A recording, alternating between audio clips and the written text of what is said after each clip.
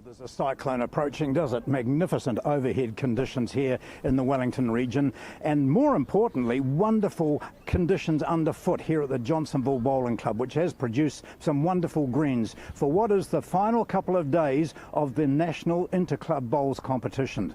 We're here at Johnsonville for the moment, where we have the quarterfinals of the women's competition, and we're going to show you one of the pairs matches. It features two of the hotshot teams, really, the Auckland Bowling Club, whose men also qualified for the finals, and they're up against Paratutu of Taranaki. So Taranaki against Auckland. It's getting to that crunch stage. It's knockout. It's the quarterfinals of the Women's National Interclub here at Johnsonville. And joining me in commentary will be Alex Reid. Yes, thanks, John. Really looking forward to this one at the, as you say, Johnsonville Bowling Club. 18 ends, game of pairs. We're watching to our 45 time limit, and it's Paratutu and Auckland. Paratutu standing to the left and Auckland standing to the right. And we're watching the trial ends here, so they get to go there and back again before we kick into gear. As we see the quarter-finalists, and it's Tina Atkinson-Watt and Heather Johns on the left, and Olivia Bloomfield and Lisa Prideaux on the right of your screen as the two pairs combinations. So it is the quarter-final, which means that there are other games going on around the city here today. And I can tell you that the quarterfinalist for the women's, Nelson Bowling Club are taking on Tauranga Bowling Club at Tawa. Parongia are taking on Taieri, also at Tawa. And then here at Johnsonville, the other quarterfinal is Johnsonville at home playing Elmwood Park. We'll hang around on the coverage for the semi-final as well. So we will see one of these teams again, and as you can see, it is the trial end. So because these teams have had to travel from another club to the city, here to Johnsonville Bowling Club, they get to play an end there and an end back. John Macbeth here in his element, having a good chat to Olivia Bloomfield, who needs no introduction to keen followers of bowls. She won the New Zealand Pairs last year at Browns Bay, and is also an Australian Open champion. Lisa Prideaux too here. A very well known player. She had an exceptional domestic season last year, winning every title available to her. And that there is Tina Atkinson-Watt, her daughter Briar Atkinson, in the Blackjack squad. And also part of that Paratutu team.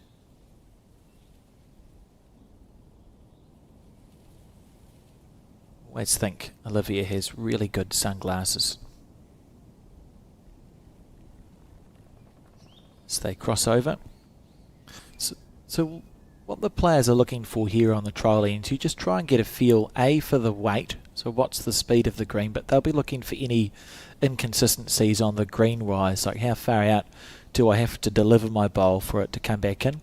What we've noticed here at Johnsonville is because the surface is so even and level, it seems to have been quite easy for the players to get their bowls back to the centre line, so we should see some really nice shots played today.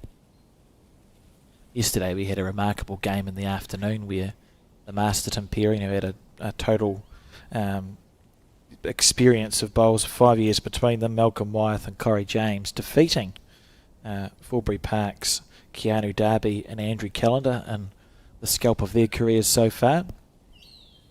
They had exceptional bowls.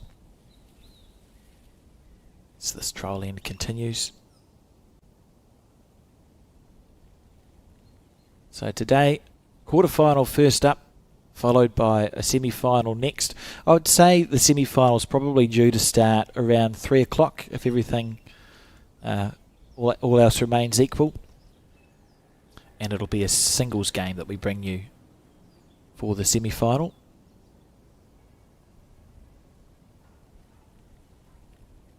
So, reminder that the Auckland team is made up of Hannah Dawson playing the singles, Olivia Bloomfield and Lisa Prideaux, who we're following here in the pairs, and then Maroi Peretti, Gloria Tainaki, Jessie McCaw and Aggie Motu in the fours, a very strong 7 from the Auckland Bowling Club, one of the pre-tournament favourites. The Paratutu team of 7, of course, in the pairs we've got Tina and Heather. Singles player is Briar Atkinson, the 2023 New Zealand Champion of Champions singles winner. And then we've got Jackie, Kathy, Bridget Fletcher and Gail Faish in the fours. Sure that Paratutu members will be keenly tuned in. Hearing me? Hello, John. Oh, hello. Welcome. I've been talking away here and thinking you're ignoring me, mate. As per normal. They are very strong teams, as you mentioned, that so many names that our viewers will recognise. And even when we look at the likes of Heather Johns, who's been around for a number of years and has been very successful for that great Paratutu club. Mm. And Tina, of course, who had something to do with Briar being her mother. Is that the wrong line? She's put it down on the wrong line. Oh, yes, she has. Here we go. You need to move it a little bit to the left. Well, you can't really see. There are the fine squares out there, that, so that gives you an indication of, where you should be. So Tina Atkinson Watt, Heather Johns. Tina's using a purple coloured SRV. So is this the second trial in, John, or are they into it now? Well, I was hoping you'd be able to tell me that. I've not been paying enough attention. I know that was a trial that we just saw. Oh, we'll Yeah, know in about 20 seconds. Yeah. If she picks it up. Looks like she's going to. So, second trial end. Oh, yep, second trial end. Okay, well then we can have more of a conversation about the Interclub. Talk to me about how did the Raumati Club go at this event? Oh well, our men surprisingly had a good win this morning, and yesterday they beat the Tauranga combination, so they were pretty chuffed about that. Or Mount Maunganui was it, representing Bay of Plenty. So they would have been a bit surprised to do that. I actually talked to Steve Beale, who pops up on commentary every now and then with you or us, and I just said, "Oh, really sorry that our team stuffed yours." I think those were the words I used, and he came back and said, "Your skip played outstandingly well. You really deserved it." So, yes, so Raumati pleased with that. The women this morning had another loss, losing 2-1 all the way through, I think. In the ones that they lost. So close games. And yesterday, John, we saw a remarkable game, didn't we, between that 1-5 combination, Malcolm and Corrie taking on Andrew and Keanu. Let's just watch some highlights from that match. Incredible stuff from these junior bowlers. Oh, look at that. And we saw that happen time and time again, didn't we? And afterwards, when I chatted to them, they both said they weren't getting uptight about it because they played quite a bit of sport. Here's another example, just about getting it, but pushing one shot out, so they never dropped big numbers. In fact, I've got their card here, and Keanu Darby and Andrew Callender scored 3 2s late in the game. That was their biggest haul, and they went for a period of 4 ends where James and Wyeth scored 7 points, which really gave them that buffer. And I think during our commentary too, Alex, we said, well, we all expect the experience of Darby and Callender to come through late in the match, and let's hope that Wyeth and James can, really hold on for a lengthy period of time. But it soon became apparent, didn't it, that they weren't going to falter at all. It was a remarkable game. Yeah, and the great thing about bowls too, because if you were looking at those teams on paper, tell me another sport. You've got a total experience. The Masterton team, 5 years combined experience. Keanu's been playing, I think he's just about 30 now.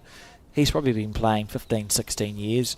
Andrew's probably 20 years. So you got a team with 5 years of experience playing a team with 30 years of experience who could not only be competitive, but beat that team at a national event on television. It's been one of the highlights of games that we've watched, really.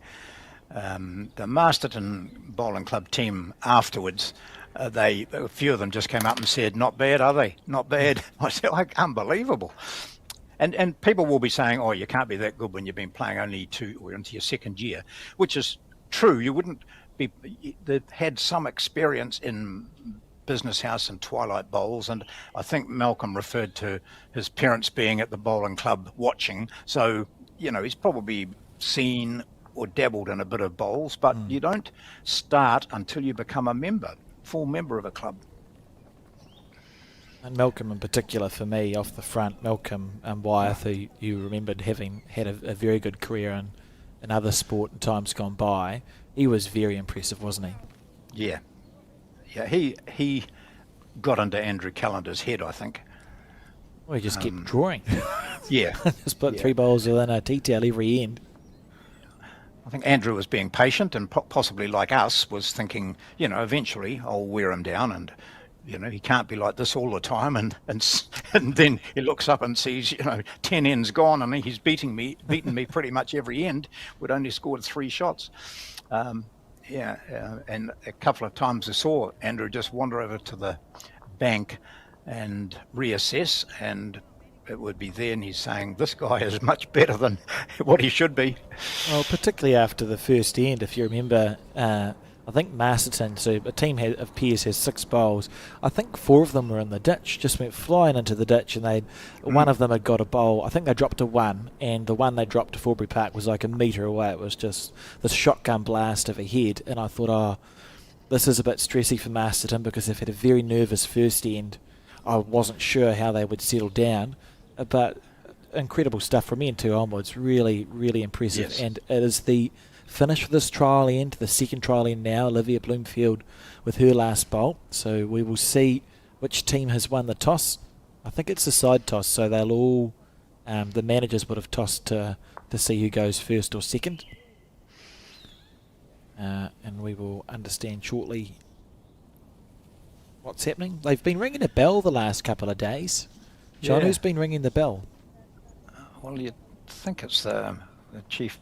Oh, it's the chief umpire here. I see Steve Sargent wandering around the background there. He hasn't got a bell on his hand. Always quite liked the theatre of having a proper bell rung to start a game of bowls. Yeah. We had the. But I think we can maybe say to Max, give them the nod because they're all ready to go. We wouldn't want to upset the umpires. Wouldn't want to upset. No. You could get in trouble, John. As we wait patiently for it to start. Do you have a bell to start play at the Raumati Bowling Club? How do you start bowls We at do. Raumati? Yeah, no, we've got a bell. Yeah, no horn or electric shock or anything like that. Well, the players are on the mat and the other rinks, so they're still having their warm-ups, their trial ends. It's also a good thing. So we're a couple of minutes away. Yeah, we've noticed for the Auckland club they're all white bowls, so it'll be easy to understand which team is the Auckland team. Six white bowls off the front. Yeah. Lisa using 3 heavies, Drake's Pride, and Olivia's got her Green Masters. Both played a lot of bowls together, haven't they? And very successful. So when you go in, as we did in that match that we've just talked about, we go in saying, well, they'd be the favourites. You would expect Bloomfield and Prideaux would be the favourites. Yeah, and but probably your pre-tournament favourite for the club as well, I think. You look at the Auckland club. That is Linda and Trevor Rayner there watching on. Trevor on the left, Linda on the right. I think they've just celebrated quite a major wedding anniversary from memory, but both lovely people. Play a lot of bowls, John, down in Wellington. Oh, gosh, yeah. I mean, Trevor, I think this season got into the final of some Wellington Centre event. He's remarkable. Yes, that was the second year in a row that he's lost the Open final. Oh, here we go. Here's the bell. Who's this, John? That's David Burridge. David Burridge with his bell. Just about to put his hand on his bell. This is very exciting. Yep. It's tension here at the Johnsonville Bowling Club, because the first of the quarterfinals is about to get underway. They will start on the ringing of the bell, which is in the hands of David Burridge, and he's going to... I think we've had another bell go. Oh, there we go. Amazing. And a pathetic ring too, wasn't it? Just two shakes, away it goes. I thought based on your build-up, we might see a more dramatic bell ring, but we'll take what we've got. Yeah. Yep. So Auckland have the mat for the start of this game. It's a quarterfinal game. It's knockout. 3 games. There's fours, pairs, and singles.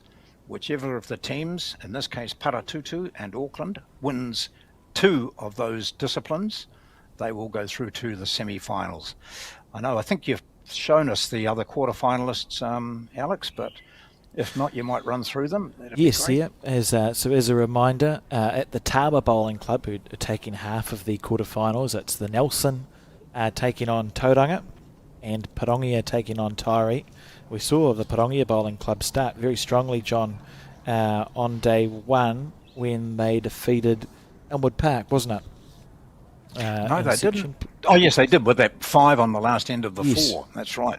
And the other quarterfinalists is on this side, Johnsonville at home, playing Elmwood Park, and then of course Paratutu and Auckland. With the men have got a round of bowls to go before we know the post-section players there. Just a reminder that both of the defending champion teams, so Paratutu in the men and Stoke in the women, failed to get out of their regional qualifier to defend it. So it's Nelson who defeated Stoke at Nelson, so they are here, and Paratutu I think was defeated by West End in the men's event. So neither defending champion team here, so we're going to see no back-to-backs. It'll be a new winner, a fresh winner for 2026.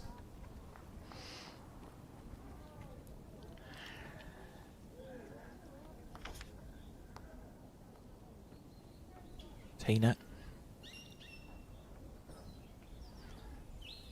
So that Tauranga team that you mentioned playing against Nelson, well, I saw the Nelson team here. They played their morning match at Johnsonville, so Joe Edwards was there, Val Smith commenting on how good the sausages are here and the homemade burgers. She said, "You've got to try one of those, John." She wasn't having one, of course, being the fit athlete that she is. So the Tauranga team, quite a few of their current players were in that 2023 team which won this event. Sue Hodges, of course, playing singles. The likes of Gail Melrose is there. I presume Mary Campbell, I'm not sure. I haven't got their team list in front of me, but it wouldn't take much to find it. In fact, if you want to find those sorts of things, the Bowls New Zealand website is the place to go. And as soon as you open up the Bowls New Zealand website, right in your face is Interclub. Click on that and it leads you to everything you want to know. Certainly does. And I can tell you the Tauranga team, yep, Mary Campbell there. She's had 3 wins and 1 loss. So not bad. I found it really interesting to click through the player ladder of the sections as we see this third bowl of Tina's. Oh, she's drawn the shot a little bit short there.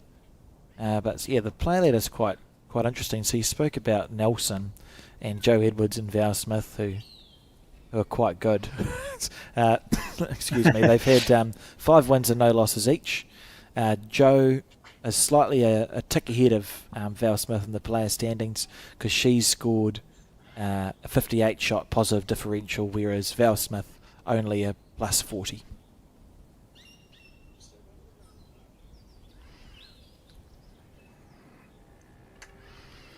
So this is Lisa Prideaux. No, this is Olivia Bloomfield, a character in bowls. Yeah, very vivacious bowler. Look at this, up and over on the white to start. Yeah, good bowl. And that bowl has gone back into a very handy position for her too. Movement of the jack will favour her. This is Heather Heather Johns.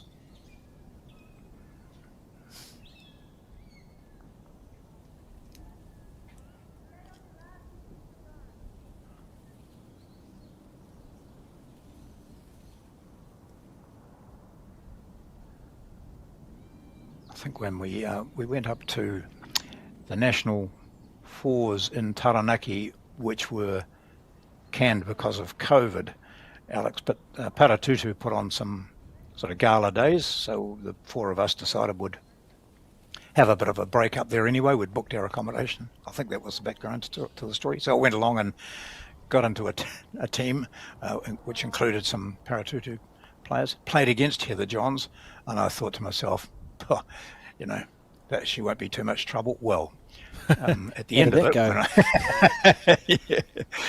yeah, a delightful woman, very good bowler.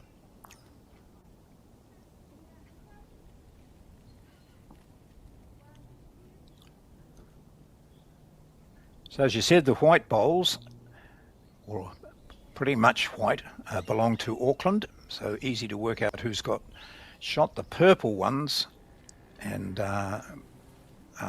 Tina's the lead for Paratutu, and Heather has a sort of light blue one that you can see just drifting in there now, and that's in a handy place too.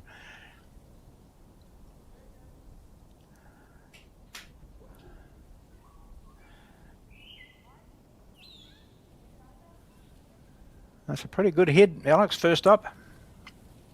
Yeah, it certainly is. Pretty good. Just looking through the results for Tina and Heather. They've played 4 games, won 1 and lost 3. For the Auckland combination, they've won 3 and lost 2. So both have had a fair to middling section play, but it's all different now in post section. You lose and you're out.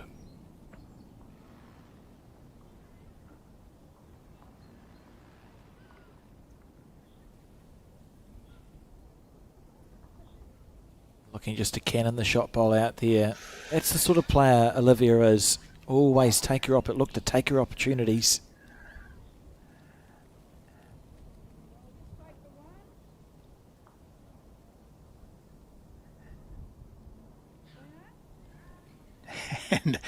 And Tina will be looking there saying, I've got 3 white bowls at my feet, and if the jack goes there, she's decided not to play it. The sound of chickens in the background indicating that Paratutu score first, and they are up by 1-0.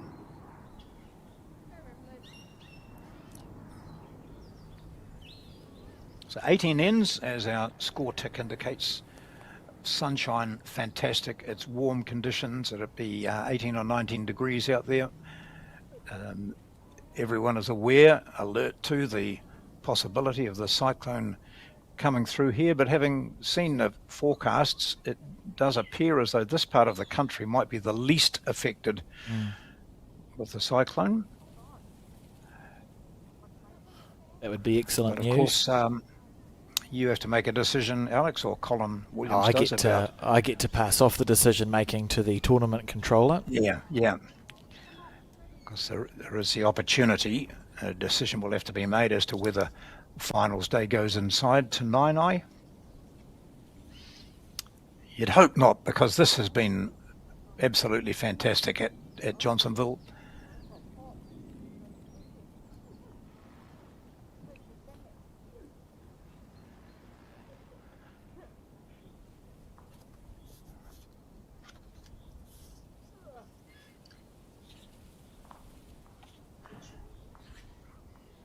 So the other match on here, you can see some of the players to the right, top right of your screen. It's Johnsonville in the blue. They'll be against Elmwood Park, also in blue but with a goldy stripe. Next door to us in this rink is the singles match between Paratutu and Taranaki, 2 young players.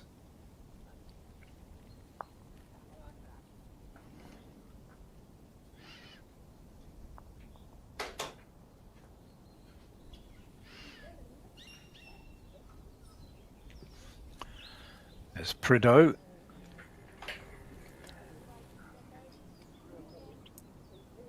Very accurate player.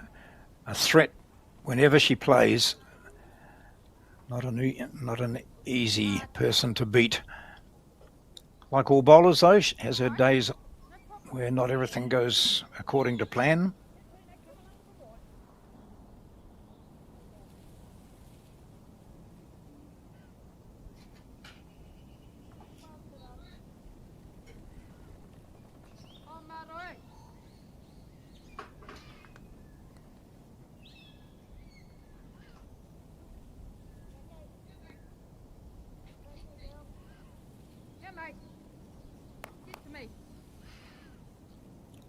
So not quite as compact going in this direction, but it won't take these players long to sort it out. Lisa on the back end. Come on. Hurry now. Very good. There, Peter. Very good, mate. Of course, Lisa and Olivia were the team that won that Open New Zealand Pairs final at Browns Bay against Ashley Jeffcoat and Henrietta Scott. Maybe, Yeah, I think so. At Browns Bay, wasn't it, that final? So Yeah. they're a national champion pair here playing for the Auckland Bowling Club. And Olivia had just come off winning that Australian title, hadn't she, I think? Yes, very recently, yeah.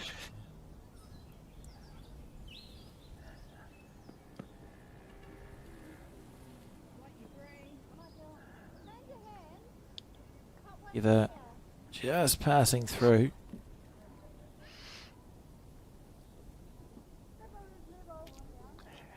Could be down a couple. A lot of room in which to draw.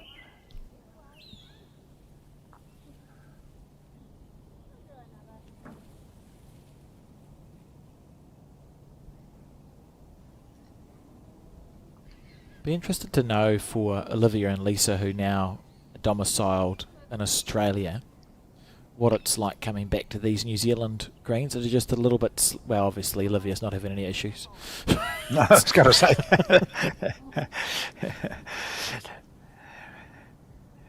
But they are vastly different, aren't they? Conditions there. Yeah, it's a different game. So in Australia, the greens are usually 2, 3, 4 seconds slower than what we would find in New Zealand. So you're able to push up bowls easier. It's harder to lose your bowl off the head. So it's a shunting game in New Zealand. We tend to be more draw or drive. This is close. Oh, great try from Heather Johns. Let's cut it down to 1. I think so. Got good applause from her lead.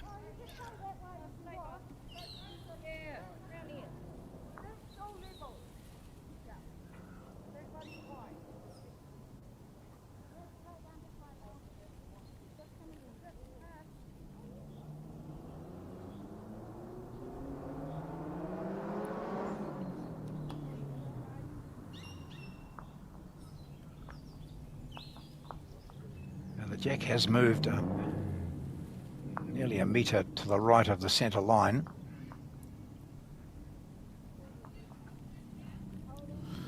So Paratutu still in a pretty good position here. I'll be interested to see. Heather may opt to play the other hand if she doesn't want to hit up the second white ball, but there's chances with weight. Well, you look back to the left of her lead's feet now. The 2 of their bowls are back there. So you'd say if the jack goes back slightly, they're in a very good position, and it could go back on either hand. Less dangerous is to play it on, as you said, the forehand. Yep, there she goes. In the area. This is close, John. Yeah. This is close. Oh, you wouldn't find the gap clean. Oh, no, what a shot. Lovely. Gee. Only perfect. And a dangerous... Oh, someone's just hit our camera. It was the cameraman. No. Here we go. Last bowl, isn't it, of this end. Paratutu holding shot. Doesn't want to flick that. We just overcooked. Yeah, just slightly overplayed it. So it's going to be 1-2. Paratutu. 2-0 after 2 ends.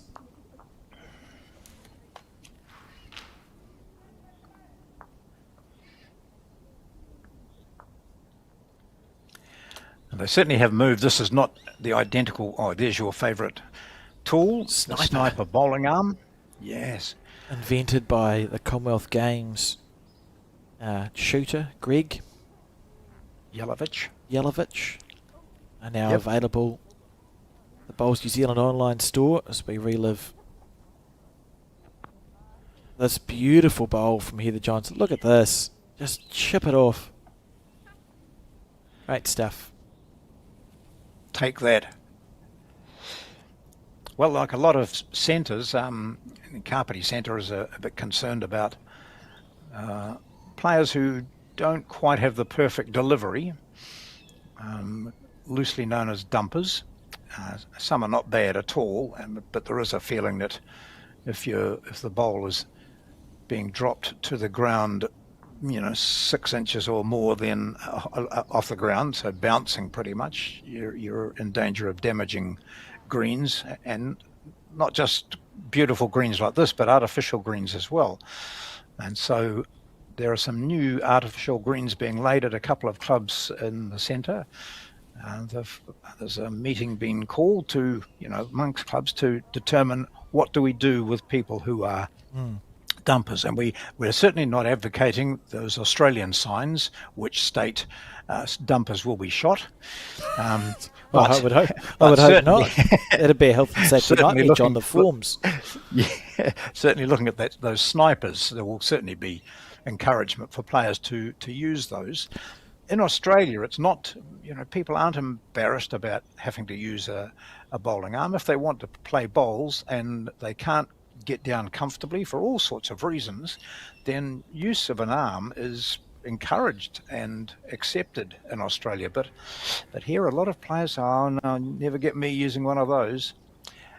My experience is that those who have taken up the use of an arm have gone on to really enjoy a much longer period of bowls, and they've become more competitive. Absolutely, and that's the thing. Like, we want people to be able to play the sport, and we play sport because we enjoy it, and we enjoy sport if we can do it well and it doesn't hurt. So to have bowling arms now available, and there's more and more of them on the market, including that sniper bowling arm, which is very competitively priced, can only be a good thing. I think there's merit to clubs and centres, and you can find funding for this sort of stuff, and to looking into going, right, what does it look like for us as a club if we have 3 or 4 bowling arms that we own that just live in our clubhouse, and then we can lend them to members if they're looking to change. Because it is a big, I understand it's a big investment, so to have something to practice with first is a good start, and this is a brilliant end from Tina. Yes, well, we've had a couple donated to my club. We've got 4 members who use a bowling arm, and I've mentioned before that they've all said if it wasn't for the arm, they'd be inactive, sitting at home watching TV. So, and who would want to do that? As long as it's for all of you sitting there watching TV, we're really pleased to have you. So they do help, and it's for funding. I'd imagine that the funders would very much be keen to hear about health, activity, being active. We've looked into it at the Ponsonby Bowling Club. There's a round of funding applications open, and it ticks off lots of boxes because you're catering to a community, allowing them to stay active in a sport for longer, etc., etc., etc. Just see if we can get a few bowling arms. And on the crossover here, it's Tina who has the better of Lisa Prideaux. She's drawn 3 lovely shots, and the key point is that Auckland have no back bowls on this end. And you might have just noticed walking down the bank was Olivia Bloomfield. Her and her partner had a lengthy conversation So they'll each have ideas on what to play. It may well, if they get the mat, we may well see it hauled up for a short mat and just see what tactics they want to try and put Tina off for a start.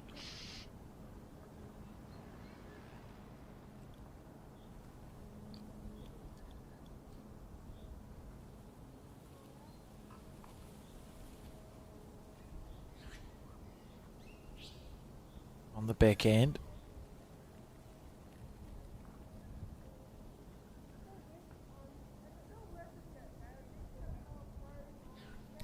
That's the sort of bowl that Olivia had to play there, because there's no...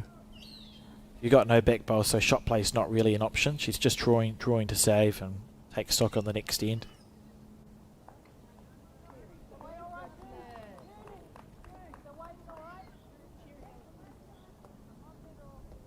Following instructions. One round the back. Not quite as far as that. In fact, has that gone too far? He says. Oh, it has, yep.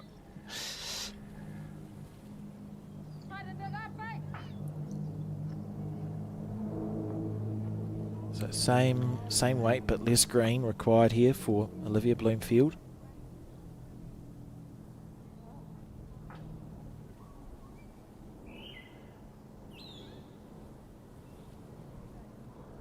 In the area. She just needs to keep her weight. Oh, you got the double teapot going.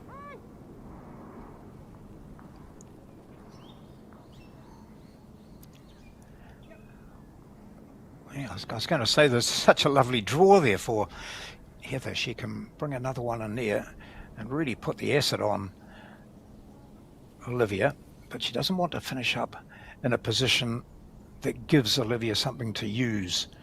This looks pretty good. Oh, this is impressive. Short. Yeah. Yeah, good start from this Paratutu team. Probably they're holding 4 shots, I think, John, and there's no shot play on here for Olivia. She just has to draw as close as she can. There's room. She's got to do a David Clark. Wow, yeah, how good was that? Referring to what David Clark did yesterday for Manarewa against 1-3 Point, who on at least 2 occasions that I can remember were holding 4 or 5 shots, and David Clark just drew them dead. So Olivia needs to do that here. I don't want to start 6 down against Paratutu. Hang out.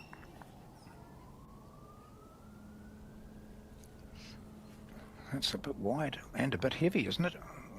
Plays out. Looking to sit that second shot out, but no, I think that's a 4. It is. That's a really hard head for a skip to salvage from Olivia's point of view.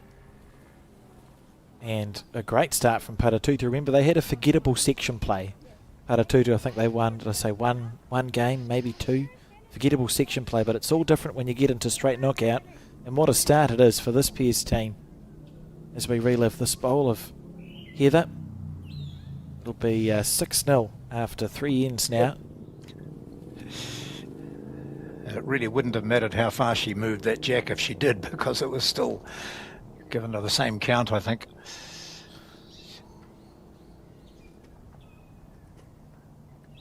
Oh, it was only a 2. Really?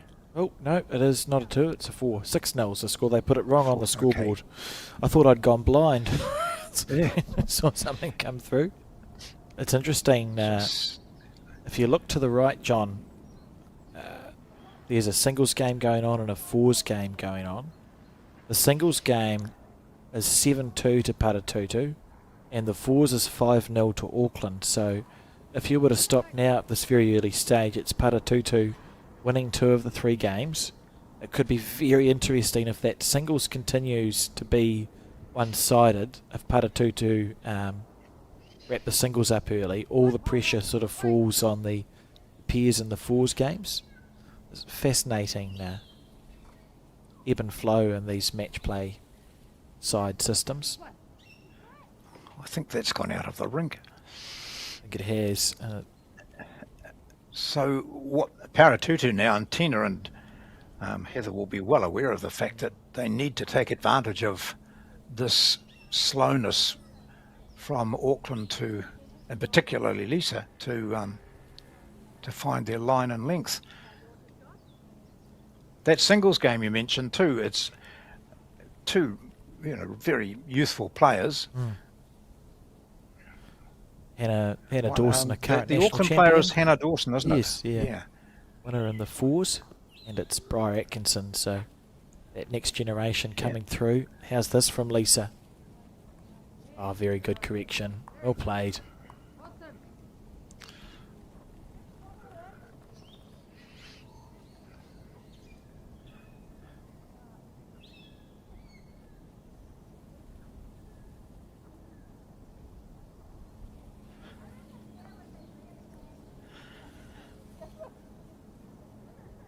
Well, she's got the weight. She's on not a bad line here, is she? Just cutting under.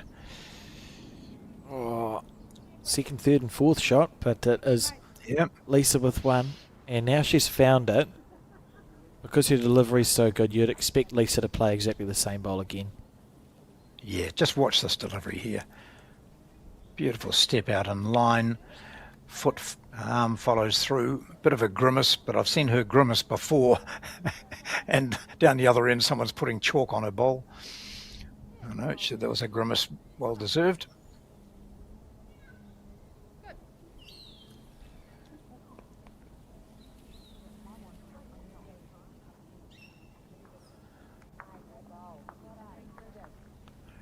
Paratutu combination, well used to playing on remarkable greens, particularly at their club, but others around the Taranaki region. Won't be at all disappointed with what they've got here.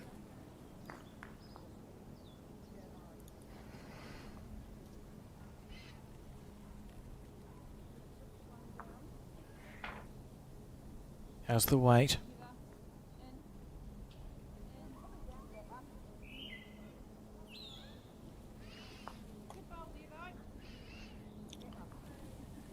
Well, she's shown, hasn't she, that she can chip those sort of shots out. That was nice weight.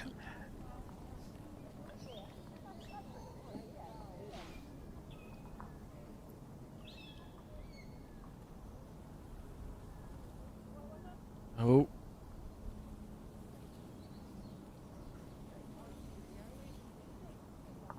I'm not sure if she's got the puff here. It's trying to hold up long enough. Just diving across the face of the head. Second, third and fourth shot. Still for Paratutu.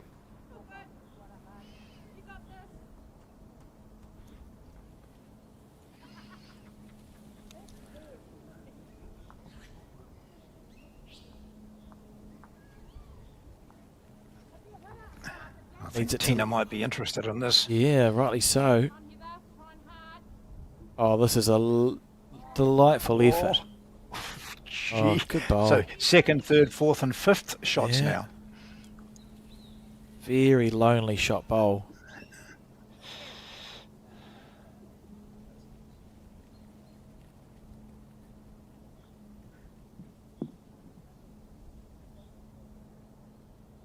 Feels important for Olivia to get even a third shot in here.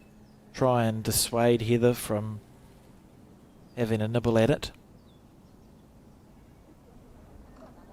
Yep. Nope.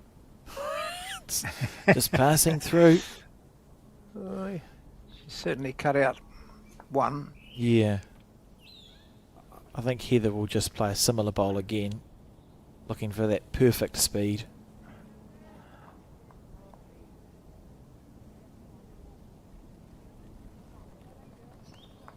The area. Oh, nice try. And so Auckland are going to get on the board in this match. Be interesting to see how hard Olivia tries to draw a second shot here. Well, she's up to it, isn't she? She'd say, she's a punter. She'd say, oh, no, I can do that. Just get another one in here. I'll probably just turn the jack around the corner slightly and give myself three.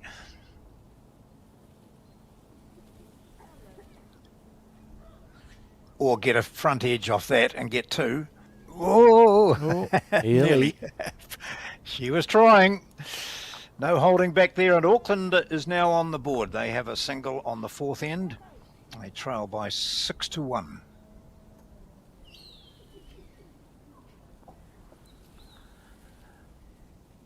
The singles is 9-5 in favour of Paratutu.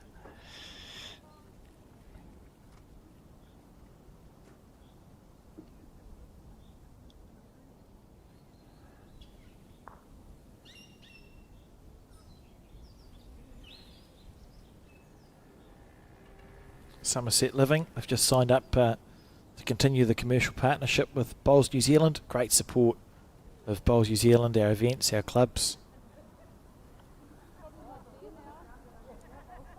And just to assist the continuation of that relationship, I'd just like to admit that my wife and I have been in to have a look at 2 or 3 Somerset establishments in recent times, Alex.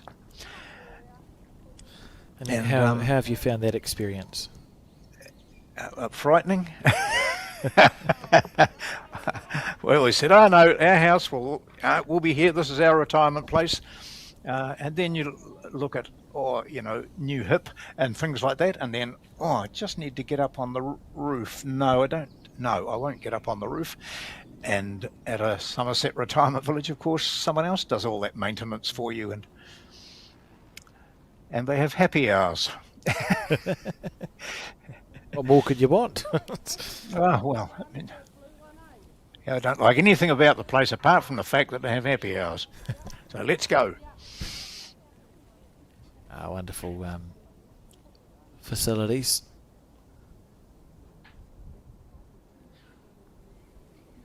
I think, unfortunately, you have to be a certain age, Alex, so you've got a couple of years before you can sign up. I wouldn't be allowed in, I don't think.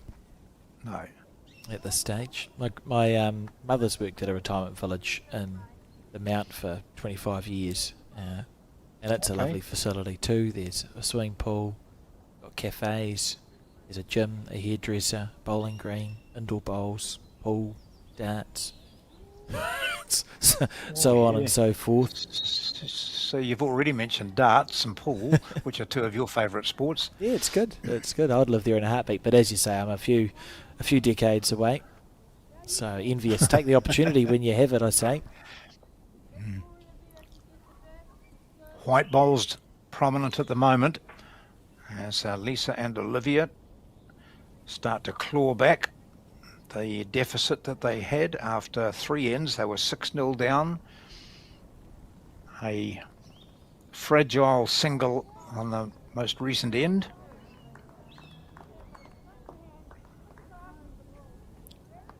Two jacks to aim at.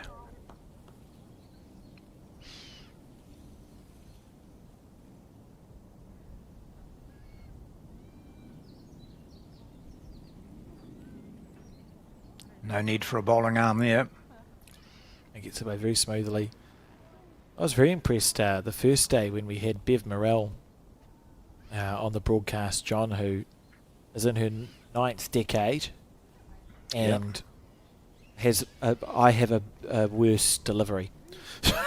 I know I dumped my bowl a little bit and Bev gets it away so smoothly. It's unbelievable. Yeah, she was fantastic. I saw her today as the Elmwood Park team were getting ready to play, and she was. I just said to her, "You love this green, don't you?" And she just grinned because she played pretty well that day.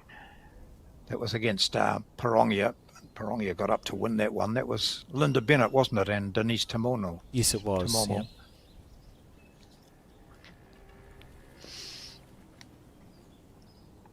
And it's Lisa holding 2.5, maybe 3 shots. The first loose end that we've seen from Tina.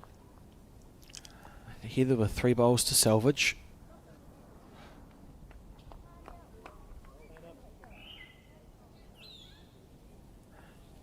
Oh, it's a wide green. She's got the weight. It'll be in for second. Just running out of puff. It's not a bad one to work from.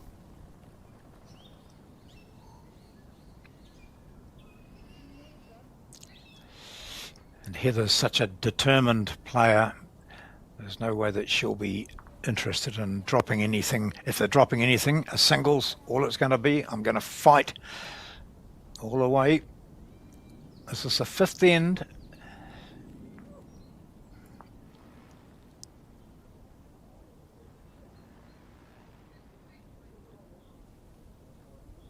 But quick, mate. We don't need to do the commentary, we just leave it to Olivia. It's a bit quick, she said. And she was right. So, second shot is fine.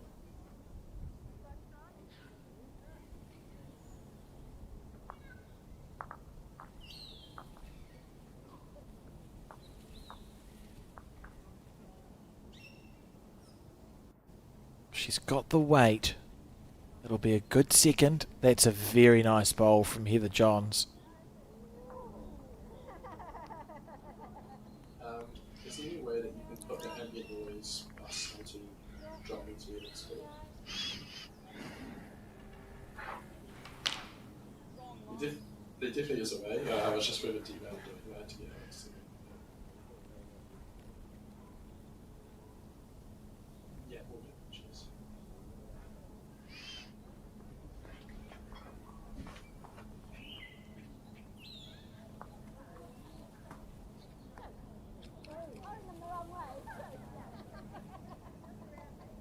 Still just the one.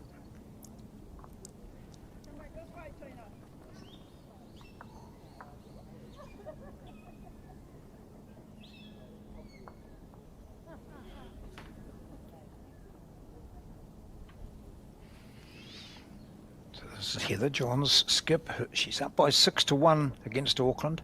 If you've just joined, these are the women's quarterfinals. As Heather's bowl gets caught up on a short one of her leads. And so it's a single there to Auckland. They now move to 6 shots to 2 behind. And we've had 5 ends. So yes, we're at the quarterfinal stage. The competition started on Thursday at various greens around Wellington and continued through until this morning with the final round robin or section play games. The top 2 teams from each section move into the quarterfinals. Some of the teams, such as Nelson, were here. They qualified, but then they headed off to, I think, the Tower Bowling Club, which is the closest one to Johnsonville. The men are still playing. They have one more round of section play.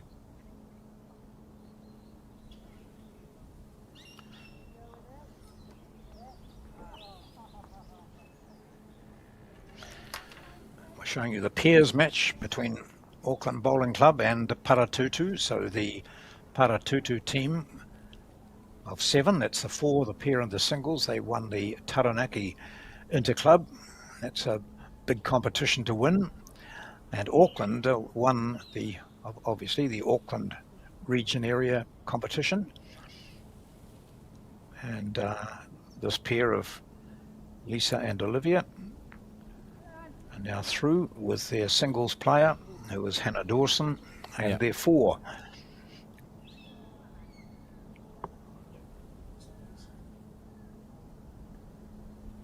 So this is Tina just wanting to get that bowl, one of those bowls, really close, because she started so well and she's had Lisa Prideaux under a bit of pressure. If you can do that early in a game, it works wonders.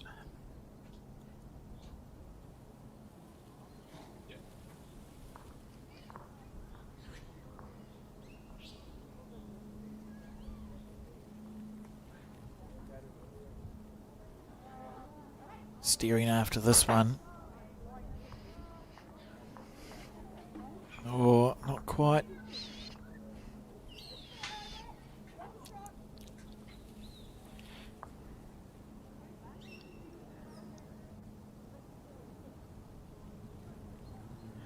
What did we notice yesterday with the leads, Alex, with regard to what hand they were playing? I think we had Malcolm Wyeth played one hand all the time, didn't he? And his opponent played the same hand. I'm just trying to think, because there's no doubt that this rink is not, obviously not in the same position as yesterday's. It's moved closer to the bank, probably by half a rink. And I can judge that because yesterday I could stand up and poke my head around the corner and I could see the scoreboard. Well, today I can't because it's moved closer to the building. Just to spite us. It does seem a standout feature for me the last 2 days, 2.5, is how often we've seen the bowls run down the spine of the rink. It's usually an indication that both hands are similar. Yep.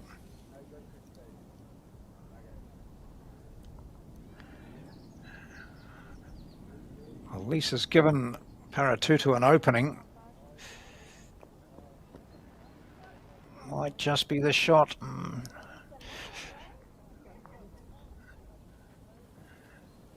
So good positional bowls from Tina.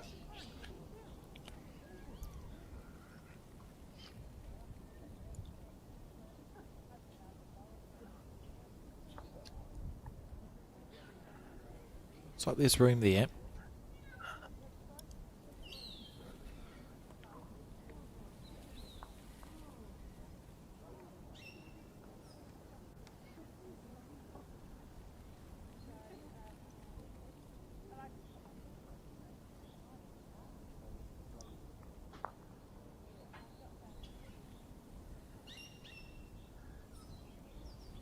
Well, it'd be no trouble to Malcolm Wyeth to get in there, Alex.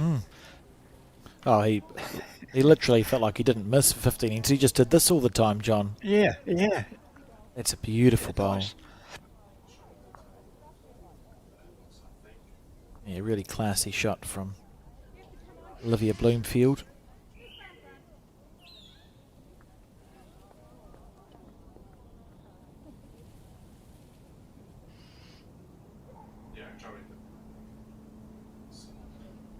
Oh, it's on the tight side.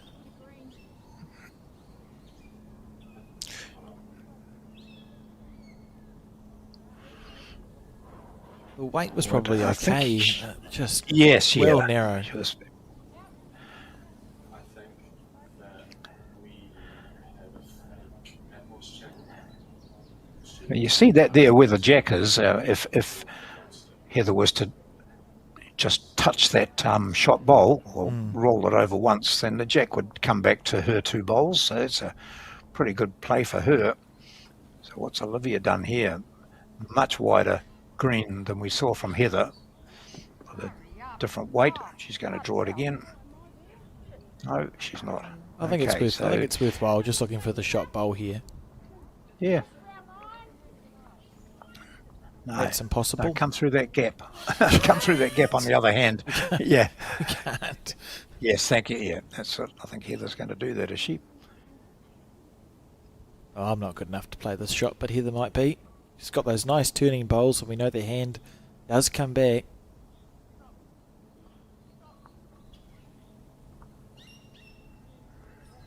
That weight on the forehand through the shot bowl would have been fine. Oh, absolutely. Yeah.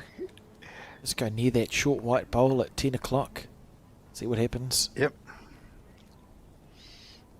It still looks lonely, so it's still important for Olivia to try and get a second shot on the head, or even a third shot, so they don't drop a 2 if their bowl is removed.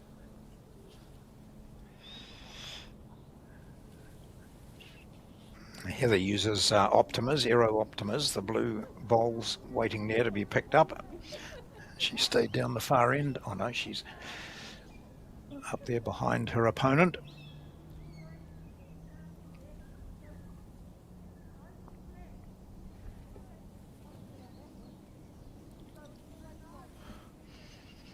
This is a good line. Oh, how often is it you hit your own bowl? Oh no. It's made it harder to remove the shot bowl now, though. That's the Yeah. positive for Auckland. So it feels like a reasonably safe shot bowl sitting there. Change it back again, I think. Yeah, no, I think Heather would say, I think you should have called me on that one last time. I could get through on the forehand last time, but not now. Anyway, it's probably she's still there if she just gets around that opposition bowl that you could see, which is at about 11:30. Oh. Whoops, okay. We'll never know. Oh, it's a lovely try. Lovely try. Yeah, yeah. And it's 1-2 Auckland. So I can tell you that the other two games going on, the singles, the score is 15 shots to 8 in favour of Paratutu, and the fours 11-0 to Paratutu. So it's looking at early stages like the warning bells will be ringing for this very strong Auckland team. Early on. I'll just query that score you had there. I'm looking out there and I see 11-0 in favour of Auckland. Oh, well then that's a totally different situation. I think so, yeah, because they're green on the board, and unless the board's been flicked over and I couldn't, yeah. They'll be left on the board. Yeah, so have a look there. That's so Paratutu are 15 to whatever I see, it is. you're correct. 7 yep. on the singles. Oh, Yep. I'm sorry to any Paratutu, so I got unfairly excited. So therefore, we'll switch it around. It's looking like this pairs game's going to be great. If it stays the same, we'll have Briar win the singles, leading 15-7. The fours is comfortable in favour of Auckland, and this pairs game is a real battle. It may come down to this rubber to decide the semi-finalist. Yep, I think you're right there. This could well be. We're watching the crucial game. Of course, the winner goes through to the semi-finals, and we mentioned Nelson are playing Tauranga, I think, at Tawa. Johnsonville is here, home turf advantage, but they don't need that. They're a classy combination. They're playing Elmwood Park. And we'll see if we can get some... against whoever it was now, I can't remember. Oh, I have that in front of me, John. Oh, good. Parongia are playing Tyree Bowling Club. Yeah. So we will see if we can get some updates on the other quarterfinal going on this green between Elmwood Park and Johnsonville. It will be Johnsonville on the left of the scoreboards and Elmwood Park on the right here. The three great matches going on between their singles, pairs and fours combinations. Well, one of them is 6-5. One of them is 4-2, and the other one is just being turned over now, I think. 7-2. It's moved over. What's that? That's the pair. We commentated on the Elmwood Park pair previously. So you said who's on the left? Johnsonville's on the left. Okay. So it's 7-2. So Elmwood Park are leading in one. Yeah, the singles, Mandy Boyd. The pair is the way of Johnsonville, and I just can't see that fours score.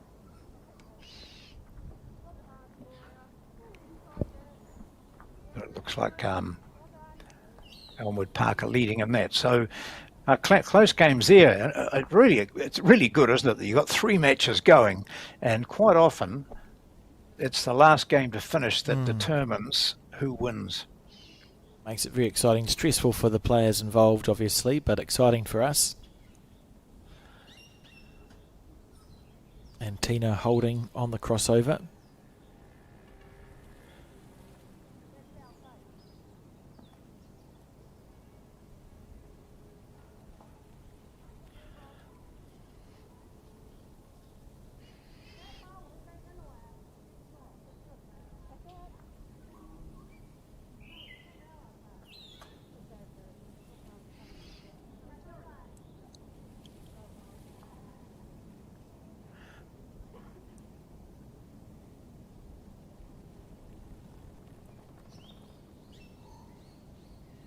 Just sliding past.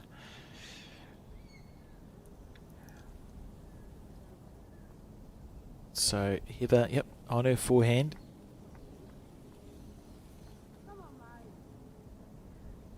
It's a nice green for those Optima bowls. They like to turn.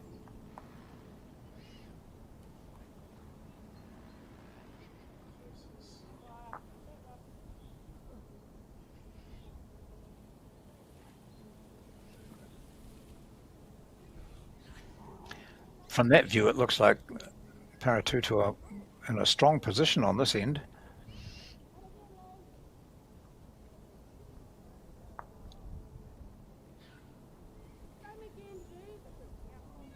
Not sure how the running is here for Olivia. I think she's well short. Oh, just on the short side. It's, to be honest, about 2.5 metres short, I think, Alex. It's significantly short for her. Yeah, short. Yeah. For anyone. So now trying to put in a fourth shot here, I think.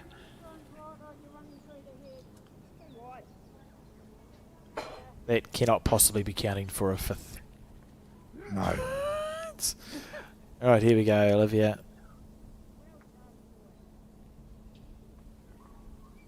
Sometimes the purpose of the chattering and the laughing is to relieve a bit of tension, isn't it? Try and just sort of let it out. She does plenty of that. Okay, if that doesn't make it, there's something wrong with this street. I don't think she's up this time. You can't look at the wind. There's no wind here, Olivia.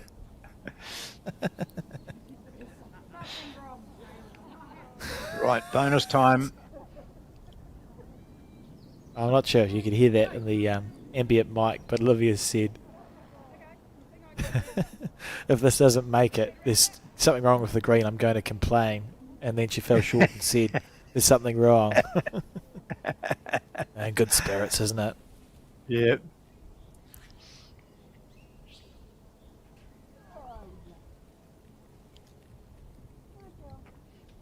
Now we've got to see whether Heather's up. Yep, and that lovely Optima line where it comes back into the centre line. Yeah. And look at that, Olivia clapping that bowl. So that's good, great sportsmanship that this game's been played in. I don't think Lisa's conceding anything. She's just saying, if you want them, you measure them. They're pointing at lots of bowls. Yeah. 1, I would think 2. 4. Oh, I think so. 3, 4. 1, 2, 3, She's going to 4. measure for 5.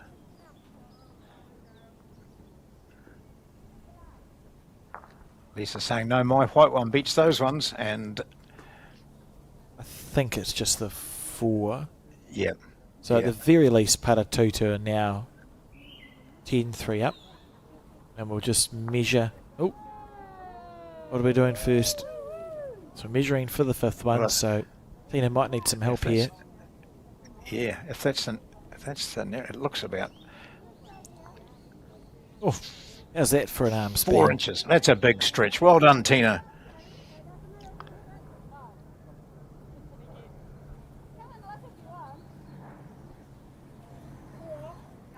Four it was. So 4 to Paratutu. 10-3 the score after 7 ends.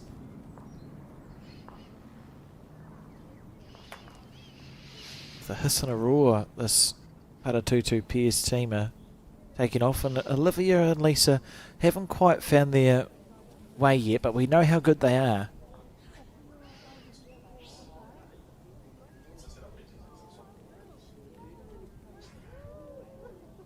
And it's just been a matter of Paratutu just drawing close, really. It's no shot play. Well, yeah, and it's being close enough, isn't it? Because it's not as if they're clustered around the jack. You would suggest, oh, there we are, Johnsonville highlight.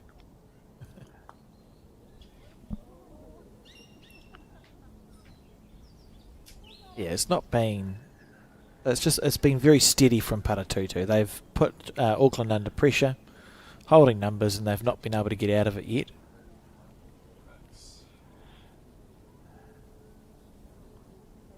Still plenty of time to go. Yeah.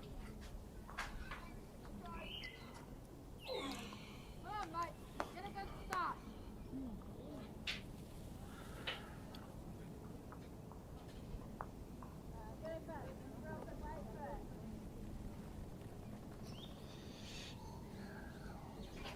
Wearing a pair of Spalms, is she, Alex? I think she uses those. They're great. That's another thing that you can get through Bowls New Zealand, those Yes, you can. sun protectors for your arms. They're wonderful. Nice. Yeah. Lightweight, much better than having greasy cream on your arms. I know you're not a fan of sun cream, are you? No. It can become annoying, and you just need to have it on your fingers, and you wipe your eye, and suddenly that's your vision gone for a week. All falls apart. Yeah. But the Spalms are really good. SP sun protection arms. And you can get those on the Bowls New Zealand website. A lot of golfers use them as well. Great cyclists use that sort of thing.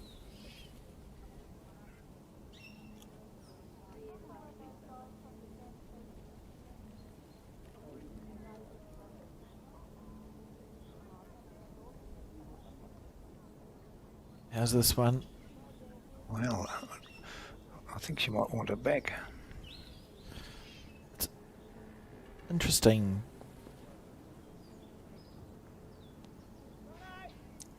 This is most un-Lisa Prideaux-like. It is. She's one of the most consistent bowlers in the country. So quite surprising, but as we said yesterday with Masterton, in these situations, you just Paratutu has to make hay while the sun is shining. You know, they're playing good enough bowls. Whilst they continue to score, they continue to score. Don't question it.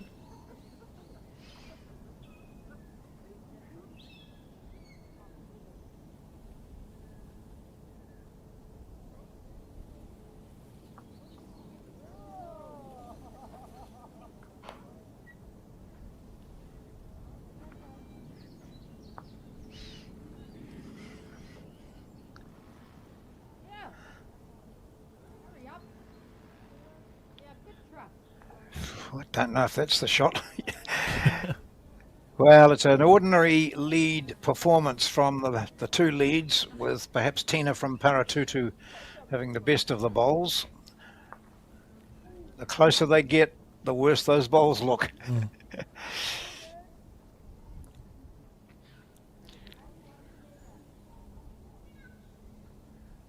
wonder whether she might change her hand. Definitely, yeah. And when they it's about time. Yep. Yeah, you get to the halfway stage. You either do it now or you just persevere with it for the rest of the game. But it's not working out that hand. Once they score two, I think we'll see a change in length. Yeah. See Auckland deliver a different length head. Well done, Heather. So we relive this end. It's scattered. It's a long end. I'm not sure if Auckland can score. There's two options. They either stretch the length right out, or you pull the mat up as far as it will go and deliver the jack to the 2 metre mark so that it feels like a shorter end. I'm not sure which one I would opt for.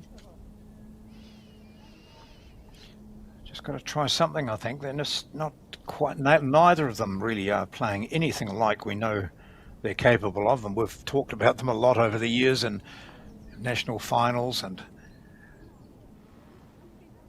we know how good they are. We just need to look at their records.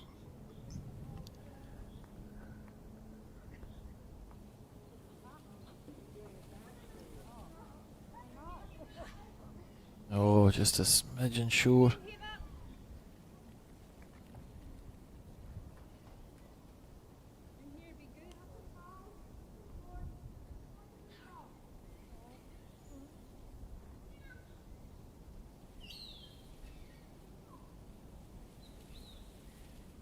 Good green.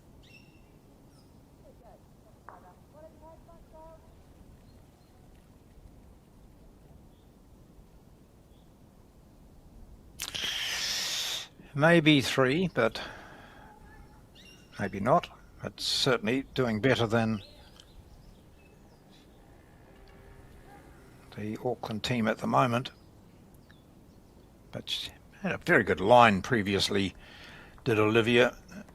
Now she just really needs to get that weight right. So she's certainly going to be under her own bowl here. And if she's got the weight, well, she's pushed it just a bit far.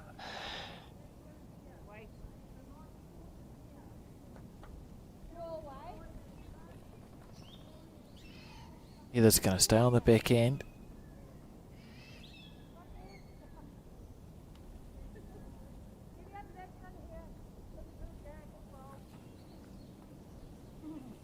It holds up long enough. Oh, I think it's gonna dive too soon. Oh, look, that's perfect weight. It's going to finish level with the jack, but just tight on the line.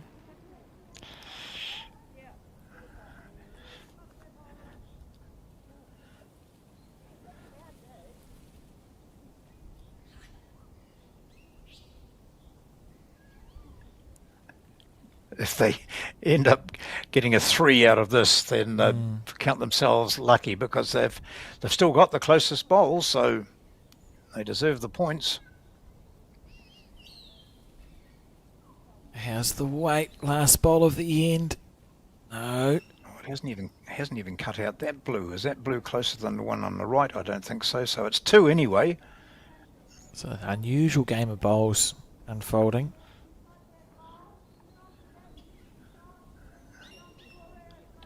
Neither one looks happy.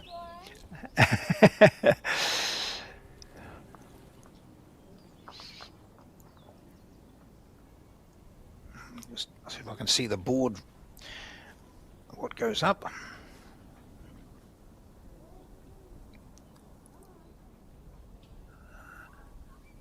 The answer is no, I can't see the board. I'm sure we've got that pair of eyes down the far end going to let us know.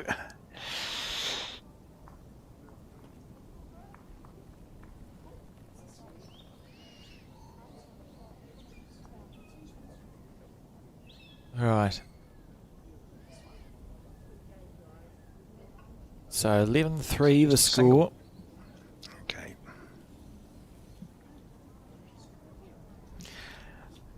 And that's one of those ends where Paratutu afterwards might just say, wow, we had so many opportunities and neither of us could get in while the opposition were running cold.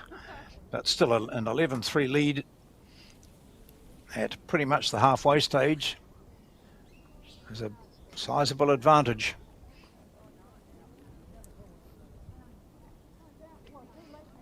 You can see a pretty good opening bowl from Tina.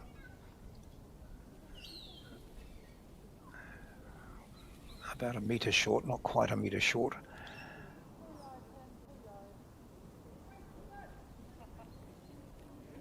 So is this the start of Lisa playing the other side of the rink? Maybe. It's interesting. It's good news for Auckland that Tina's delivered a short jack, because she's changed the length for them. She's still playing solid bowls. Oh, that's a reasonable start to the end. And for Lisa, yeah, she just hasn't found the rink, John. That's all it's been. So yeah, it's change something, change anything.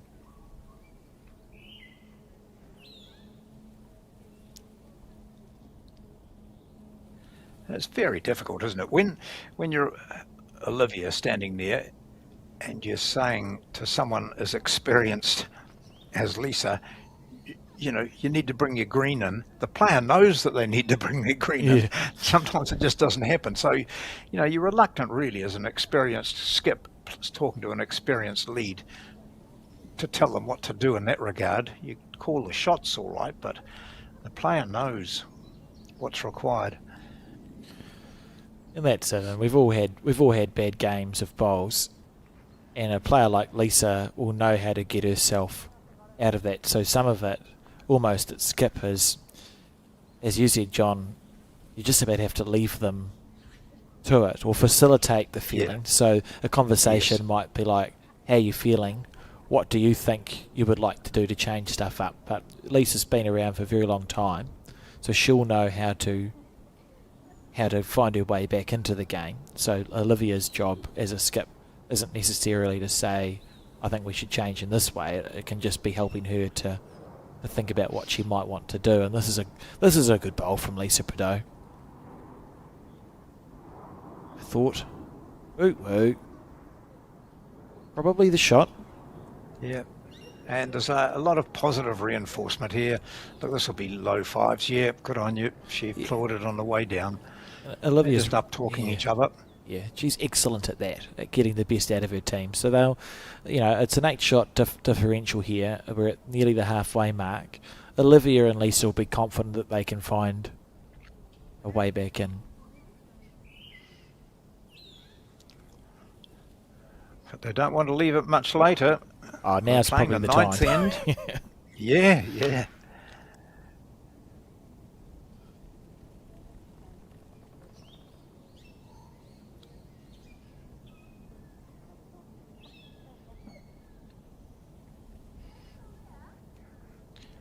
This is a good bowl. Yeah, that's good. Yeah. Good shot.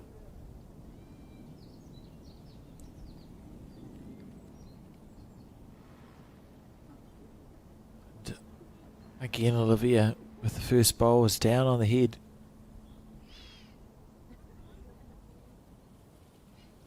And probably down by 2.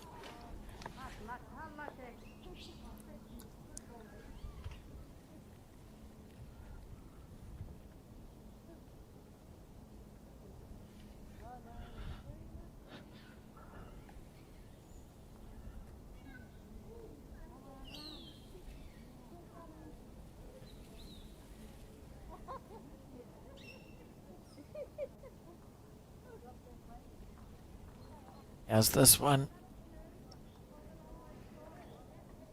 Oh, finished in a nice position.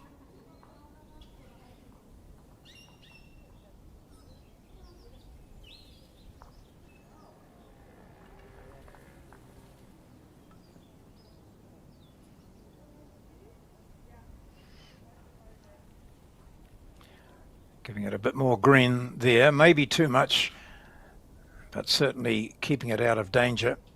Yeah, look at that light. Right. We sit on that. Yeah.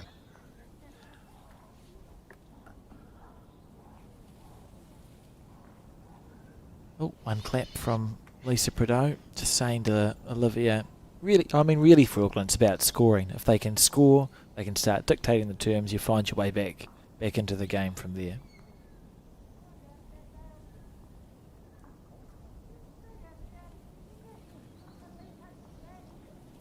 Looks to be similar to her previous one.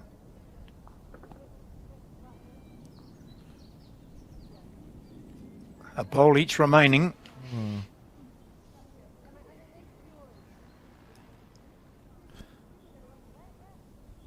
Good line again from Heather.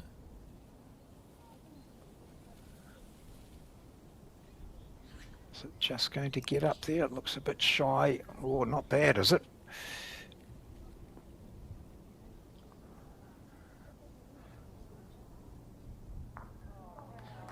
The problem is, like, Olivia will be wanting to find a shot to play. Like, in this situation, you want to hit something.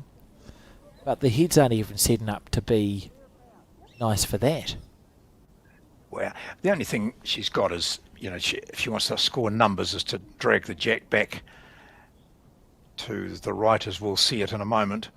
You see they're all her bowls back there about where Lisa's feet are. So the jack back there would be fantastic for her. But Lisa doesn't look all that excited about it.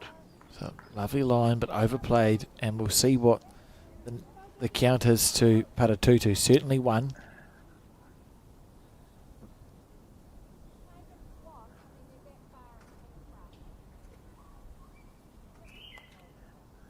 I think you should start carrying your measure in your hair, Alex. Sometimes you wouldn't be able to find it. No, just that little clip in there. So some supporters from around the area. It's a lovely day for it. Gosh, an opportunity to see some of the best players in the country.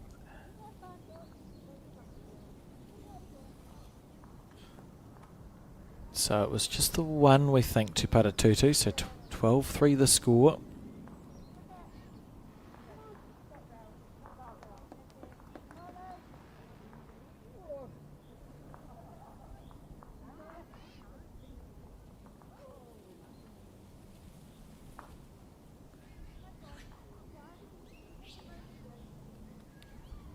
And that was the bowl that did it.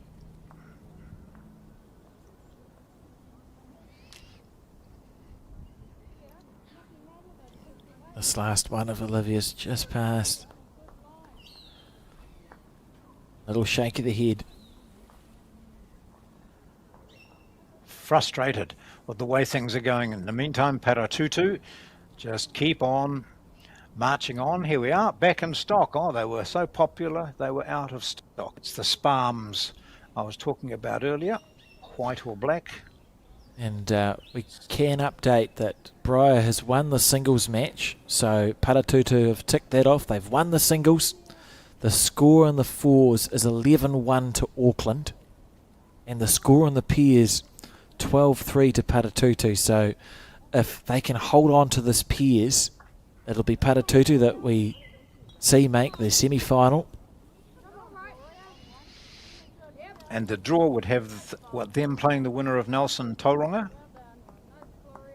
No, it'll be the other people at here at Johnsonville. So Johnsonville and Elmwood Park. They'll play the winner of Johnsonville and Elmwood Park this afternoon. Well, Johnsonville are down in the singles, but only by 11-7. They are up in the pairs. And let me see. Just looking through Max's legs, which is, I think, Johnsonville are down in the fours as well. Yeah, the last update I had here was 8-5 to Elmwood in the fours, 11-7 to Elmwood in the singles, and the pairs well in favour of Johnsonville. So Johnsonville looking like they're going to tick off one of the three, but in danger for the other two. So up in the air there for who we're going to see in the semi-final. And again, Tina, lovely bowling. She's leading really well in this game.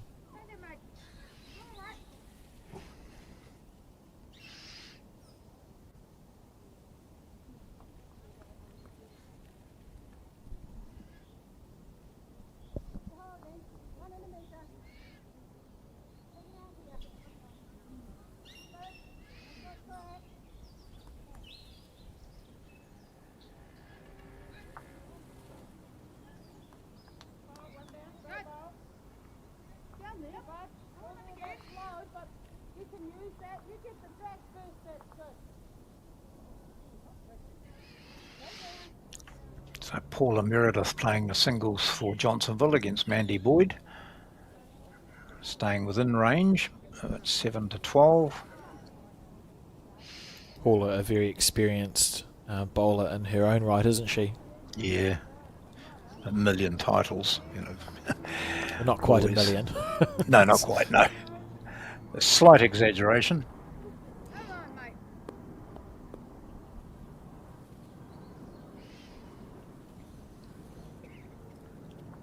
This is as tight as they've been in the, for the leads so far.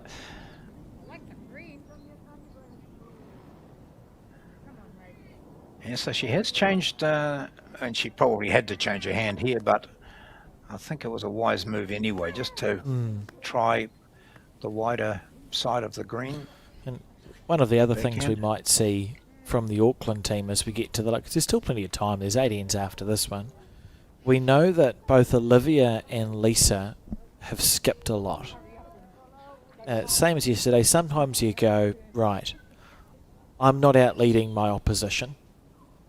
So you go, if I'm not outleading my opposition, and I've tried for 9 ends to outlead my opposition, and it's not happening, let's stop trying to do that. Let's think about how we can make it easier for the skip. So we might see Lisa just going, look, I'll put 3 bowls past the head. Maybe Lisa could be asked to attack with her third bowl. She's got a good run shot, a good drive. If Tina's got too close, why not get Lisa to hit it? And I think too, Olivia's got such a good run shot and a good drive shot. If you're not finding the draw, provided the head's set up okay, if it's 50-50 draw or hit, I think we'll see Olivia err towards we may as well have a rumble up the middle here. And just looking at this head for an example, 2 of Lisa's bowls are well past. There's that one that you can see there, and there's another one just back a bit further on the right.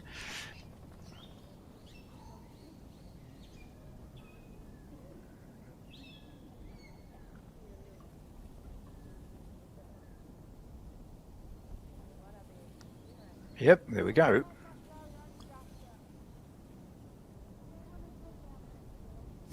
Half a bowl narrower would have been amazing.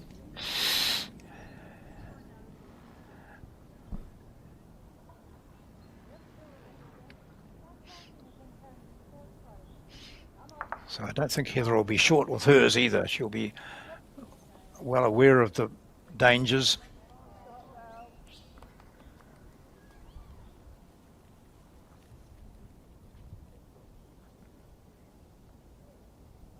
Ooh, did that stay in? Must have just.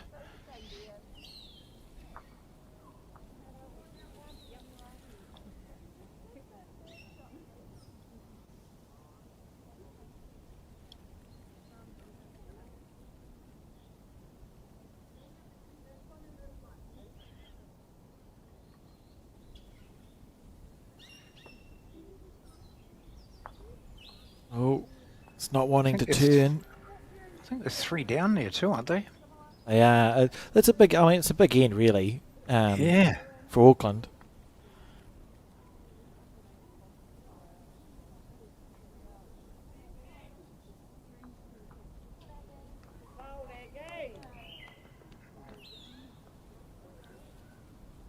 So Olivia shown her hand. Have a go with my first. And I've tried to draw it. Draw to save with my second. Draw again. Makes sense. There's a nice track for her there. If she was in her top form, she would just ease through that gap on the right that we could see. Sit the jack and say thank you very much. Oh, it's close, John. Needs to score on this end, really, to keep their hopes alive, and she's gone passing through. And Paratutu, now with a commanding lead, you have to say, in this quarterfinal matchup, having won the singles game, and looking, I mean, it would be a gutting day for Paratutu if they look back and go, we were 14-3, 15-3 up in the pairs, having won the singles, and found a way to let it go. That would be disappointing. They've done a very good job. They're in the prime position here to make their way through to a semi-final. But as they say, it's not over till it's over.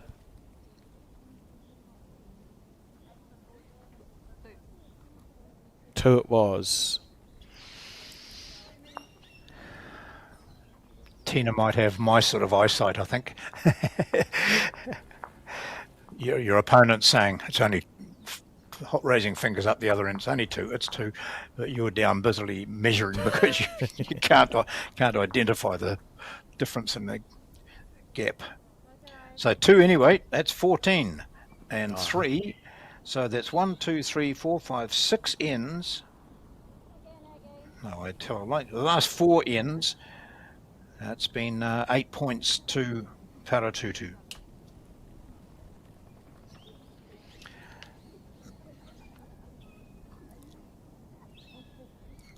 Jack goes down a similar length to what we saw previously coming this way, and I know that because it's just out from my window.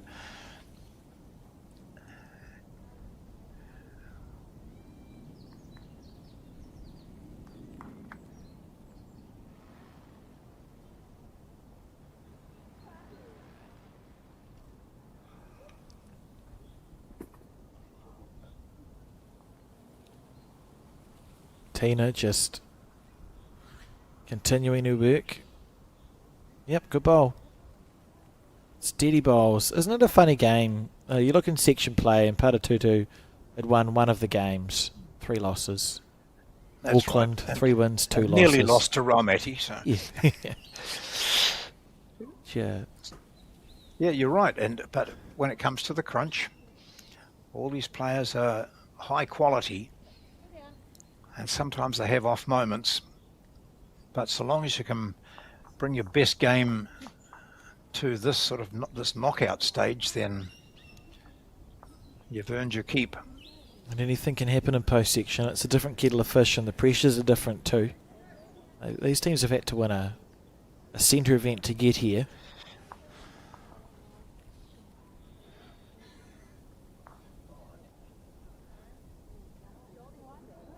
Do you think players consider this more prestigious than Intercentre? That's a good question. I think it's this event is for a club player, in that it's not selected by your centre. It's selected by your club, the 7 best men and 7 best women. So you tend to get a core group of players who go out and about and play nationals and whatnot. And there's usually 2 or 3 others who are very good club players who, for whatever reason, don't play outside. So the story when they've won an Interclub usually starts right at the beginning. You know, you've had to win your centre event first, and you qualified from your section and post section. So I think perhaps the journey is more, holds more weight than what you might for an Intercentre, John. Yeah, I think so. Some very special wins we've seen over the years. What a good bowl from Tina. She's just not let up, has she? No.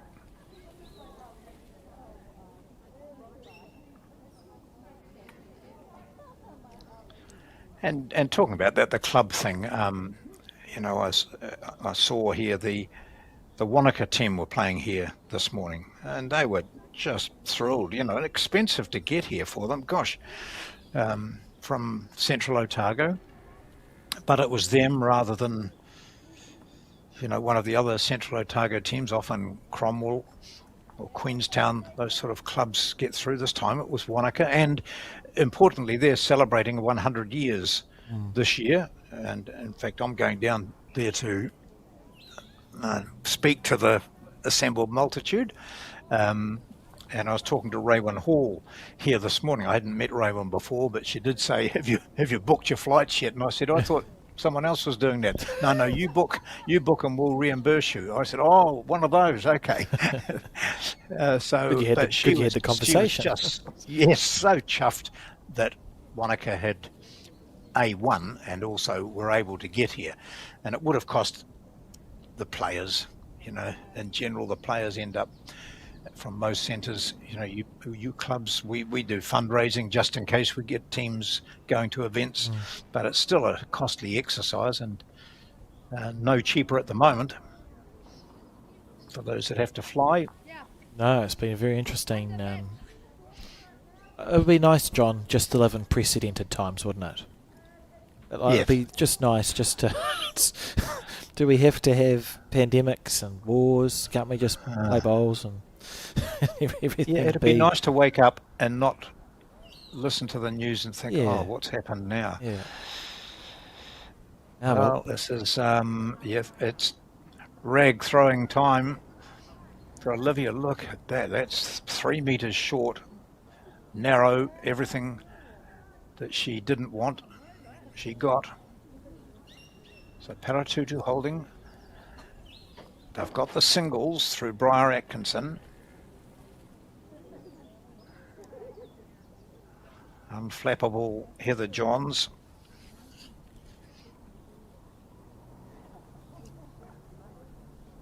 The area. Good. That's good weight, just on the narrow side. Yeah. If Auckland don't score now, they just have to find a way to score. Even if you look to kill this, the Jack's touching the shot bowl. Olivia's got a good drive. Yeah, a kill might just be the thing that upsets the fluency of this combination. You know, we're holding here, gosh, this is good, and then suddenly you're not. With I a think so. drive's killed, at the Because end's killed. yeah, Auckland have been playing Paratutu's game, trying to outdraw them. I think there's merit in just, you may as well go out with a bang rather than a whimper. I think I would like to see some aggression from both Olivia and Lisa at the last portion of this game. Ooh. I thought she was, you know, touching that, but the jack might have just popped back to the opposition. That was a shot for them. And Heather just needed to beat those two white bowls at 6 o'clock. I think they're just holding one. Only one. Just the one down. You've got second and third. It's almost impossible to remove the two white bowls. I think try and chip it out. Yeah. Chip it out clean. If you get it square, it kills. Or even on the forehand and just touch into the shot bowl would move the jack back to those two white ones. What hands are you going to play? Backhand.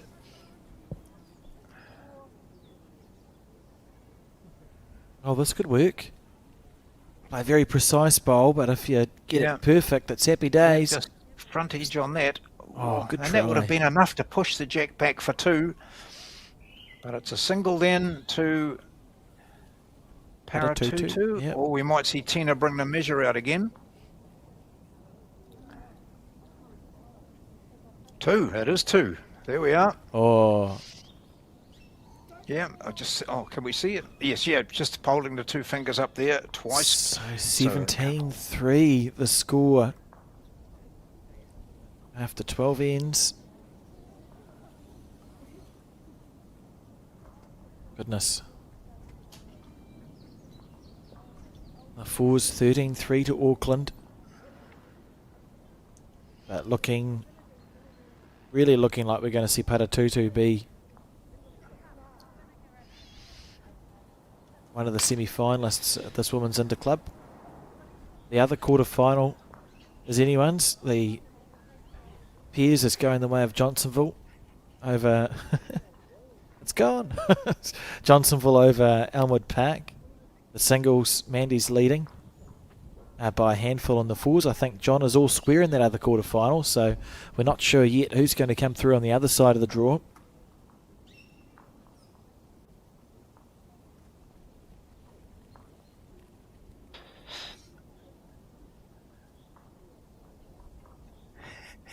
I wonder if Heather's thinking to herself, where did this come from? Anyway, changing it up. You put the jack there. Now put the bowl there, Tina. She stays down. Yeah, it's certainly not on purpose.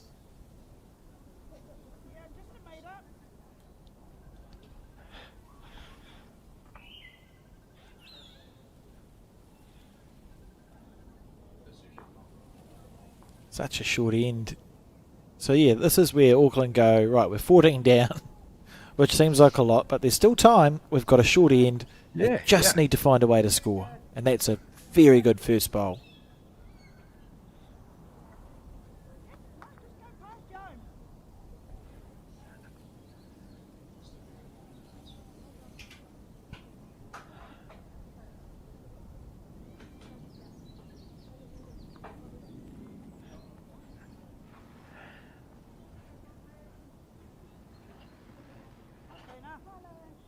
Good bowl.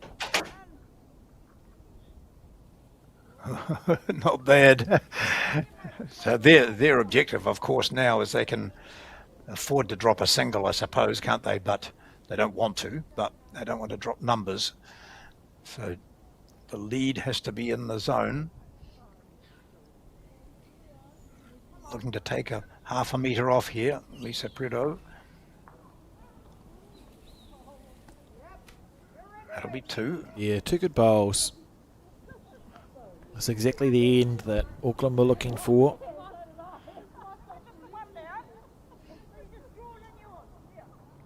as you said, Paratutu have done so much work to be 14 shots up That gives you space to drop ones and twos and be okay.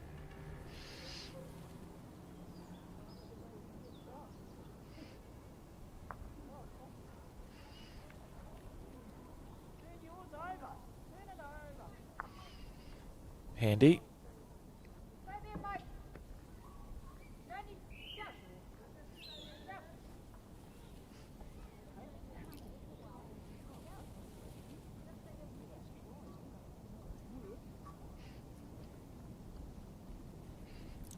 One of the visiting bowlers commented as she walked past me before play had started. Oh, she said, I just think this is a fantastic club. You know, great greens, excellent facilities. The burgers and sausages are great. But, you know, it looks fantastic. I think Johnsonville a really good choice for being the headquarters for this event. Yeah, they do a great job at the Johnsonville Bowling Club. And the greens are beautiful as well. Interesting, this is the best end that Auckland have had. 5 or 6, 7, 8, 9 ends. There's good chances here for Olivia. She's got 2 bowls past the head.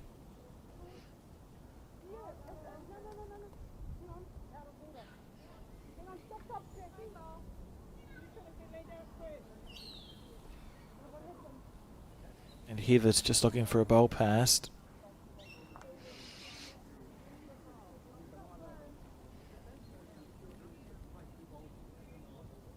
Or draw a toucher. Why not? Why not make it one? Yeah. Oh, what a bowl. I wonder if that plant works. What happens if you hit the blue bowl that sits at 1 o'clock that's nearly touching Lisa's? Does it take the shot bowl out? Might be a little bit too sharp a angle. May not be quite it looks on. It, doesn't it, from here, but you know what, our view isn't the best. Just part of anyway, you would think Heather might just be putting one a bit deeper next time if she. We'll see what Olivia decides. She's been down the head. She does that a lot. Waits until her opponent plays her first bowl. Totally entitled to do that. I think a forehand drive would be nice to see here from Olivia. Got the plant, or you could chip the shot bowl out. We know she's got a good weighted shot. Okay, on the back end.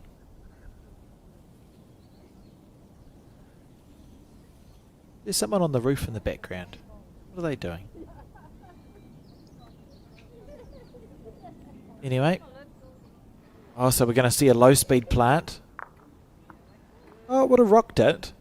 Yeah, it would have. There's still options here with weight for Olivia. As you said, there's no back bowls from Paratutu. And we know there's 2 back bowls from Lisa. So you'd be thinking you'll be past the head here. You'd be past the head. I'm not sure if I'd be level. You're standing on the mat saying, I must be past the head, I must be oh, I'm short again. Even a metre past or 2 metres past is fine. Holding the shot on the head.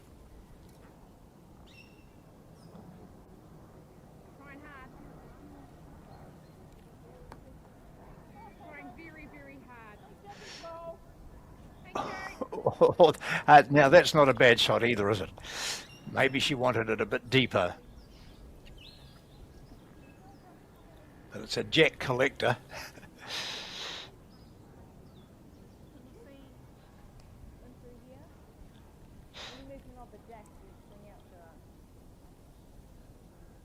I would be hitting this, John. Yeah, I can't see that shot that Lisa's indicating. The jack would go into the open area, but not necessarily in their favour. She's saying, what happens if I smack that? Yeah, good call. This is a good decision. They've not been drawing as well as they would like. We know she has a drive shot in her. I think we'll just see a smack here from Olivia on the forehand.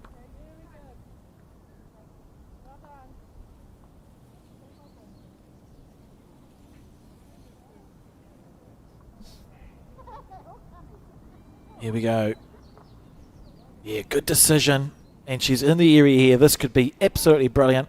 Through the front plant. And yeah, it's gone. Great shot from Olivia Bloomfield.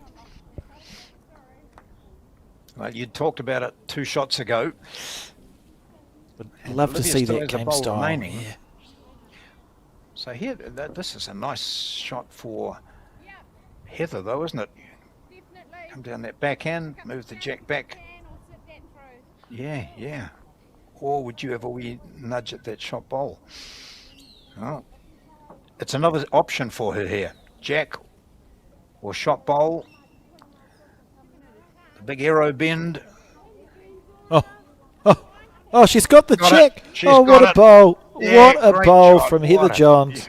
Gee, could have been 3 there. Oh, 2 down. I can just see Lisa Prideaux in the background. Well, I've that got was nothing. very good. 2 great skip bowls we've seen.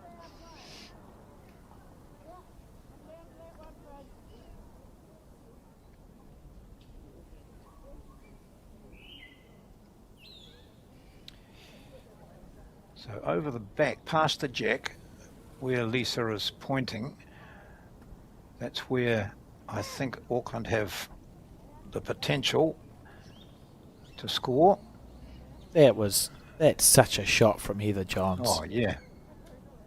Can we see that again, Alex? It's so Oh, good, maybe. wasn't it? Yeah. Here we go. It's looking happy. There's this one, which really crunched in and took the bowl out. And then you see where those dark blue bowls ended up. Up steps Heather. Just literally Big, perfect. wide. Yeah. Oh, brilliant. Absolutely brilliant. And Olivia now with the bowl to try and salvage. They need to score. Auckland need to find a way to score.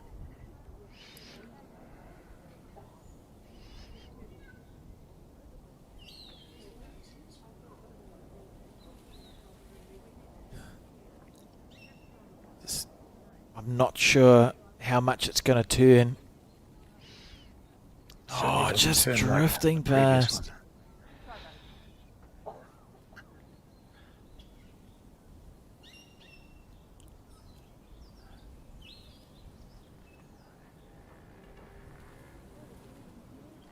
Now, I think they might, because it's all close, they might just call an umpire in here. Oh, Yeah, fair they are enough. short measure. We may even see some calipers. Might be some calipers used for this one because it's a short distance between the bowls and the jack, so you can't easily fit a normal tape. Well, was one being conceded? No, I don't think so. I Not think this is a conceded, no, measure so it's for just a the measure shot. for shot. Yeah. So we relive again that it's just perfect. Well, perfect would have been if she'd taken Or the nearly jack perfect. Yeah. just into that group there and not bounced off. So she was half But an inch narrow. absolutely. Yeah, That's what she I'm was. saying. Yeah, pathetic shot, really. And then Shouldn't even be in Olivia the team. wouldn't go that far, John.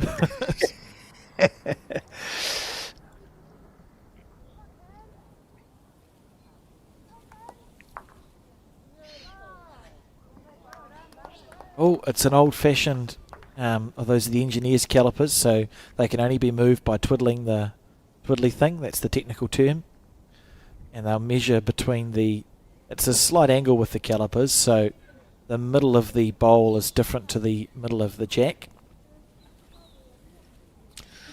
Well, it might be Auckland's shot. I think it's the white bowl. So Yeah, Auckland have yeah, found a yeah. way to score. Yeah. At the end of this game, will we look back and go, that was the end where they started their comeback, or is it just a blip?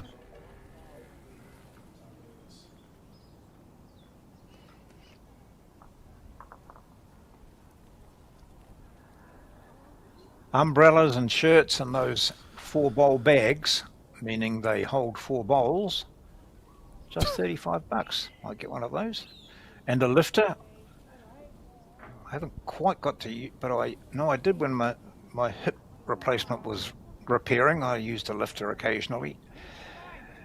But I sort of need 2 of them, Alex, because you need one at each end of the rink. how many times you don't use a lifter, but how many times you see people saying, "Oh, could you bring him a lifter down for me?" Walk off, leaving it behind. So a single there, and it is Auckland who have the mat for the first time in 1, 2, 3, 4, 5, 6, 7 ends. Where did Lisa's first bowl go? I don't know. Because they certainly flicked out the... I'm standing up to have a look. No, it was wrong. Have a look at the scoreboard in the background. Yeah. 18-3's it's 18-3 the score. So But the umpire flicked out the white bowl. he did, but the score is 18-3 on the scoreboard in the background, and Tina's gone first, so we'll just make that correction. I'm very confused, John. Well, I'm always confused. Yeah. Can you let me go out for a minute? You do that. I'll talk to myself. That's all good.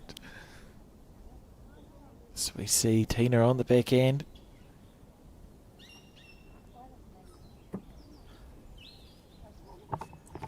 On the forehand. I didn't bother. I've just worked out what it is. I think they'd taken one out initially, and that was a measure for second. Oh, brilliant. Yes, very good. Yeah. Yeah. The thing I said, absolutely not. when you suggested it.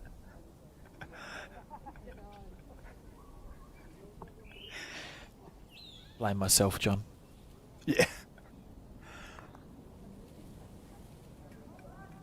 Oh, that was a delightful shot coming in. Here we go. Oh, I thought she was going to take it clean.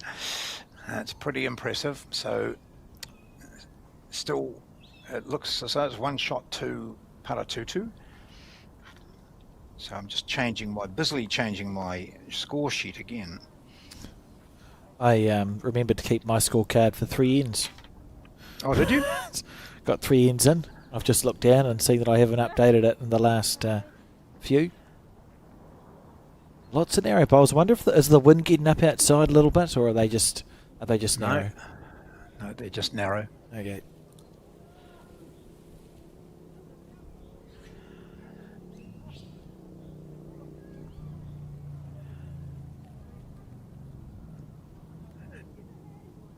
And to be fair, isn't it? You would say this these players are so experienced. If the wind is up, it doesn't catch you twice, does it?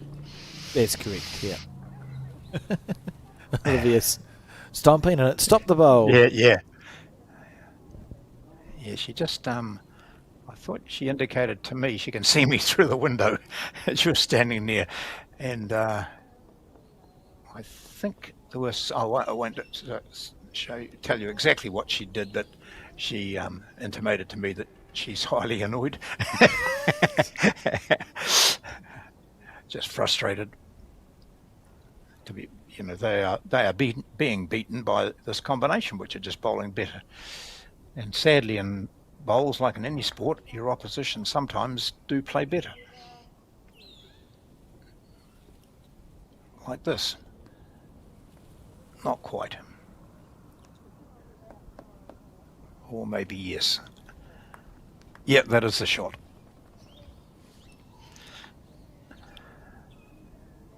See Bridget Fletcher in the background there.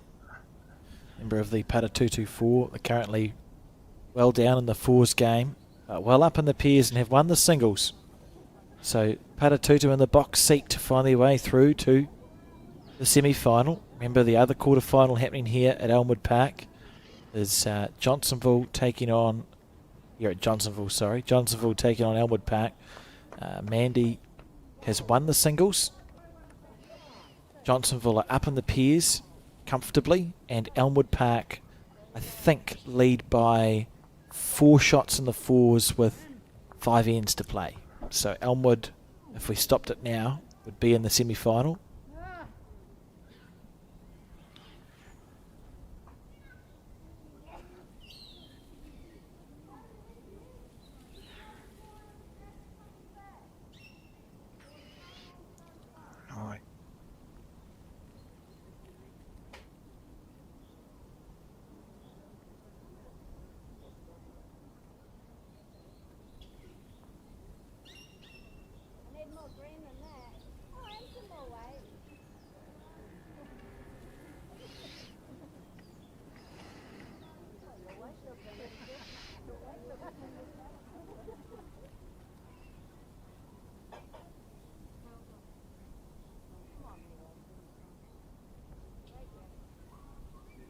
Oh, this looks all right. Oh, sitting that out would have been 3 for Paratutu.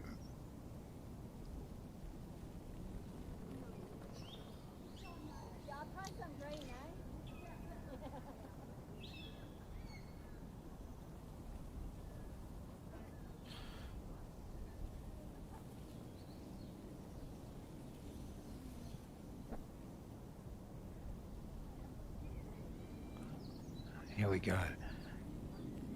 Time to score here for Auckland. Can they? This one's tracking well from Olivia. Not going to make it though. Not going to make it.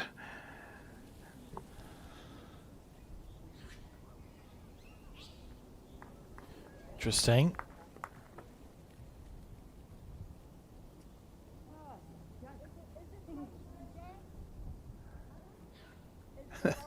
One of the joys of bowling, isn't it? I can get down all right to measure, but could somebody help me up?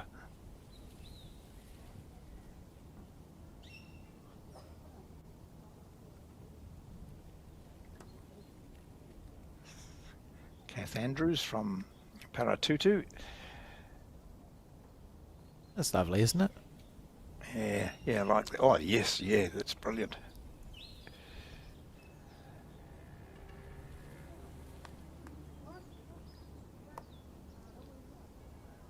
Who's picking up the jack? Oh, Tina, I think. Yep, there she goes, bending in to get that. So another 1 anyway, was it?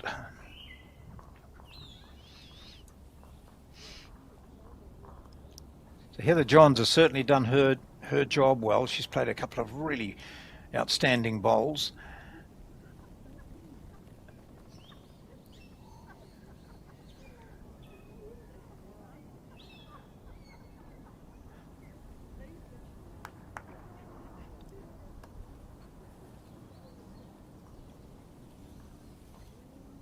Yeah, one of those days, Olivia.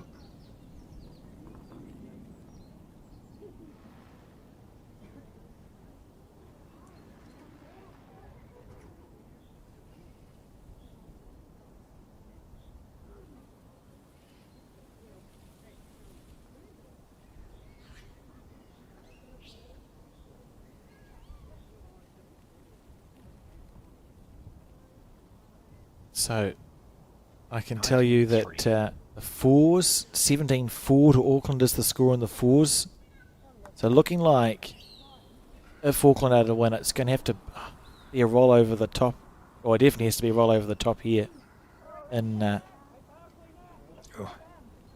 Piers. It's hard to when you see first bowls like that. Yeah, and they'll be aware too, the Auckland team looking over.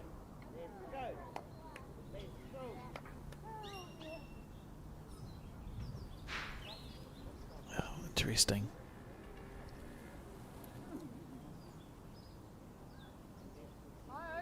Lisa.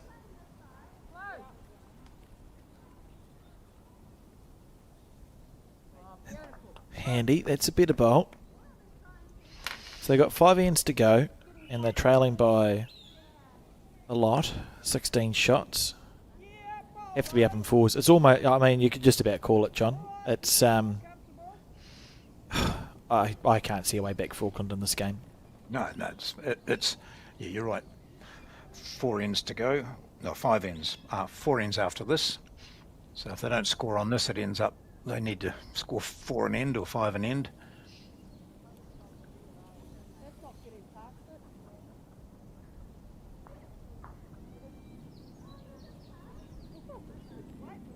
Perfect weight, all 3.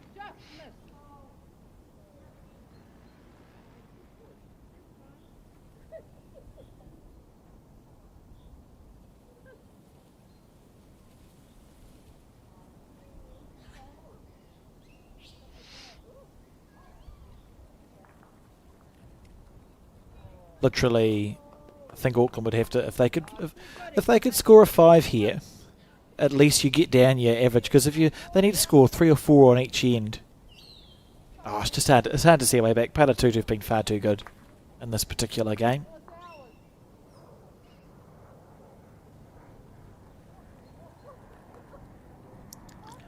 a bit of green here from Tina.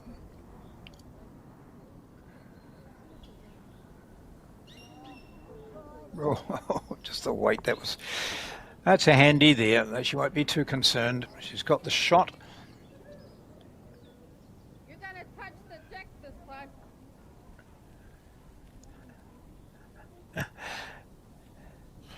Been impressed. They've done everything. I mean, the bowls haven't been coming out as they would like them to, but other than that, the Auckland team have tried to get through this game in the way that you do in a game where you're struggling. Like their heads haven't gone down. They've been positive, trying to find ways to change stuff, and it just hasn't happened for them in this match.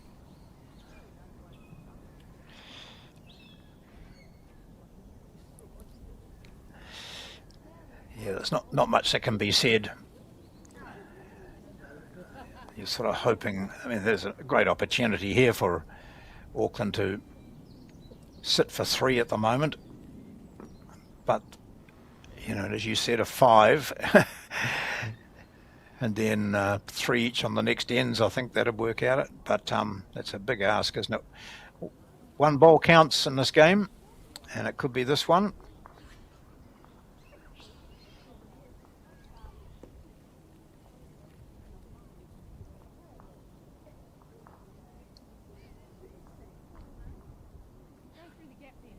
Whee. Oh. It's a bit weighty. I think that's funny. I think the Elmwood Park team have leapt ahead in the 4s. See if we can get confirmation of that score. I think the score might now Elmwood maybe 10 up after 11 in the 4s. I can see 16-8 after 14. Right. That must be the pair though. Yeah. And 18-8 I think after 11. Yes, to Elmwood. Yeah.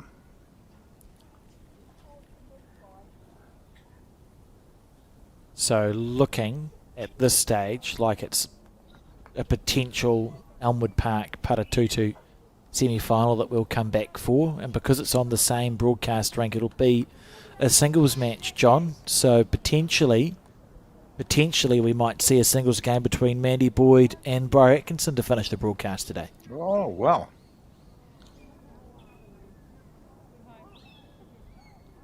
Not all bad, Olivia. Your next one just sits the jack back and you're looking comfortable, but you haven't been able to do that all day. It's just been one of those days where you've been outplayed by Paratutu.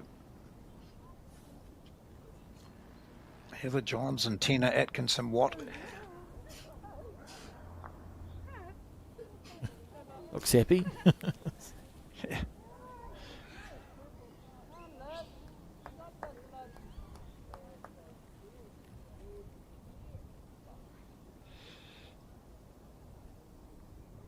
You're still under that, just arriving under it.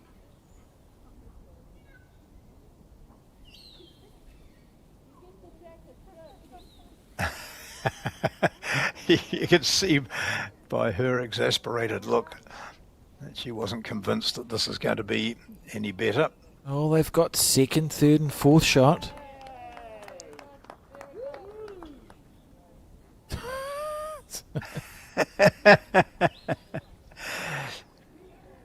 Heather just needs a second or a third here.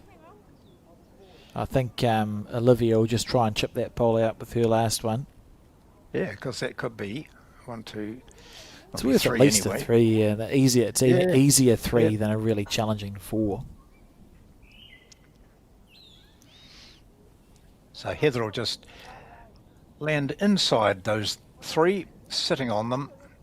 Oh no. She didn't look too convinced about that. Too wide, she was saying. She's played better bowls today. It's not one of the ones she looked back on and remember. I think just drive the bowl. Get rid of it. Yeah. With 3 shots. And it's because it's easy to play. If Olivia was having a really good day and she was feeling like she could walk on water, it is just rolling through the shot bowl for a 4. But if you're not quite finding it, sometimes it's easier to play with more weight.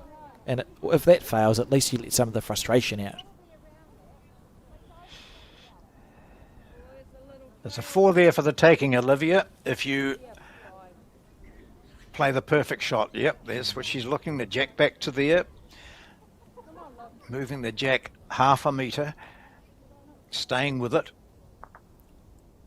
That would be 4, and maybe bring in the one behind it for 5. Yep, fair enough.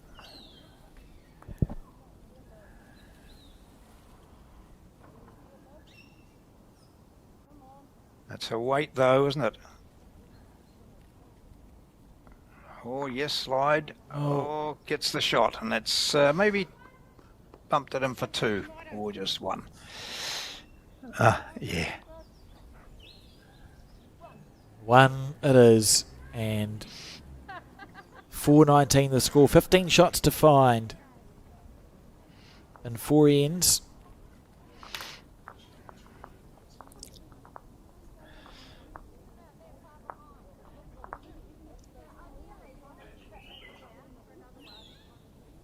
Be interesting to see how long this game goes for. Maybe one more. Well, I have a feeling that it might be one more end.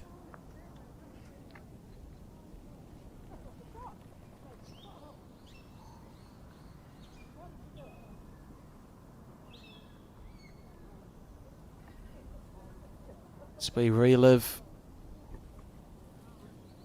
the pointy end of that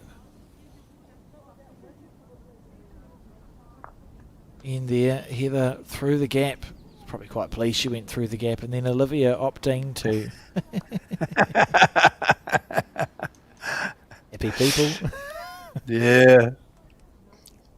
Olivia opting just to play a perfect bowl instead of ripping out the shot.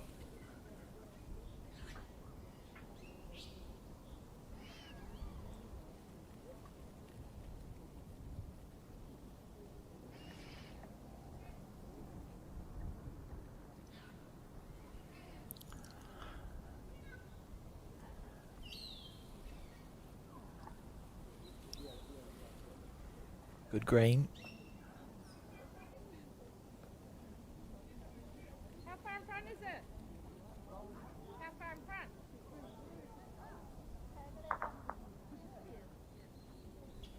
Another one. I might have gone a bit wide.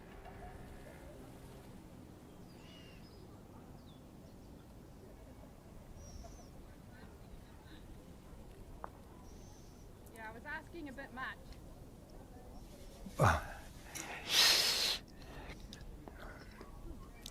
Couple of bowls that are 2 metres short. Everyone's struggling at the moment, but Paratuta not struggling as much as Auckland.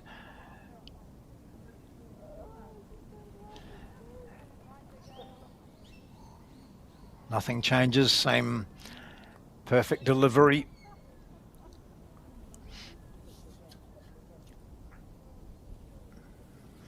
As Drake's Pride bowls she has, she gets it up.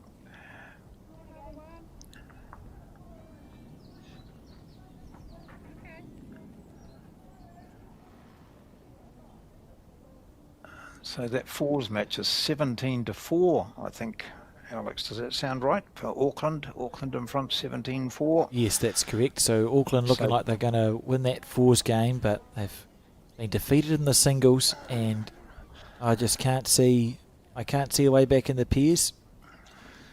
Although I've been wrong before, so I'll just wait until the game is actually over. Needs something of a miracle here. Although they've got 2 at the moment, so no. It's all danger if you switch off. If Tina can't get one in the zone, and Heather has to go back to the mat at 3 down. It hasn't happened much in this game. Oh.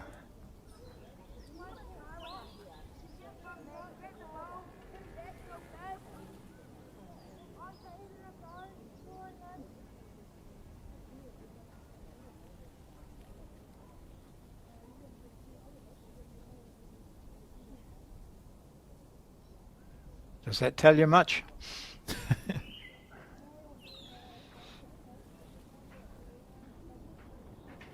We slide, yeah. Oh, it's got a little feather. Gee. Yeah. There you go. It's in those situations where all you want is second shot, isn't it? Or, you know, when you're so far ahead and so far down the track, you know, make sure we've got third shot. We don't want to concede a number. So Olivia trudges back down the other end. They're still low-fiving each other.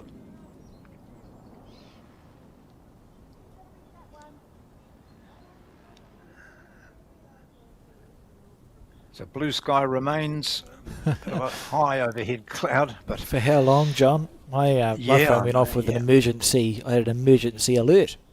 Oh, really? It's quite surprising. Not that long ago, telling me something about the weather. Oh. So let's just hope it stays calm for as long as possible today. We'll deal with tomorrow.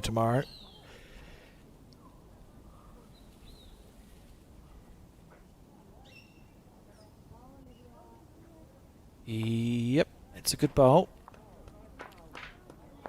Hallelujah, she says.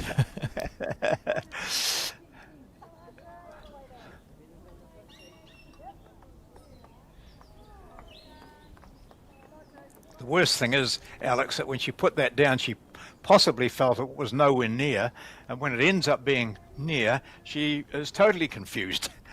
What did I do? Right, I think now Olivia could be on the forehand. Her last bowl, you cannon it onto the... Oh, okay. The only reason you'd be playing this end is if you're trying to find... You need to try and find 5 shots. That puts them within coup, but maybe it'll be Olivia's last bowl. You just see if you can just try and find a magic shot with your last one to actually score the number. Yep. This is handy as long as she doesn't move the jack. Yep. Yeah, good bowl. So they've got white bowls sort of scattered around it, so there's chances with weight. See if Heather leaves it alone. What we can find for 4 or 5 for Auckland.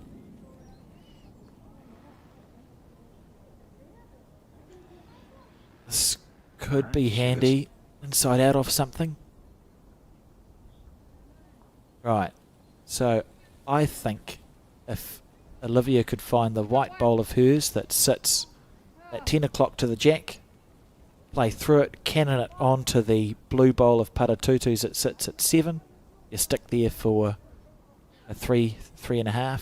It's the biggest number I can see, and that's probably not enough. So we'll just see a draw bowl, and I fully expect to see handshakes very soon.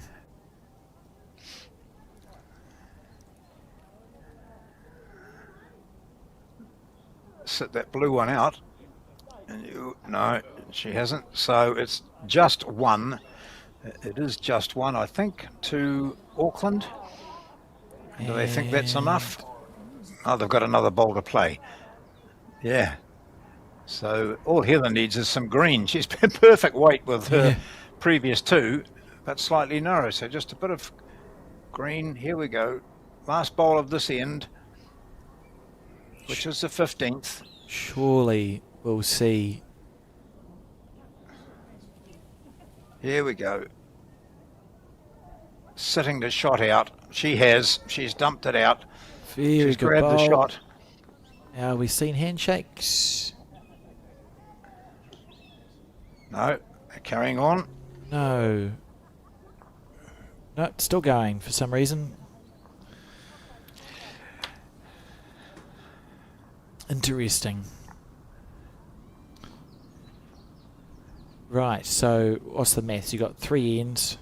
Technically you can score 18 shots in 3 ends, John. Yes. And if that happened, it would be an even bigger comeback than Oracle against Team New Zealand at the America's Cup. Yeah. 3 5s. No, that doesn't do it. Just trialing our a 6 and 2 5s. A 7 and 2 6s and a 5.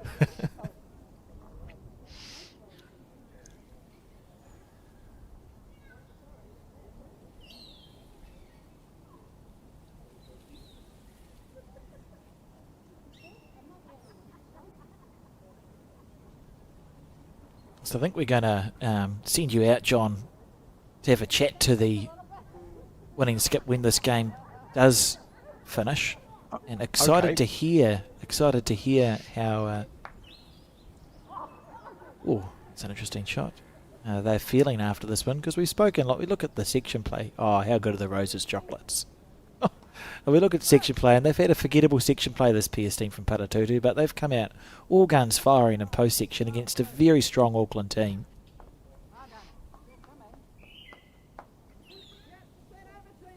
I'll try and remember to ask that. Oh, just open your mouth and see what comes out, John. Yes, well, that's what happened yesterday, I must say.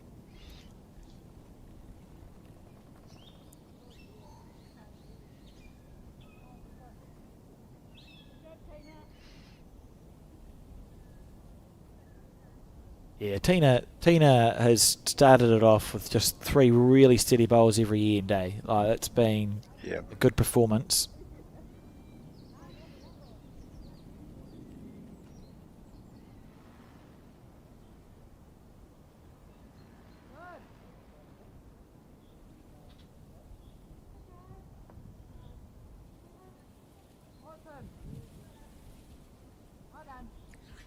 It's a reminder that our results are going up on Bowl Sub Aotearoa. So the other quarterfinals going on at Tama will be updated as soon as they are complete. Nothing's come through yet because they're running along the similar time to us. And it is Nelson taking on Tauranga and Parongia taking on Tairi at the Tama Bowling Club to find our semi-finalists. And this is just, essentially just playing the end out. See Colin Williams in the background gesticulating wildly at the sky.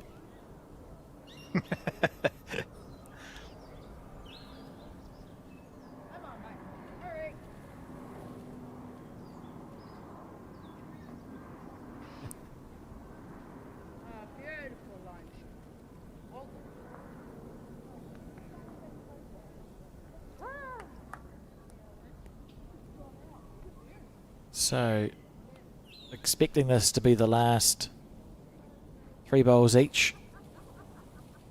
Essentially an unassailable lead for Paratutu. We'll have an understanding, because if Auckland are serious about going to 6 and 2 5s, Olivia will try and kill this because he's not a 5. There isn't a 5 or a 6 set.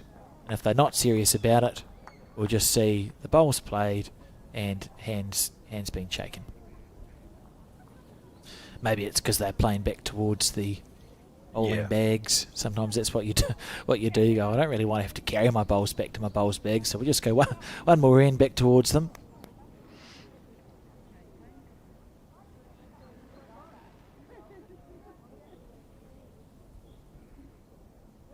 I think Rose's chocolates have actually gotten worse over time, John. I'm always disappointed with modern Rose's chocolate. I like that. This outstanding game of bowls, which you think, oh, they should be finished now, so let's talk about chocolates. But you are right, yes. I think Roses, I used to love them, but then I got my favourites out of them, and then someone else had the same favourites, and by the time I got there, my favourites had gone. So you just give them to the neighbours. They've got the Cadbury milk tray. I prefer to a box of Roses chocolates. Okay. The milk tray tends to be more the old-fashioned hard caramel sort of situations, like what the Roses chocolates used to be like. If anyone wants to try Cadbury milk tray, or there's the Queen Anne chocolate as well. They do a really nice box. This is the way, viewers, that Bowls New Zealand get new sponsors on board. Oh, Queen Anne. I would be very excited if Queen Anne wanted to enter into a commercial partnership with... I wouldn't even need that much. Just give me a box of chocolate a fortnight. And I'd be a happy person. Don't want to overdo it, right? A box of chocolate a week's a bit excessive. Yeah, I think so, because there's nothing worse than someone coming up to you saying, gosh, you look so much like Alex Reid, but you're quite a bit fatter than him. Well, that's already been happening slowly over the last 10 years, so I wouldn't want to speed it up. It's the last... Oh, look at that. Is she going to... Oh, no. Gee. They're 2 down on the head. The game is all but over. We're playing the 16th end. It's 20-4.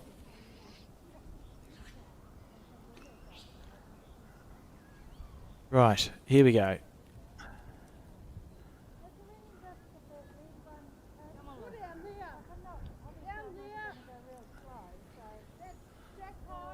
So we will see now No, a shaking of the hand, no.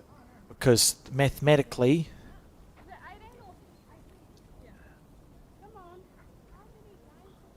I don't understand what's going on. No, Steve Sargent's up there explaining it to them. You've got 2 ends to go, and there's They are 14 shaking shots hands to be now. scored. You can't win.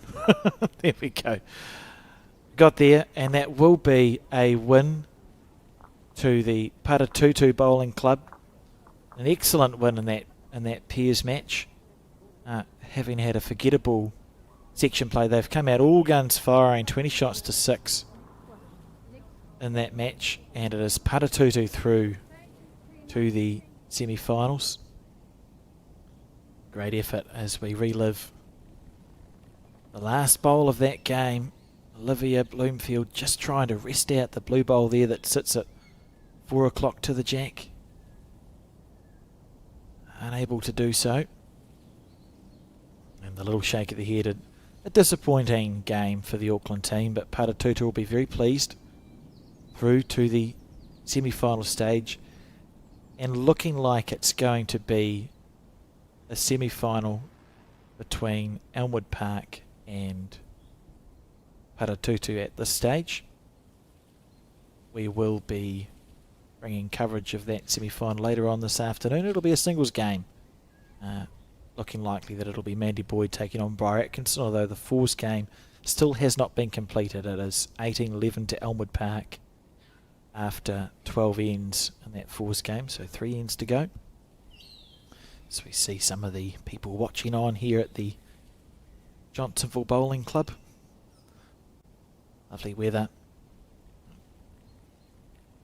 A reminder too that the men haven't started post-section play yet. It's section play for the men's Interclub. You can find their results at Bowls Hub Aotearoa.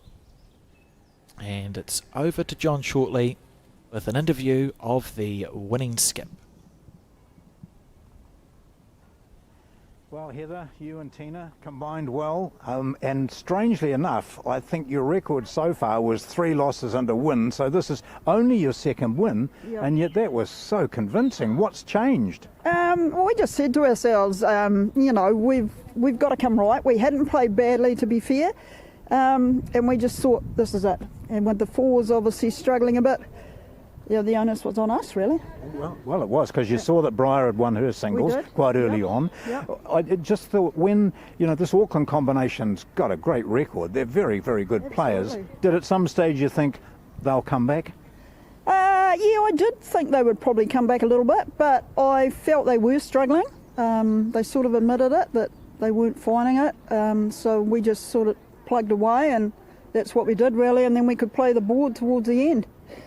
Was there any swearing from your opponent down the end? No, absolutely not. Bit of cheek, but yeah, a bit of cheek, yeah. Oh, well, that's all right. Great, and congratulations. We look forward to you and Heather in the semi-finals. You'll be up against Elmwood Park, I think it is. Great. Yeah, so well done. That was a great win and lovely to watch. So there we are, the winners, Paratutu over Auckland here today, which means that with this pair's victory, that it is Paratutu who go through to the semi-finals. Thanks for that, John. Yeah, it was a great game, and we're back with that semi-final coverage in about 20 minutes, 2:50, 3 o'clock. We'll see you then.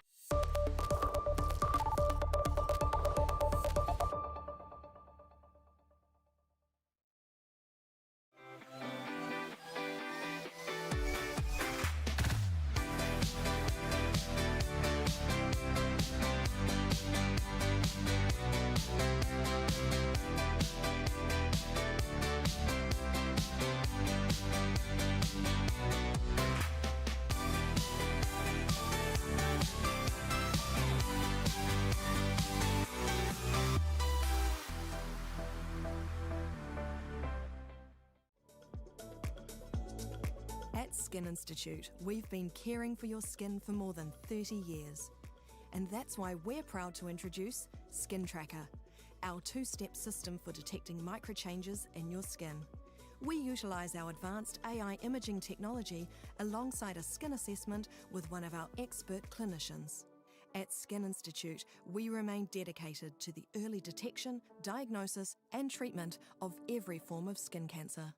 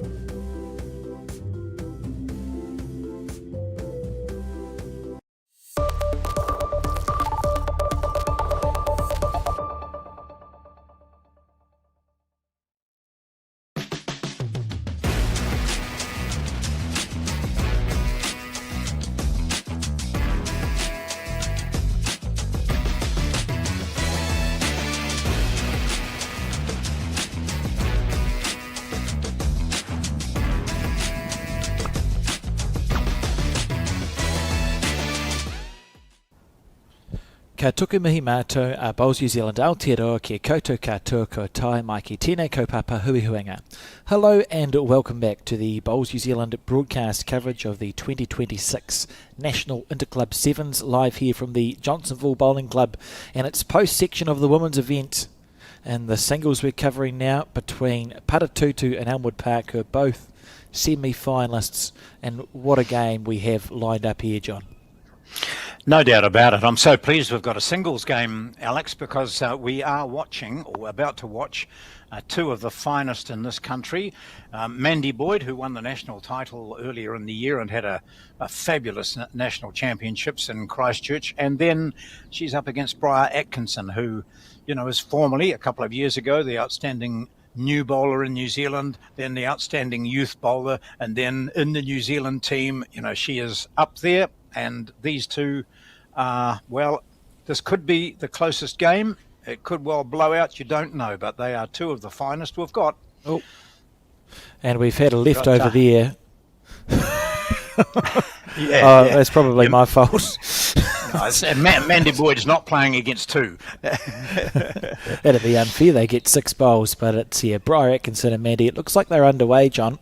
And Mandy for Elmwood Park is on the blue side of the scoreboard, and she has the Elmwood Park stickers on her bowls, whereas Briar has no sticker on her bowl. So that'll help us tell the difference between these two, because other than that, very similar coloured bowl here. And I think earlier today, when Paratutu were playing, none of the Paratutu players had stickers on their bowls, but Briar did on hers, and even though she was playing singles, she was asked to remove them to conform. Right. I suppose rules are there for a reason. So in the background there, you see the remainder of the teams, the peers, who we've seen both those peers in action. The Elmwood Park peer yesterday, the day before yesterday, and the Paratutu peer this morning, and the fours as well. So it is 3 matches, and whichever club scores 2 wins moves through to the final. The other semi-final, have we worked out who was through from those 2 other matches? Nelson were playing Tauranga and Taieri against Pirongia. It was, we haven't got the results through yet. I know that the Nelson Tauranga match, as we were going to air, had gone to an extra end to decide the winner of that. So I'm sure we'll get the results through shortly, John. But some very exciting games going on left, right and centre as we see Briar Atkinson stare down her bowl. Has been kept for the New Zealand team, has Briar. And Mandy too has played for New Zealand. She was very young when she did so. Went to a World Championships in 2012. They were runners-up in the triples off the top of my head.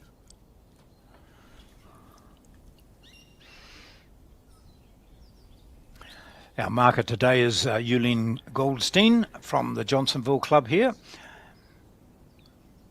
And she'll be using those lollipops regularly during each of the ends. And, of course, at the completion of the 8 bowls, she'll give us an official indication. She'll wait until the players, there she is on the right, she'll wait until the players have made their minds up, and then she'll wander back with the lollipop held high so that we can see.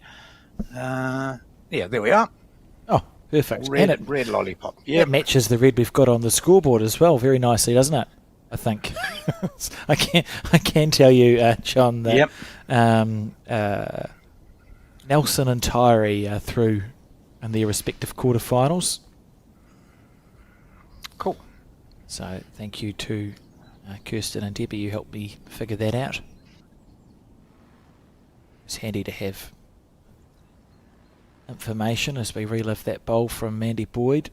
They've got nice stickers, the Elmwood Park stickers, aren't they? They match the shirts. Yeah, nice all round, aren't they? That's very nice tops they've got. Everyone, the uniforms are really outstanding. And once Briar decides it's warm enough to take off her jacket, then you'll see the Nice patterns. And there's one there, Paratutu to the right. Paratutu uniform is pretty good.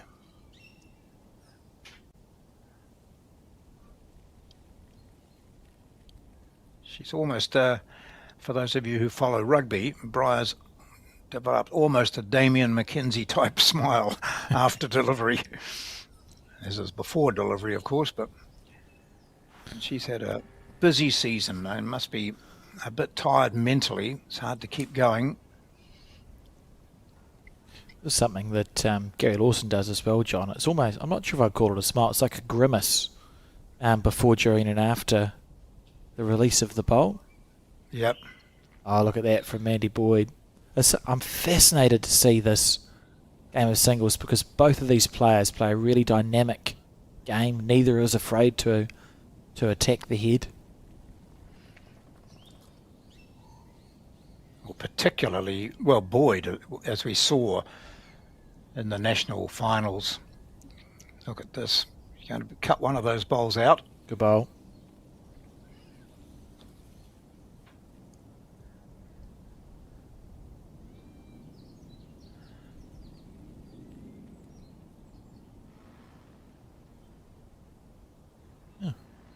Wonder what's happened there.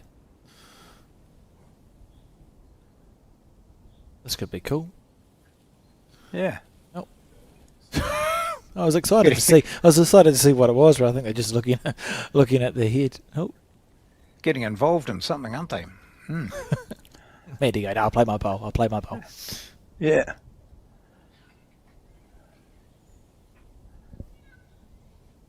I think the umpire is Anne Burridge is up there clarifying some situation. It's unbelievable though. Mandy was totally involved in that and then stands up without any hesitation and delivers a bowl which is not a mile away but not where she really wanted it.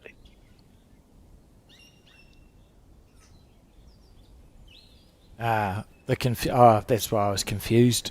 So someone needs to tell the marker that Elmwood Park blue lollipops to match the blue shirts that they're wearing, please, and a red lollipop for Paratutu. So Mandy actually scored a one on that first end. So we'll just flip that around on our scoreboard. So I think she's going by the colour on the board. Yeah, she will be, and the reason is we've adjusted our scoreboard, the colours, to match the colours of the shirts, because that made sense. As we see, Mandy literally has drawn 3 bowls that are touching the 4th bowl of Briar's, which is second shot. So we've adjusted the score, or the score tick, to match the shirt colours. And it also matches what side of the board they're on. But the colour, the red and the green, which means nothing to me, John, because they both look exactly the same. Will be different. So the marker, blue for blue of the Elmwood Park, red for Paratutu, and the score 1-0 to Mandy. Yep, so you change that score tick there. Perfect. Do you want me to go and tell them? Yeah, yes, but actually that'd be great, John. Yeah, go get your steps up and let the marker know as we watch this bowl of Briar Atkinson's. If she gets a feather off the front one, she could be in for the shot. Oh, great effort. And that's the standard that we're going to see for this game. You've got 5 bowls within a small tea towel. And it will be 1, I think, to Elmwood Park's Mandy Boyd. You can see the sticker on the bowl, and it's a tighter speckle.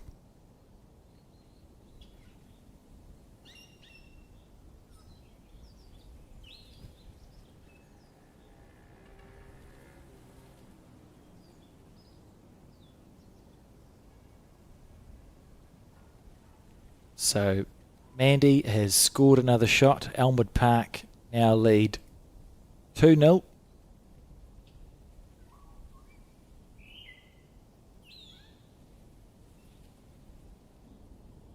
We're on fire.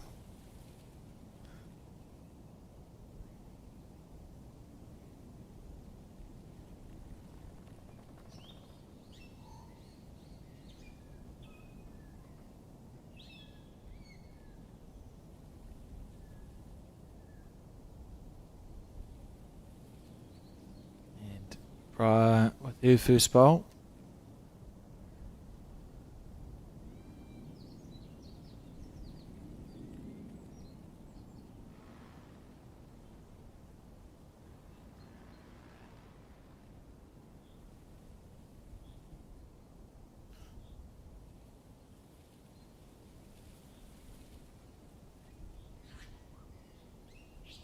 Switching to the forehand. We have seen the greens here at the Johnsonville Bowling Club. Absolutely lovely. It's real. The ability of the players to get back to the centre line has been outstanding, which is usually a reflection of a nice coverage on the surface.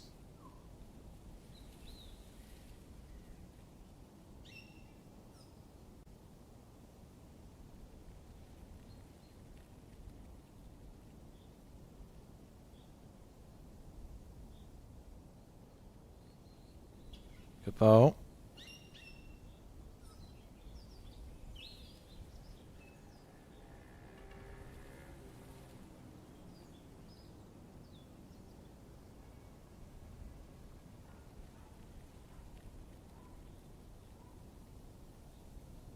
How's the weight?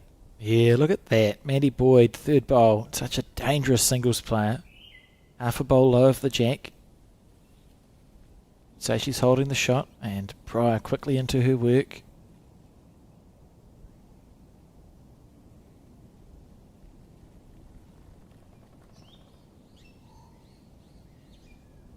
Feather? Oh, not quite. So Pryor yet to win an Open national title, has won the New Zealand Champion of Champions singles. And holds 13 Bowls Taranaki titles.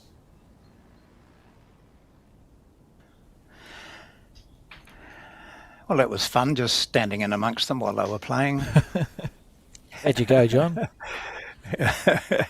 Well, when I said to Mandy, you know, the colours have changed now.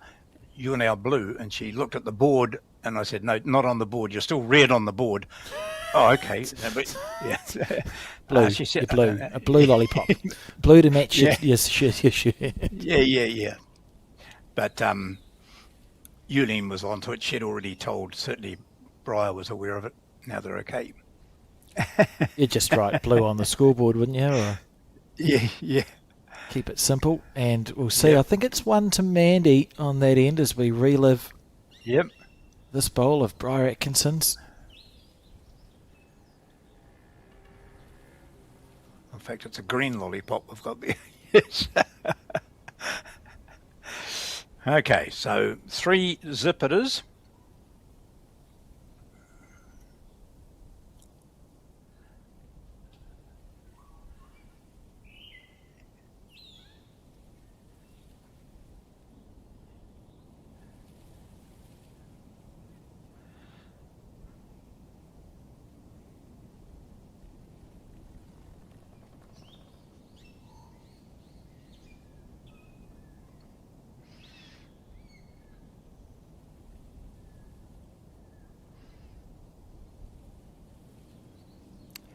I find this quite interesting too, Alex, that, you know, in that pairs match previously when we looked at what the leads were doing, in particular Lisa Prideaux, she was playing the clubroom hand or side of the rink. And I see that Briar is here, but Mandy quickly got onto the other hand. So they, different attitudes, different, getting different success. I do like, it's 2 nice swinging hands, really. Yeah, I think And so. it's far enough out from the ditch you see on the left of your screen. It's far enough out that there's no danger of it impacting the track of your bowl.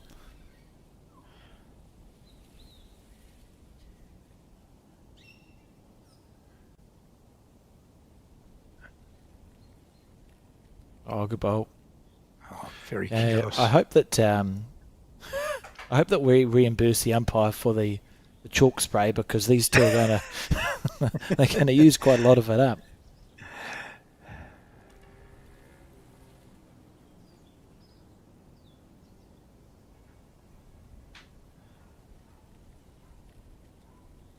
Oh, lovely bowl.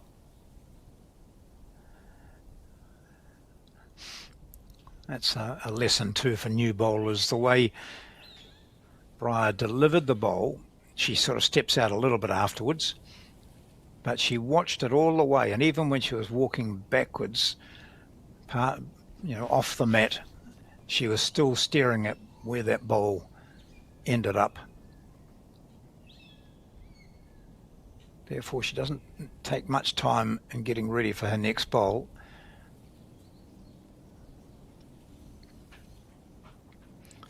See her down the end there, just a couple of steps off, and then she start to walk backwards, still watching, look, all the way. Yeah, good bowl. And for second shot, Yeah, that's handy too with her last bowl. As Brian may look to cannon Mandy's shot bowl out.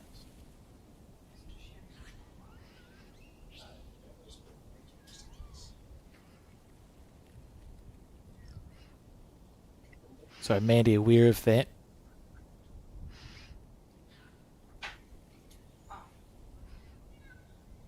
Yeah, it'll be interesting to see what Roy opts to play here. If she's got third shot, may look to play onto her second shot onto Mandy's, but no, just going to draw close, which is fair enough. I'm getting a bit excitable, John. but you see how close she was with those two. And now it's just to be inside this one. Oh, unlucky. But I mean, it's six fantastic bowls there. We've got 1, 2, Mandy Boyd. She moves on to 4-0. It's a race to 21, the singles. And this is just one of 3 games which will count towards a place in the final. Elmwood Park against Paratutu. Elmwood Park this morning beating Johnsonville here, and Paratutu downing Auckland. The other semi-final has Nelson, who beat Tauranga, playing Taieri, who defeated Parongia. Very exciting games going on. And the quarterfinals of the men's will be starting soon too. I'll have a look and see if that's on Bowls Hub yet. So 1 round behind the men's event. Yeah, and I can tell you that the quarterfinalist for the men, Stoke, are playing Burnside at 9-9. Stokes Valley are playing Mount Maunganui. And then it is Auckland playing Jury Hill and Forbury Park playing West End.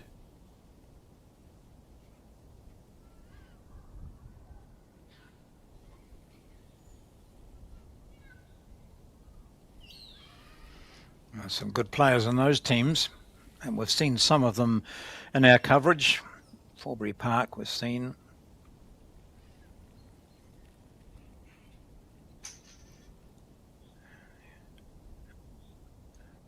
Just for a change, Andy Boyd not holding shot here.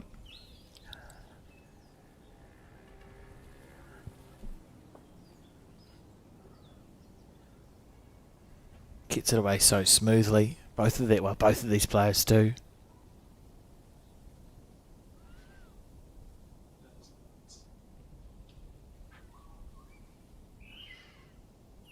Perfect speed. Just underneath the line, holding on to 1.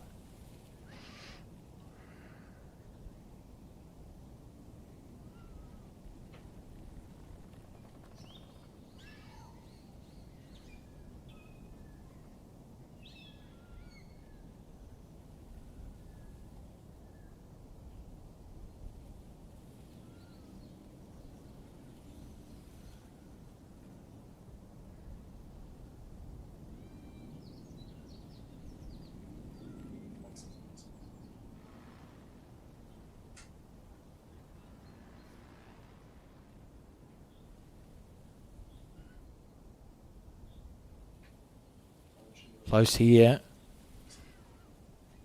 Yep, good bowl. Maybe holding 3. That bowl to the right is level with the jack, and Mandy's bowl to the left is past it. That's what she'll be looking to understand here. Yeah, I've just seen Yulin, the marker, hold up 2 and a measure, indicating a measure. So you're right, that one way out to the right looks as though it'd be out of the count. And it's level, so that can be helpful. And this is good here. There's no time limit in this match, and we also know that the singles games, first to 21, generally, even if they go the distance, are going to finish earlier than the other two. So there's no No rush, no reason for Mandy not to come and have a look at the head.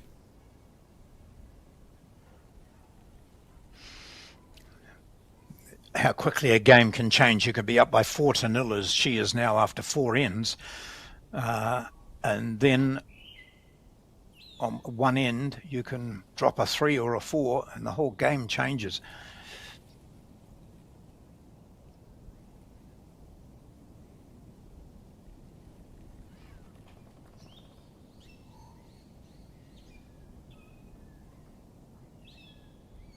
This is what she does, Mandy Boyd. She's got the jack. That's a lovely bowl.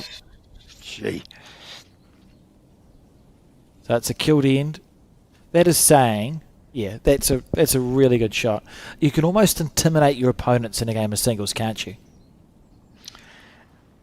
And when you get someone like that, when you're holding 2 shots or 3 shots probably, and up she steps and a clean jack, there was nothing to hit on the way. It was just straight through onto the jack and out it went. And what's she doing? She's saying we'll take them back down the other end. Possibly Breyer indicated that, do you think? I would say so. I would say so.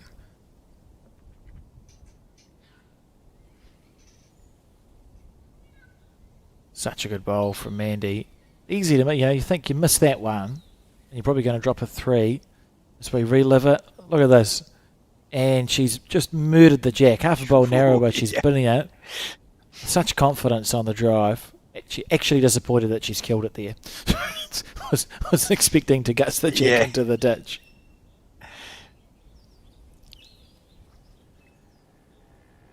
Brilliant.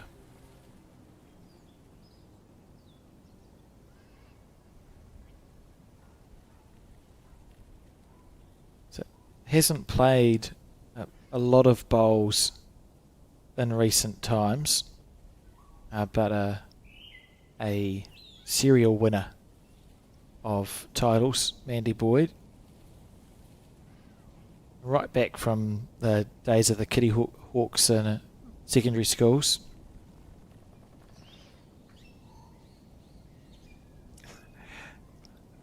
That's one of those bowls where, okay, I just had a drive or a run shot, so I've got to be careful I don't go too deep with this, and you just put the brakes on a bit too much.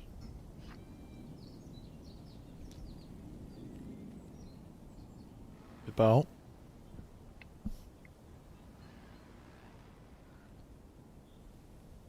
So, 2014, Mandy Boyd, a bronze medalist at the Commonwealth Games fours with Val Smith, Amy McElroy and Selena Goddard.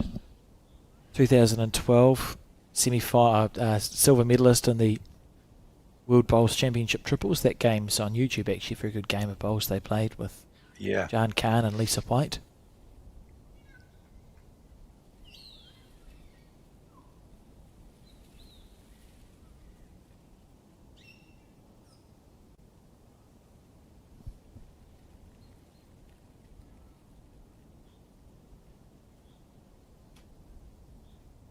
Good bowl. This is a good replayed end for Bryant.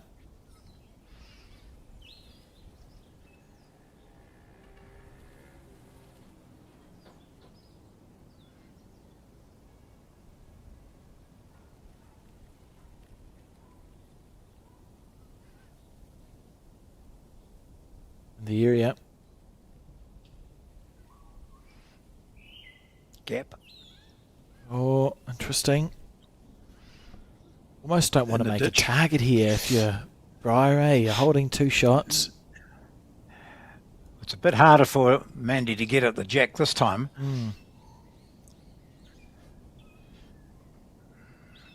This is tracking pretty well too. This might be another shot here. She could be 3 down again.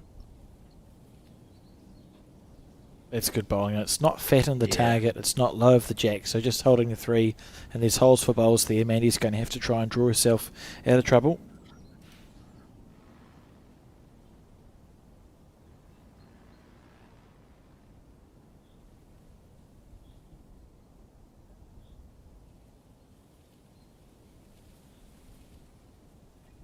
She's staring it down. It's not a mile away. Needs it to keep running. Good shot. Certainly cut it down from 3. I think still maybe too light.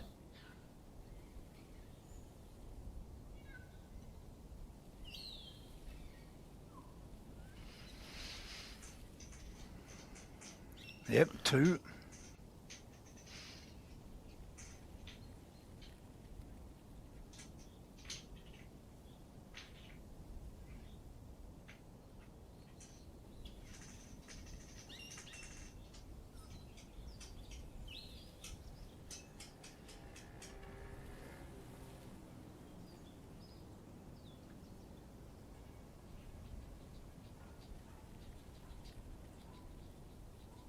Well, it's a disappointing bonus bowl, but she did the work with the first 3. And it'll be on the board for putter 2-2. 2-4 in the race to 21. Yeah, really positive outcome there for Briar Atkinson. Having gone through that disappointment of, holding 3 and seeing the end killed, but then taking the bowls back to that same end again, she was able to land 2 bowls that were shots here. Mandy cut one down with a later bowl, this one, but it was still 2 shots to Briar Atkinson. 4-2 it is. This is a semi-final of the National Interclub, giving herself the double teapot.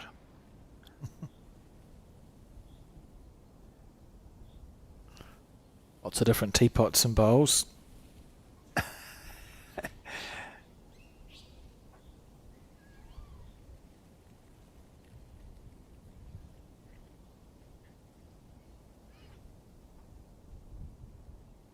A shorter end than what we have seen.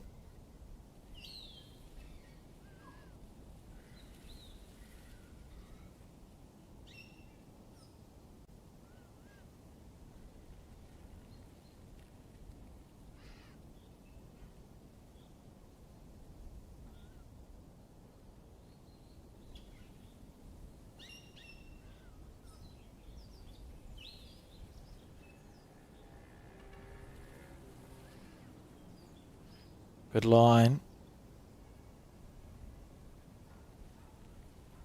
And a good weight. Oh, very good bowl. Yeah, lovely shot.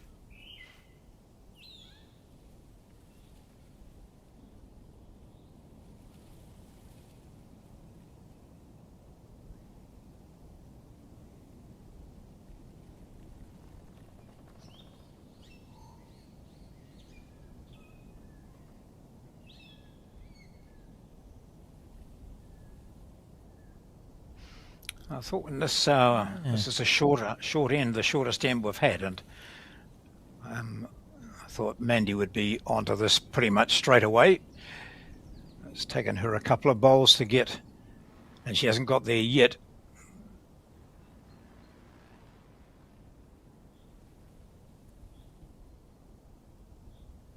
Andy.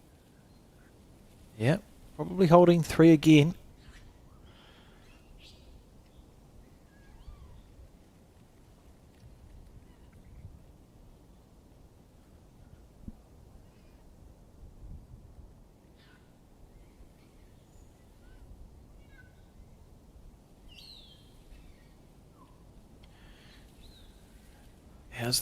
How's the weight? Oh, great. Good enough. Beautiful line from all 6 bowls. Yeah. Just Mandy's been Yeah. that smidgen short.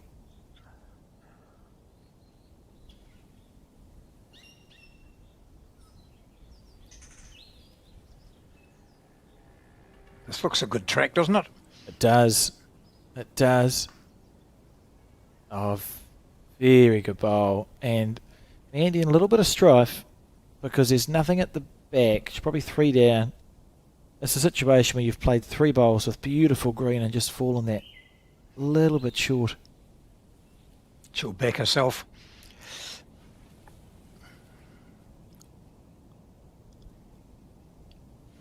Or she might get tied up in the short stuff here.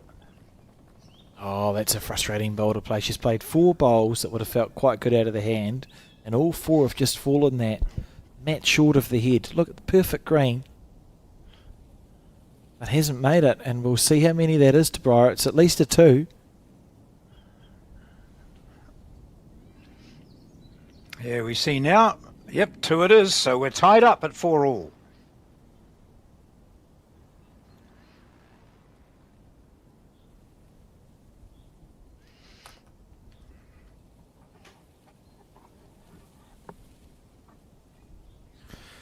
You got a pair of Crocs, John? No. Well, then you will have no need for the Blackjack's shoe charms. Well, can you stick them on any shoe? Or are You they could try. actually... You could try. That's a good point.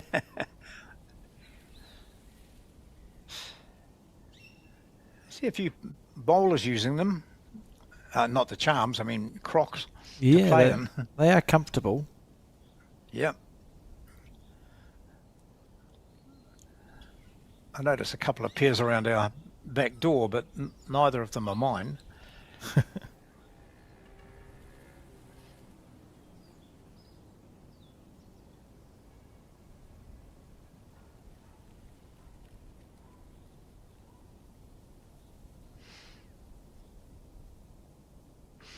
Oh, just underneath.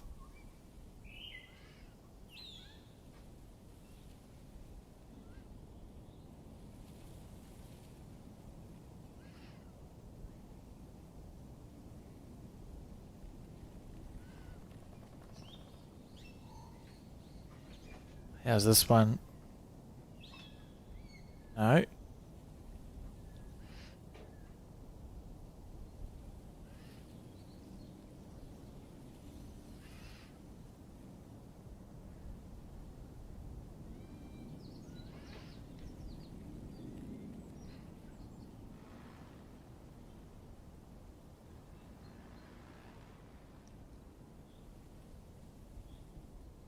Yeah, this is a good correction here from Mandy Boyd. Yeah, beautiful bowl, lovely shot. Be happy with that. Feel like she's kicking herself back into gear.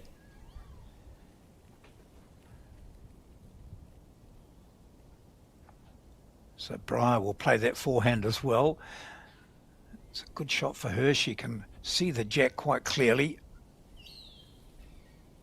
She could either pick up the jack, what she might just do here. Oh, what a no, she's shot. played the perfect shot.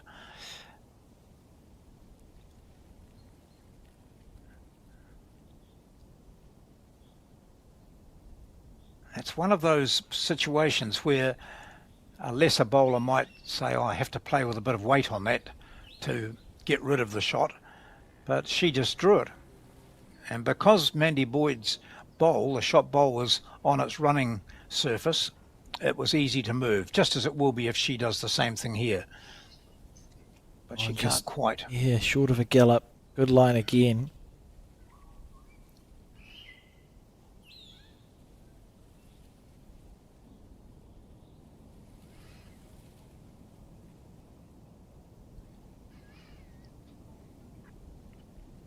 It's not narrow. That's you. You're just looking for a safe draw. You go, I don't want to go too close to the head.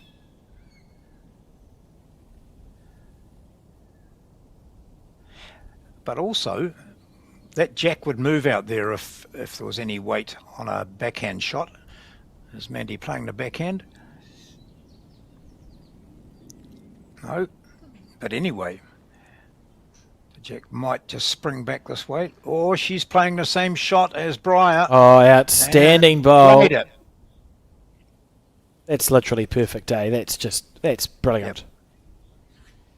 1 down to 2 up. What do you say? 2 to Mandy Boyd and 6-4 the score in the race to 21. Absolutely outstanding shot.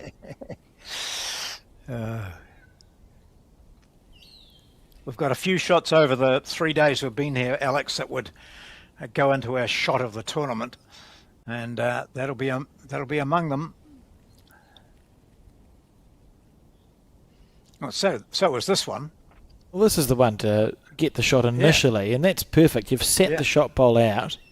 Mandy fell short with her next, and then to have the confidence to make this correction, you're just adding 4 feet onto your last bowl, Outside half, had to get the outside half too to roll it around the corner. Inside half or square was no good. That's literally millimetre perfect. and no expression of delight or anything. It's just, with a woman like that who's played, I won't exaggerate again, 900,000 shots of quality, and that's just another one of them. Yeah, no, it's very, very impressive.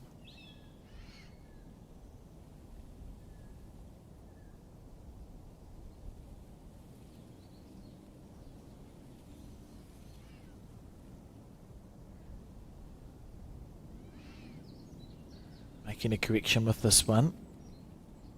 See it, Mandy immediately delivering the jack to that sort of 2 metre mark. I know the mat's up a little bit, but giving less room at the back of the head to work with than what we see when Briar has the jack.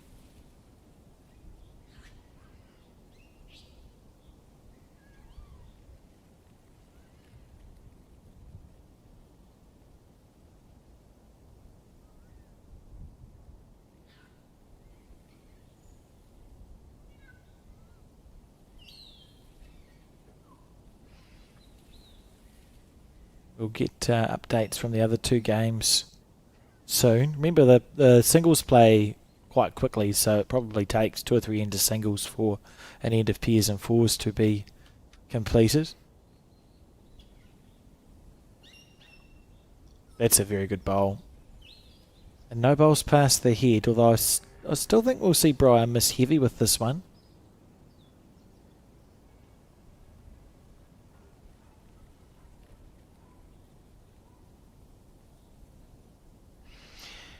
I'm just looking at Bowls Hub at the moment, and it tells me that Parongia beat Tyree, Alex. So I think you mentioned earlier that Tyree are through to the final against Nelson. But we need to check those. I'll go looking. I like to give people false hope. Yeah. Or any hope. How's this from Mandy Boyd? Needs it to hold on. Yeah, good shot. Sitting there with 2, and Briar will give this one a chance.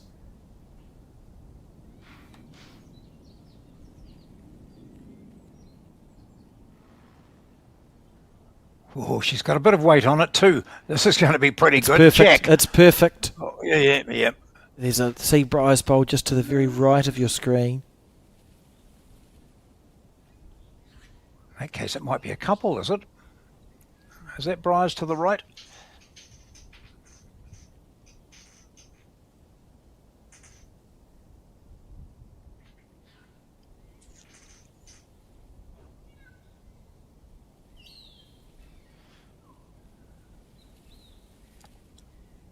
What do we see? Just one it was, so that was a saving bowl for Briar Atkinson. It's now 6-5 after 8 ends. Ends, of course, not counting, don't matter. It's quite good sometimes to look back on a game and say first to 21 and they played 32 ends or something. 6-5.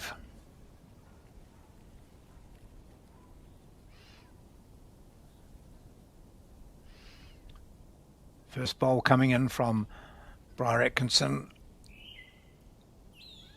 Great green, top bowl. She'll be happy with that. Just sits down.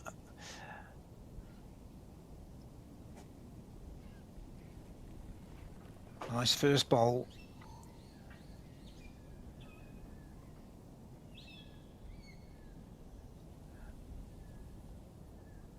Mandy might go close to sitting that out. No, not quite. So 2 excellent bowls from these high quality players. I'm sure if she was available, Mandy Boyd would be in that New Zealand team as first name. Oh, she's not bad at bowls, is she, Mandy Boyd? No. One way of saying it. Yeah. So joined a very small group of female players to hold 10 national titles with their win in the pairs and the singles this year. and I'll tell you that group in a second when it comes to me, John.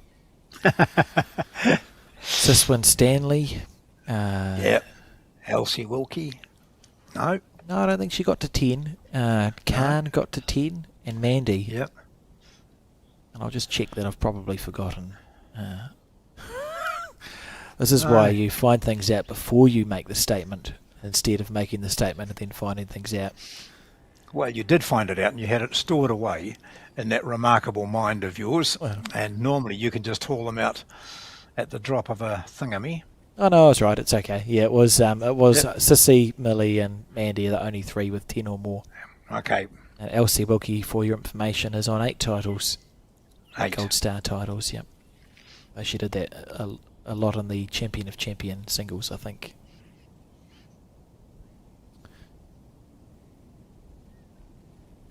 Right, back to the bowls.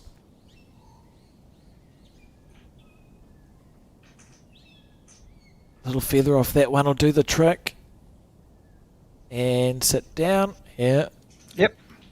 That's the shot. A good result, but a well played bowl in the right area. And on the days where things are going well, you get a feather like that and your bowl sits in, and on the days where things aren't going well, you get a feather like that and it ruins everything. Ooh, for a change, you notice I was talking so much about Briar Atkinson staying there and watching, walking backwards. She knew that that was off target. She turned her back on it.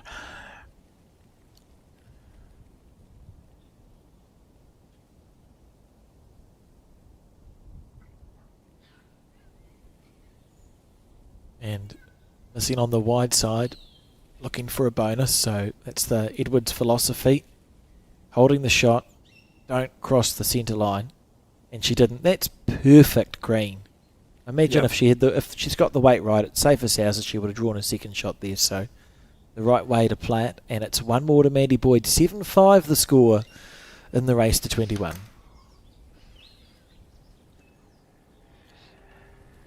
So it was singles all the way for Mandy Boyd for 4 ends, then a couple of 2s for Briar. It's 4 all, a 2 to Mandy Boyd, 6-4, and then singles alternatively. So 7-5 is the score at the moment.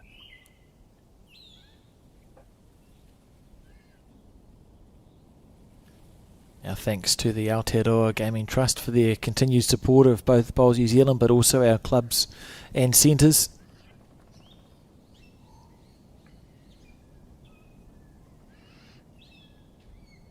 Remember this end last time, I think Mandy was short with all 4 bowls in a good line.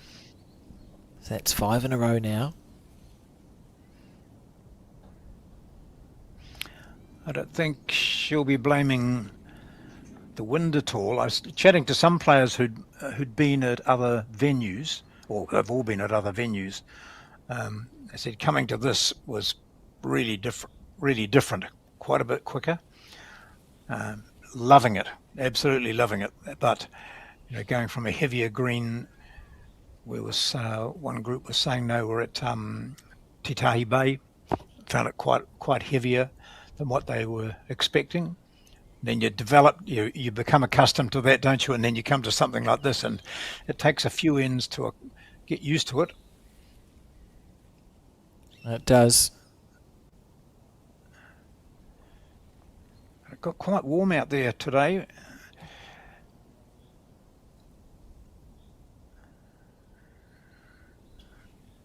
There's the shot. Certainly, it's a calm before the storm, isn't it? Because the weather's been really nice. No wind to speak of.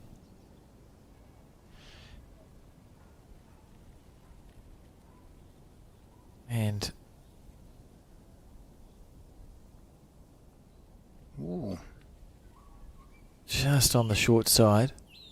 Interesting, just in this direction. I think Mandy not enjoying the rink as much as playing the other way.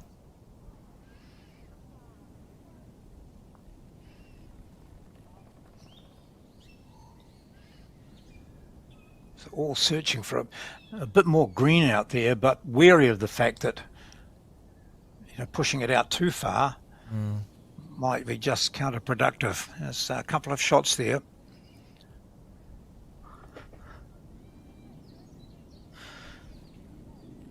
Yep, Marcus says 2.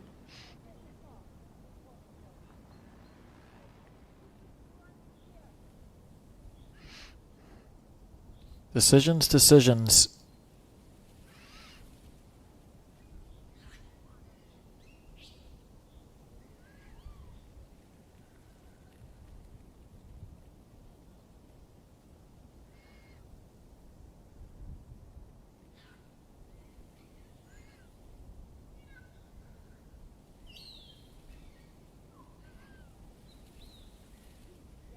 Decided to play the forehand.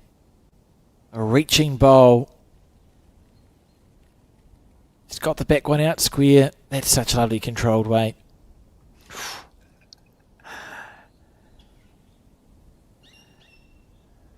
Bry didn't muck around with her last bowl. Trailing 5-7 in this race to 21.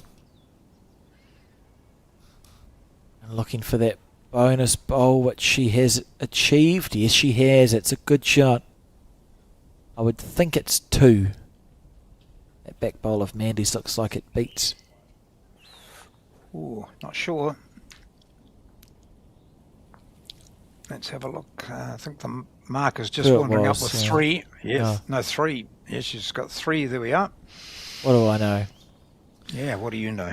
Very 3 little. to Briar. She hits the front. Yeah. 8-7. First time Briar's been in front. The pairs, teams and the fours will be constantly looking across at the other scoreboards to see what their team situation is. This was the bonus bowl to make it 3. Looking real happy. Yeah, good shot.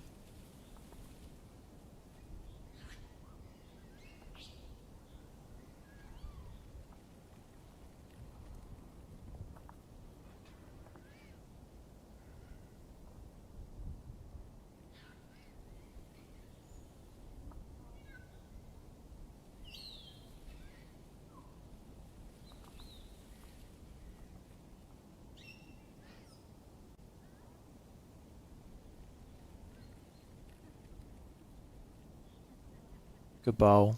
So you can see a similar colour, but Mandy's bowls, the speckles are a lot smaller, so it's more like a solid bowl with a sticker on it, whereas Briar's got the larger speckles.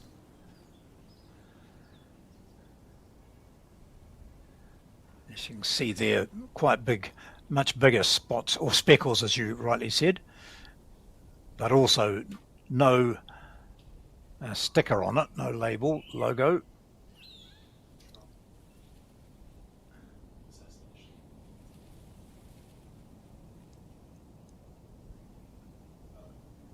There's the shot going in there. That's a good bowl.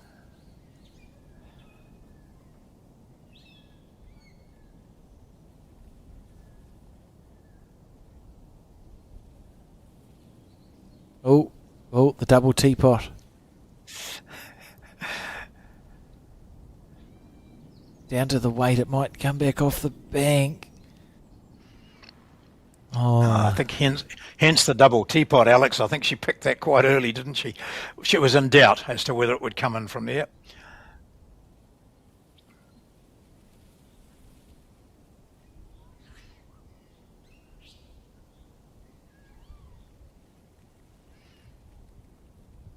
good bowl. Yep, that's worth 2. There's still room here for Mandy to draw the shot. She's going backhand to forehand, switching back to the forehand side.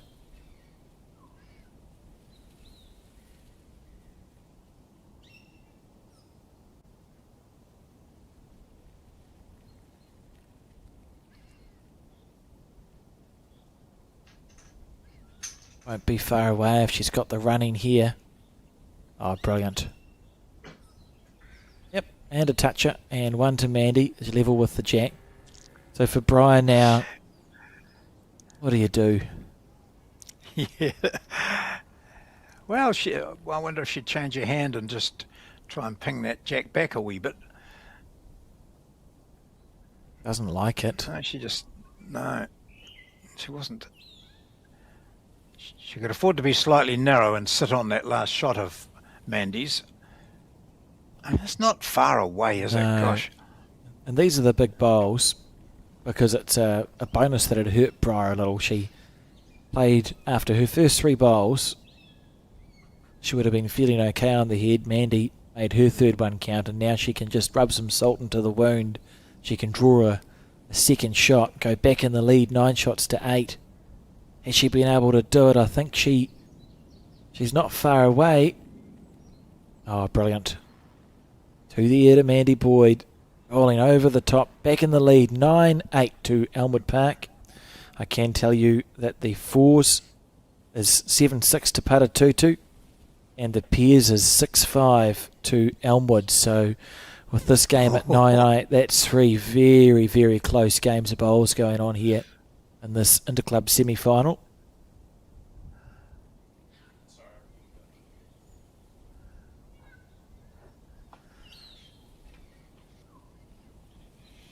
So this is the direction that Mandy's not been playing as well as she would like. Let's see what the first bowl she can do with the first bowl. Smooth as silk.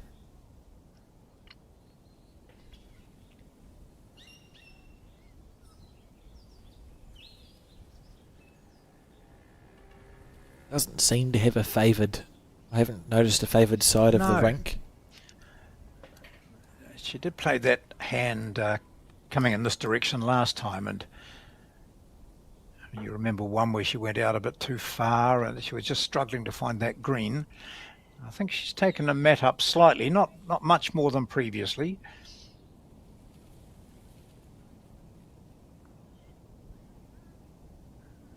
Perfect green.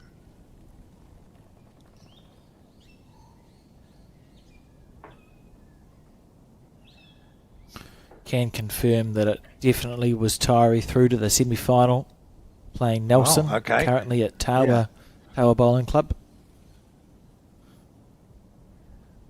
Oh, crashing into the short bowl. Damn. That's one word for it.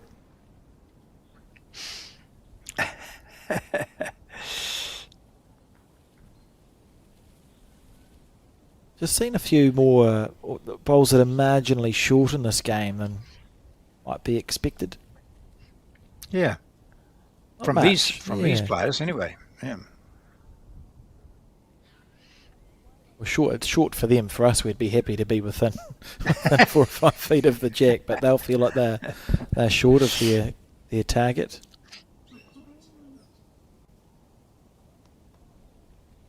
Yeah, nice correction. So you can see the 2 stickered bowls of Elmwood Park are holding the shot. So Mandy's holding 2 here.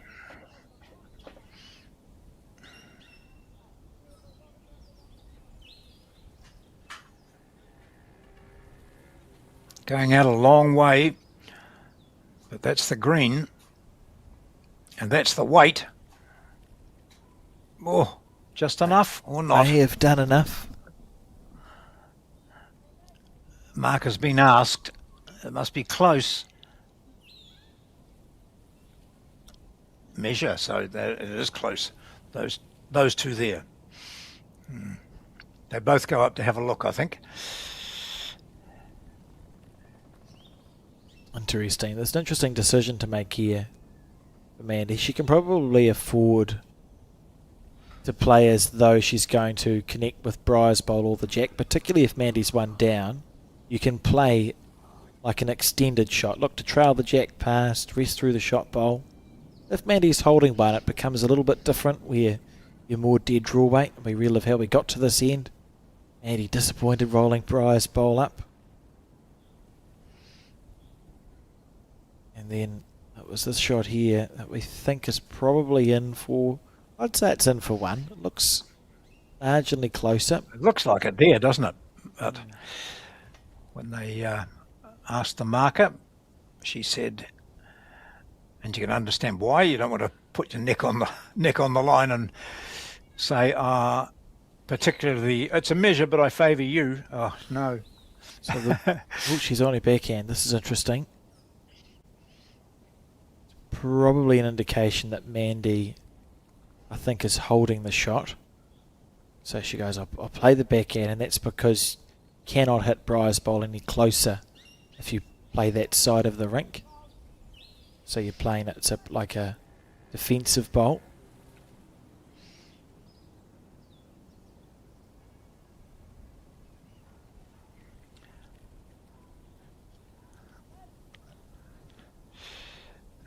And you would suggest that Briar would play the opposite hand because she can push her own bowl in if it's not the shot already. Let's see what she does.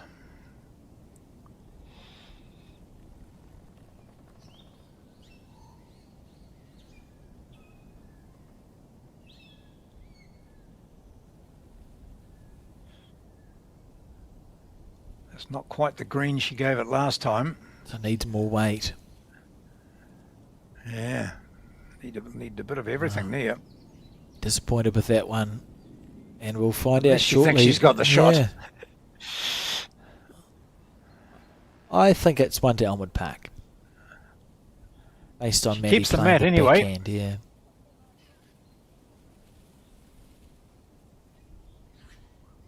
So they go the flat bowl first.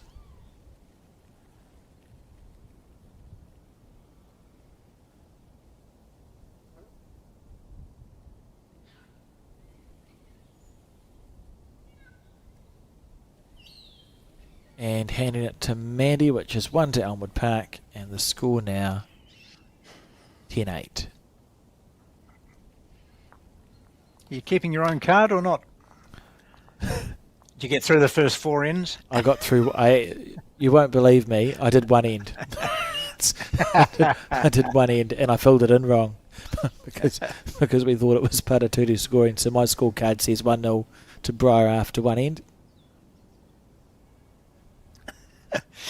Very good.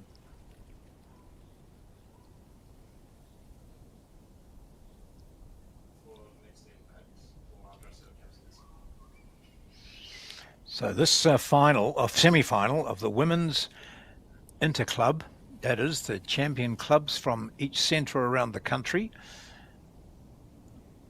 is between Elmwood Park, the Christchurch winners, and Paratutu of Taranaki.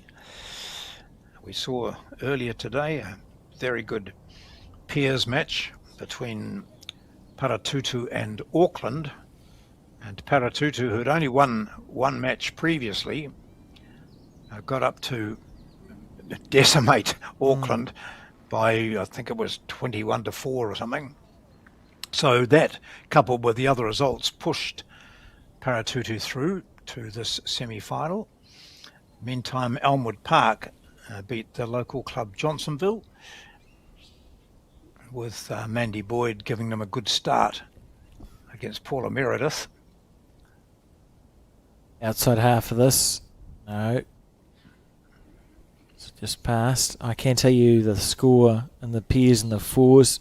Pairs are 6-all after 7 ends, and the fours 7-6 after 5 in favour of Paratutu. So 3 extremely close matches in the semi-final going on. Good bowl from Briar. This is a good end building.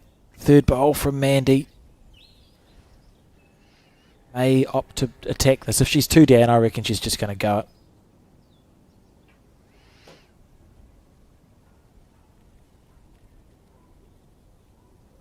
And they're both gone. Ready? 3, 2, 1. Hole. Bang, bang. That's so good. It's so good because when... I'm speechless, John. I've got no words. It's just such a lovely way to play a game of singles. And so accurate. She said, what, that's 2 run shots today? Killed both ends. Psychologically, such a winning shot, isn't it? they do head back down to the other direction again, because I think both players have been playing better going in this direction, but certainly Briar is happy to. Both times the end has been killed was in this direction, and she was holding 2 on this end and 3 on the previous end that Mandy killed. I mean, look at this. Third bowl. He was actually looking for the 2 bowls without jack movement, but that's a good plan regardless. And it's frightening to play when you have someone who's got a drive on them like that.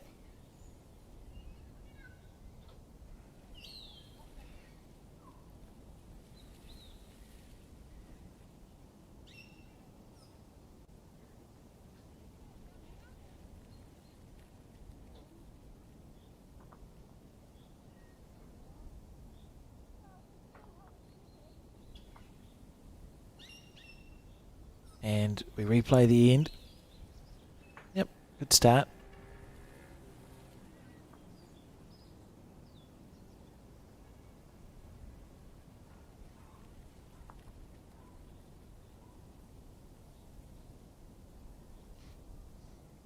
Good response. Yeah, developing into a really tightly contested match. It's a good shot from Briar. As I said, Briar's been to the pointy end of a lot of Open National Championships, but yet to win her first title, although I'm sure we will not be saying that for long.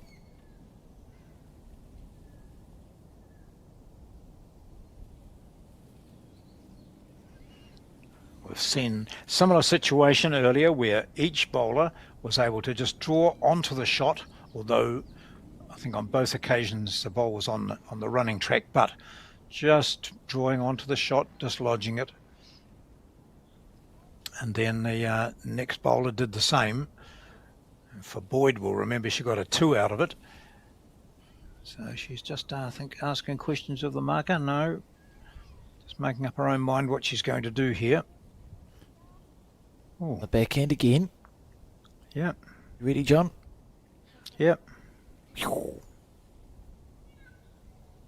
Let's see it. And it's chipped out. Gosh.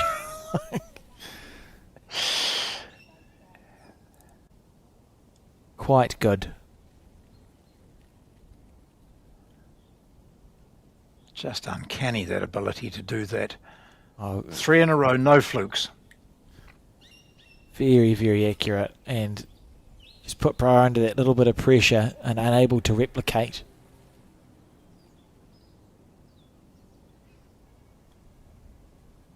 It's good singles logic too, because we talk about it being, if you're wondering when to do something and it's your third bowl, the answer is generally yes. Yeah, so do you get, if you're wondering if you should be aggressive and you're up to the third bowl, that's a good time to do it. And Mandy thinks she might have snicked the jack, but just going past it. She'll be pleased with that.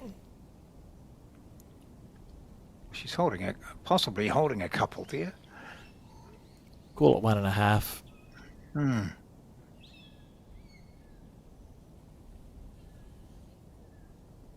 Close to the jack here.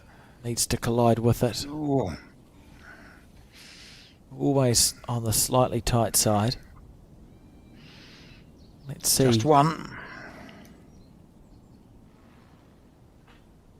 11-8 the score. This game just simmers along nicely in the semi-final.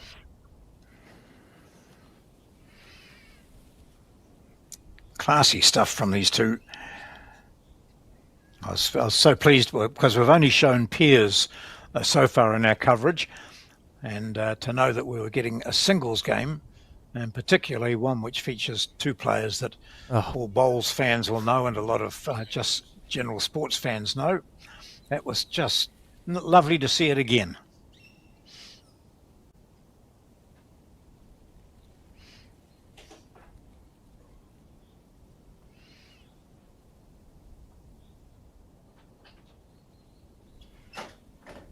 Good bowl.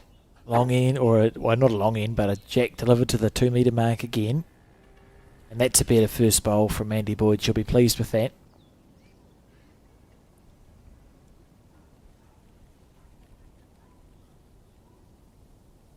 I've played Mandy once, John, and it was in about 2005.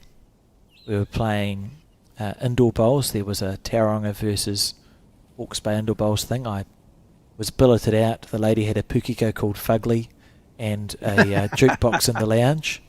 I played Mandy in a game of pairs, and I don't recall who won, but I do remember we finished the game of pairs and then realised that we'd been playing 4-bowl pairs, not 6-bowl pairs, because someone hadn't changed the mat from the singles round, and was very disappointed that neither of us had noticed until we got to the end of it. Yeah, you've always been quite sharp, Alex.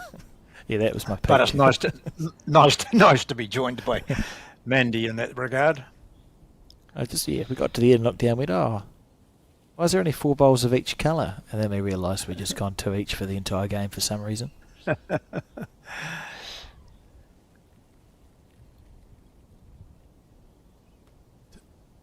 Opting to play the backhand now with her 3rd bowl.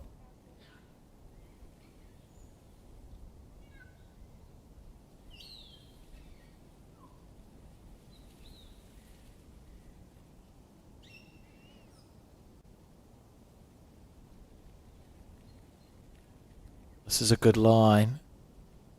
Down to the speed. Yeah, Mandy. Maybe enough.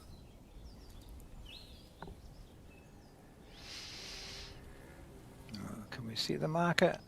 No. I think she's indicated it was a measure. All right. Fair enough.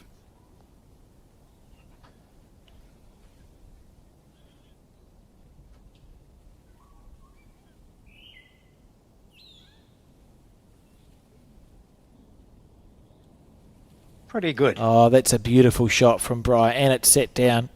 Perfect.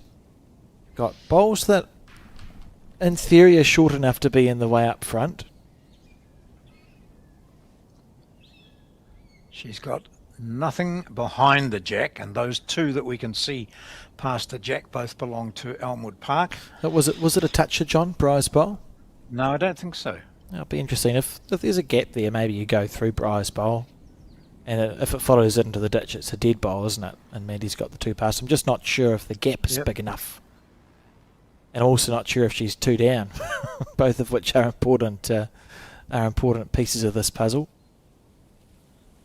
Maybe just opting to draw second. I might just see if it was a toucher here.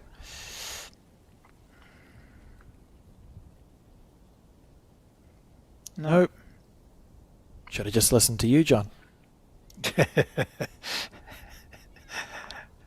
Perfectly timed and square through the bowl, and because it's not a toucher, it's pulled out of the ditch, and you're in the ditch for 2 shots, and that can't have been a toucher, that one, because it cannoned something on. Amazing, isn't it? I like it when we're right. Wow. Helpful when you've got a player of the talent of Mandy who can actually execute the shot. That's perfect. She can't have been able to see much of it.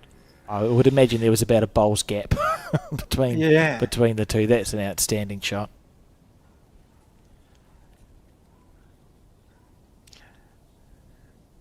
Just practice drawing to the ditch. That looks all right too, doesn't it? Yeah, if she gets a clean run. Through that gap. Yeah. Oh, unlucky. Oh, still 2 probably. Unlucky there because it was almost through the gap. You got to measure.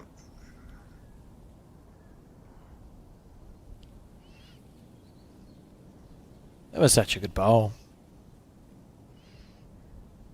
Even just having the thought process to work your way backwards and then to have the confidence to play it. That's how you measure when the jack is in the ditch, because you don't have room for that end, the tape end, to go from the jack to the bowl. So this is the only time you'll ever see someone measure from the bowl to the jack.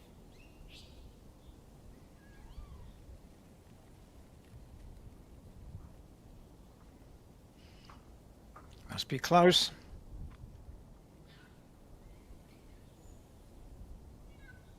quite like the river stones and the ditches, eh? And they're a nice holding Yeah. surface.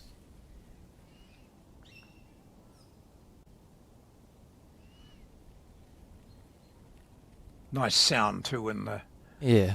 ball goes in there. And Mandy's made her decision. She flicked out one of Briar's bowls, so it is one to Elmwood Park. Just, I'm looking forward to seeing that shot again. Of well, Mandy yeah, look at Boyd's, this. Which, yeah. Smooth as silk. And she's picked the gap and just gutsed it. That's... I struggle to have the words, John. Like that's a really, really good shot. On the mat, she would have seen only a bowl's width, wouldn't she, that gap? And it was not much more than that anyway. Yeah. So that's deadly accurate. She Yeah. could have hit either of those ones, those short bowls, and that would have ruined the shot altogether. Well, But the she other went thing straight is, through it. yeah, Briar's literally 1/8 of an inch away from... If Briar had drawn a toucher and then sat down, the shot doesn't Yep. exist. Because as we saw, Briar's bowl literally landed in the ditch next to the jack, but because Yep. it's not a toucher, so Briar's 1/8 of an inch away from making Mandy play a different shot too, so Yep. there's lots going on in that end. That'll teach you to be short, eh? A huge amount.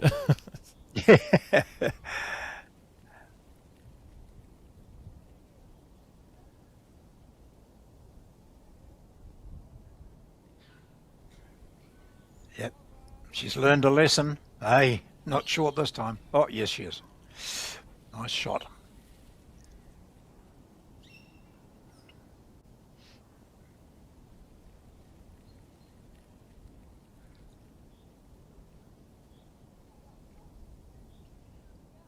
I take it Mandy's been unbeaten through the tournament. We've seen her play a couple of games already.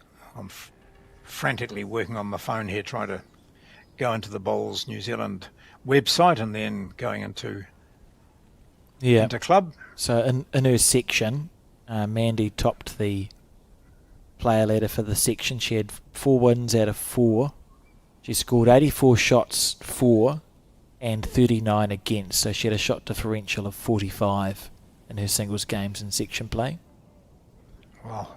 And then earlier today against Johnsonville, she won her match in the singles 21 shots to 7. So in fine form is Mandy Boyd.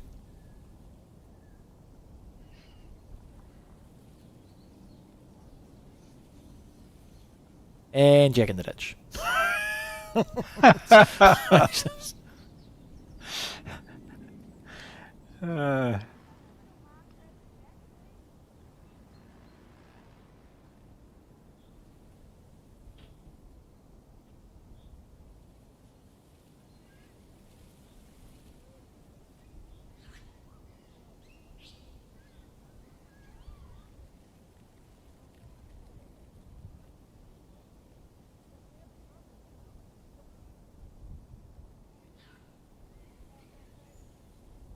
Oh, good try from Bryant, just on the wide side. I don't think Mandy, has she missed a run shot yet? No. No. Is she that has 4 not, out of no. 4? Perfect. Yes. Yep. Yep.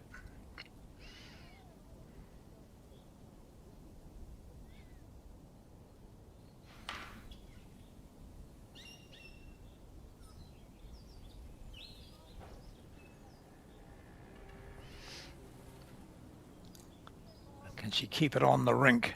From the run shot It's not- right back to the... Or I'll let you know that it has gone into the stones. Oh, must have only been just. Only just, yeah, it teetered and fell. Now Briar's got to try something similar, but just keep it on there. Here we go. Is it going to stay up on the paddock? Oh, just about. No, gee. That would have been the shot, wouldn't it, if it had stopped there? It would have been very close to the shot, absolutely. Yeah, I think that's a 3. Interesting there.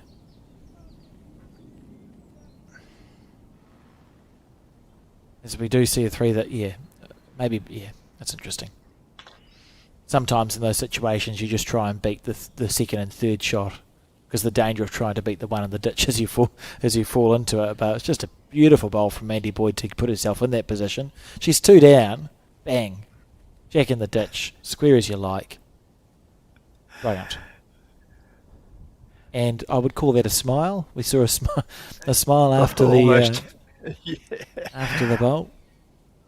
And all Briar can do is just keep on putting them back there, making Mandy run, because the odds are she will. Every run shot she plays, she's closer to missing one. Yep. Yeah, there's not much that Briar can do to change, really. You just want to try and hold on to the shots that you've got. She's dropped 8 shots and 5 ends.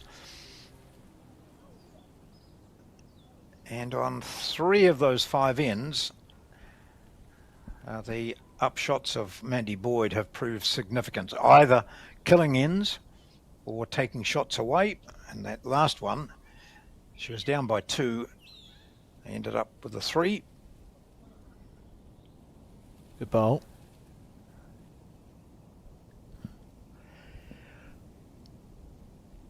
I think we'll see when Briar scores again, she'll get those short ends. The good thing about the short ends for Briar is that if Mandy attacks it, it's more space for the jack to go out of bounds rather than into the ditch. So it sort of changes the percentages on run shots for what Mandy's trying to achieve. So maybe short ends, as we've seen Briar playing, that could have been a thought that she had before coming into this game.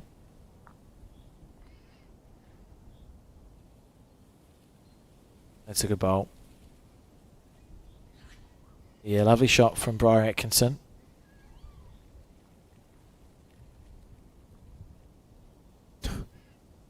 Surely not.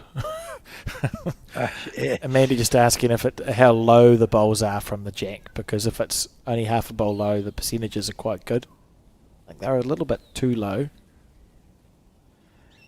Yeah, what would you say, 3 bowls low? Yes, yeah.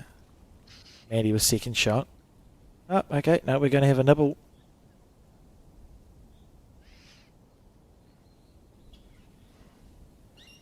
He's on about 5 out of 5.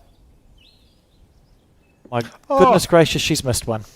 It only took till 4:33.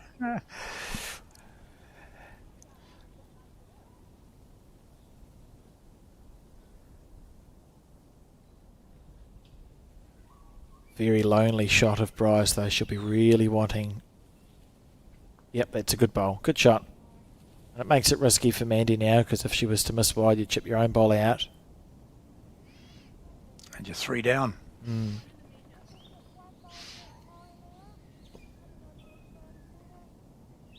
She's on the forehand. 4. Yep.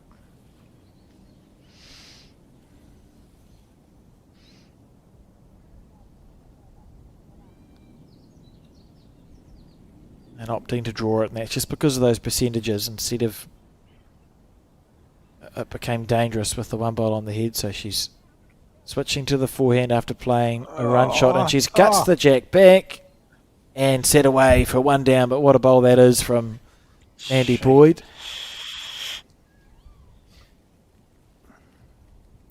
Well, it's taken a while. It's taken 6 ends, but at last Briar Atkinson is on the board, unless she does something untoward here. Surely not. Such as knock up one of Mandy Boyd's balls. There would have been a moment of mild stress, but it's all good. And it's 1-2 putter 2-2. 9:15 the score. Let's see where the jack is delivered here from Briar Atkinson.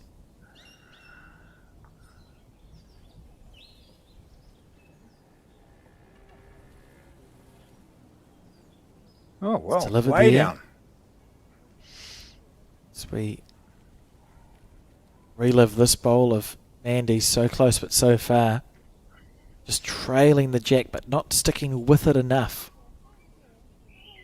Just runs away from the bowl back to Briar's shot. And the jack is... on the 2 metre, I think. Just It's about. interesting. I suppose the mat's a bit further back, so it's a longer end, so something has changed. It's certainly longer than Briar's first bowl, which is a good 2 metres short. I suppose just as the logic with the short end could be it's easier to kill it, maybe the logic with the longer end is it's harder to hit it.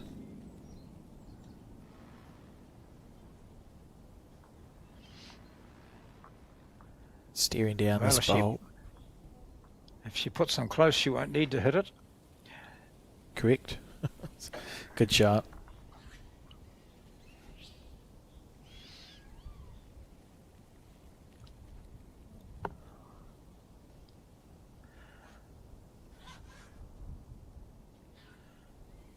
Needs to add a couple of metres to that last one. She's certainly a bit longer. That's the shot there.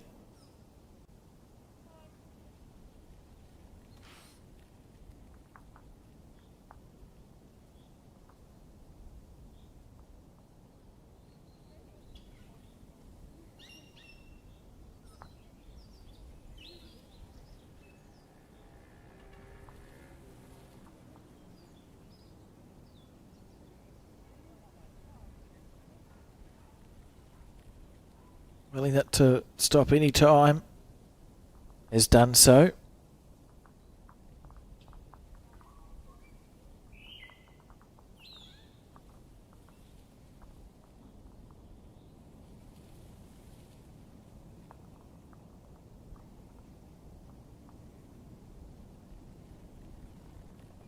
Oh, it's a slice of hell from Briar Atkinson. Absolutely gutted with that one. And Mandy Boyd holding 2 shots now. Almost don't want to make the target any bigger here. I wouldn't be surprised if we... Oh, interesting. You just want to keep the target at your 2 bowls or less.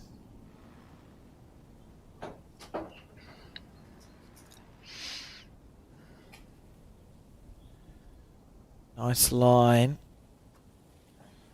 for Mandy. Needs a clean run around or underneath. And she's hit it square. It's not worse. And I think we may see Briar's first attack of this game. It's going to be a drive shot on the forehand. Got it away. Oh. Not good. She held her head down. Her head went.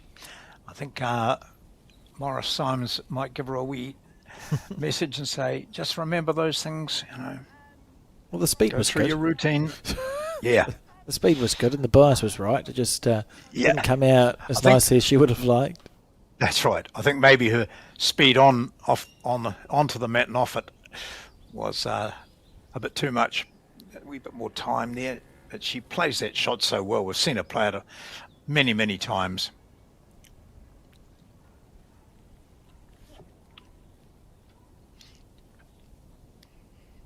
So on the board, Alex, it says 15-10. So I know I had 15-9 as well. Must have been somewhere along the lines that Paratu picked up a bonus one. There wasn't 2 on that last, was it? No. Anyway, so 2 shots there, I think. It is, yep. Getting closer.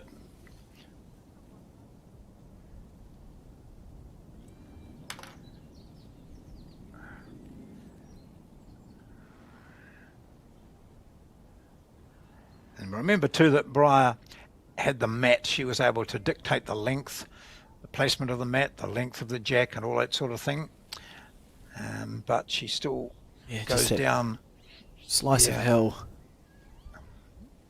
So disappointing. And then for a next bowl to miss the head, you're just thinking, oh, maybe it's not my game. Oh, the mat right up. I don't think that's a legal jack. And just to reminder, you said, John, the score 17-10, isn't it? 17-10 Yep. to Elmwood Park. Yes. So we say that 17 sort of check-out range, because if you score 4 on one end, you've won the game of singles. So this is where it gets really interesting. Husband and wife combo here. And Burridge doing the heavy work down the far end, and her husband David. I think that's a sign that it's not up. A slicing motion across the neck, across the throat. It's quite aggressive, isn't it? You could have just said it wasn't. Not legal.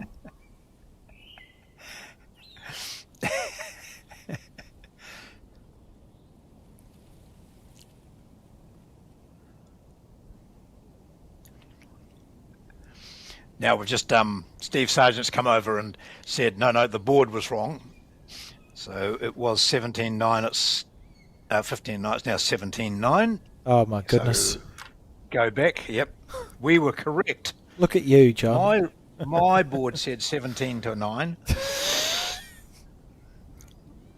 It doesn't alter the fact that Mandy Boyd is now within range, within striking distance. 4 more shots, and she's home.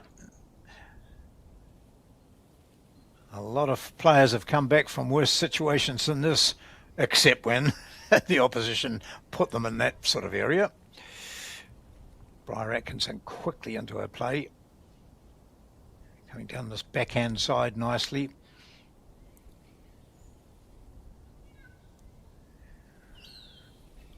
Good track. Oh.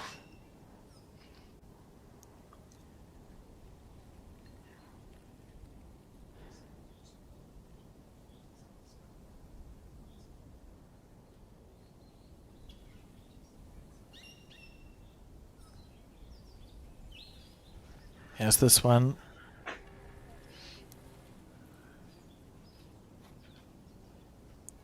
Yeah, good weight.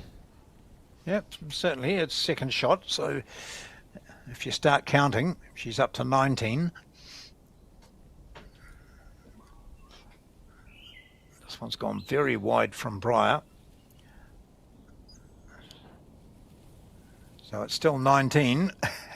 Oh, this is weird. This is the psychological warfare that is singles play, because both the players will have that in their, or potentially have that in their head. Bryce going, if she draws another one, I could be 29 down with 2 bowls to go, and vice versa.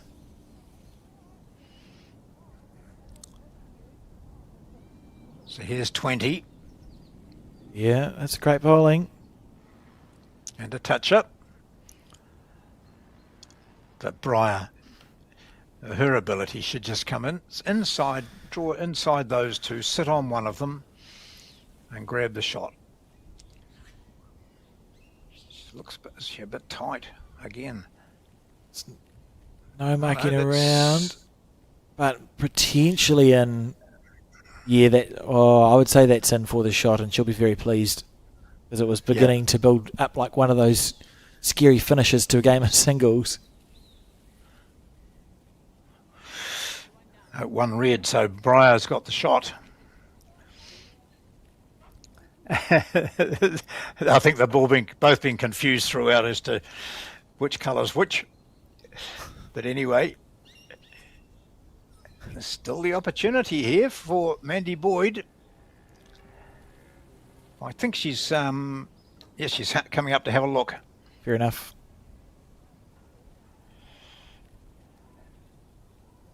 Can tell you the other 2 games, 4's 11-10 to Elmwood and Piers 9 apiece. Stressful times here at Johnsonville as we relive this bowl, and this was a very good bowl, under more pressure than you'd think, because you're talking near the end of a game where if Briar misses there, Mandy's drawing the shot to sit with the game.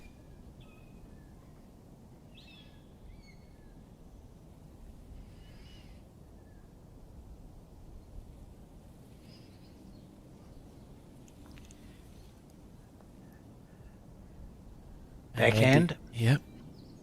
Yeah. I think. Yep. Brian not watching.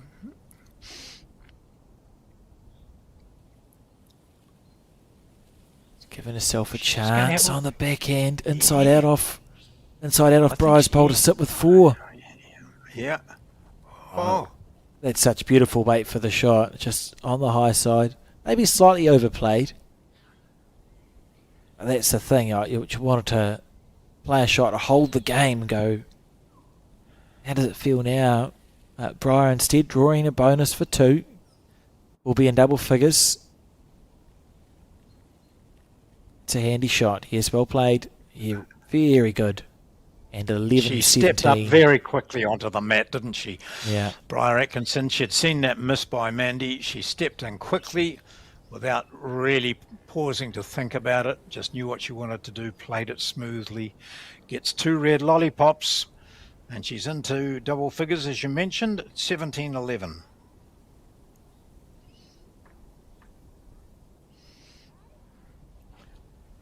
Now, tomorrow on Bowls Hub or the Bowls New Zealand website, you'll be able to get live updates on what's happening. Yes. Yeah, we unfortunately don't have spies at Bowls Tower to do live updates, so although we know there's a semi-final going on here between Tyree and Nelson, not sure how that's going. But the updates will be there this evening. What's the time? 4:45? 5:30, 6 o'clock's probably when the game will be finished if you check Bowls Hub then, and down to a women's final tomorrow. The men's semi-final tomorrow morning will be the situation. And you're right, John, there will be live scoring of those games tomorrow. So the men's quarterfinals, which are on at the moment, at Stokes Valley, it's Stoke playing Burnside and Forbury Park playing West End. So that's Stoke, the Nelson representatives, and Burnside, Canterbury. Forbury Park, of course, Dunedin, and West End, Taranaki. And at Nainai, it's Stokes Valley, the Wellington champions, against Mount Maunganui of Bay of Plenty, and Auckland playing Dury Hill of Wanganui. So those are the quarterfinals there. Semi-finals here at Johnsonville tomorrow morning. Starting earlier, shan't they? Yes. Yeah, it'll be it's an 8:30. 8:30 start. Yep. Everyone's thrilled about. As we see this good bowl. That's a good shot there from Andy Boyd.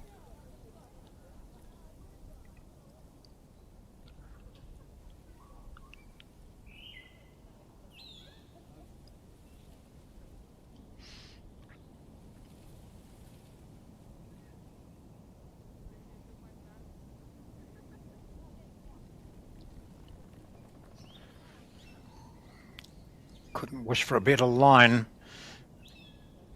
but she's well short here. Bit of banter going on in the background with Mandy Boyd.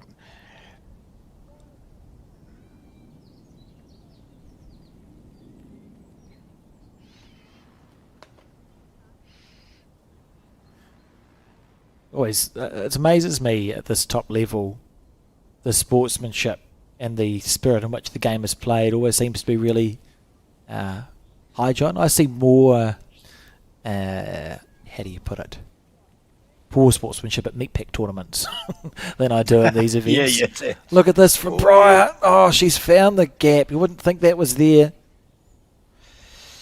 That was worth it too, because she possibly held 3 shots if that had gone.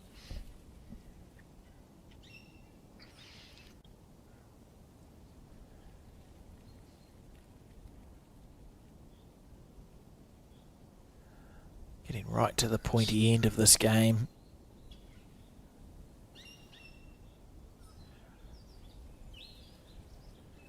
Can tell you that Elmwood Park lead in the pairs 12 shots to 8, lead in the fours 13 shots to 10, and lead in the singles 17-11, so in front in all 3 disciplines in the semi-final match, and it's a 1, I think, to Mandy Boyd. Now we'll be on 18 shots And the race to 21, 3 to go.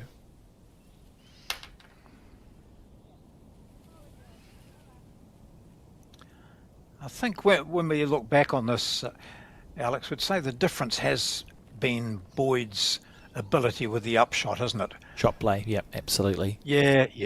It's just been fabulous. Well, there was a five run shots, backhand runners in a row where she just played them all perfect. Arguably unlucky. You see there from Briar, who's a smidgen off. You know, you're not talking big margins here. Still winnable for the Paratutu representative. Needs to score 10 shots in the same time that Mandy has to score 3, so pretty much win 10-2 in the last part of this game. It's quite good, and it's a toucher. Quite good, yeah.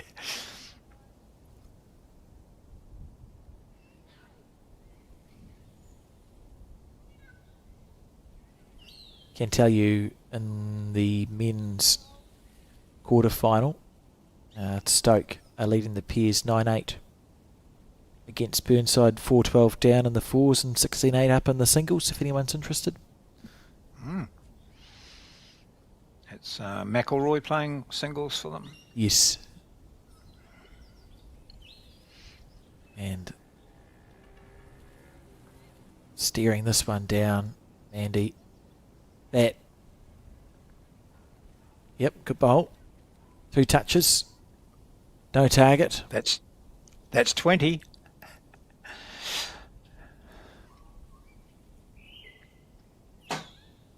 The dreaded 20. Needs to One rest gone. on a... Oh, it's going to go through the gap. Oh.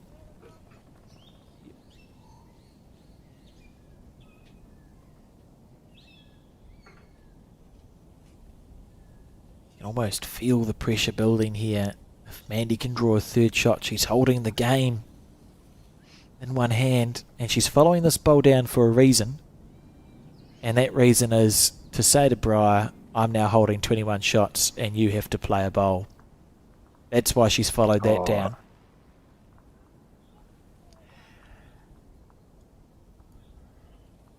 And we're going to see 2 attacking bowls. Briar's got 1 more to go. Oh, interesting. So Mandy holding the win. You don't really play blocks in outdoor bowls because they're so hard to play, but she doesn't need to go anywhere near this. The jack's killing, it's not going back. So for me, it's either a block or a cover bowl. John, what would you play? Well, I agree with you that blocks are so hard to play.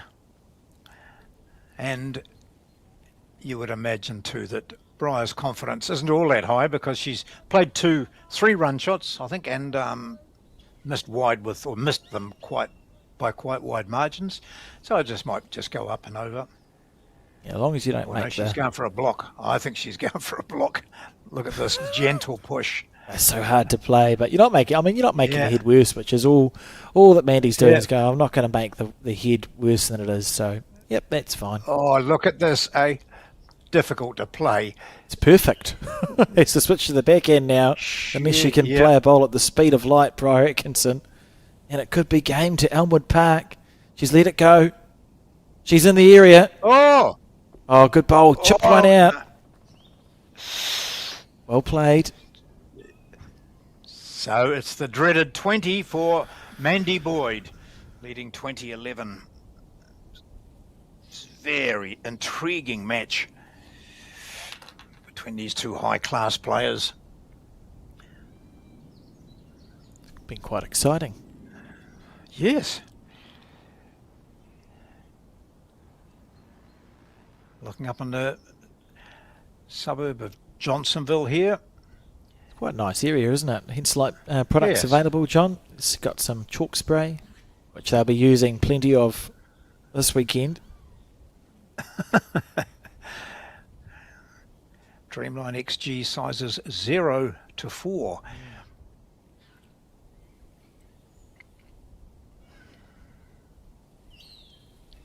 Right.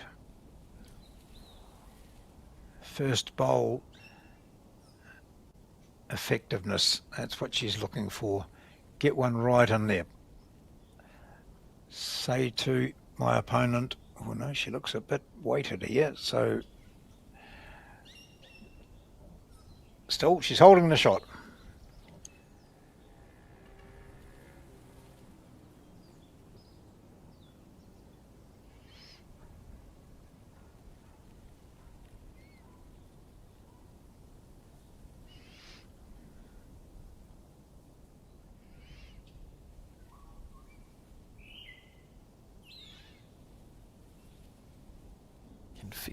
Feel the tension in the air.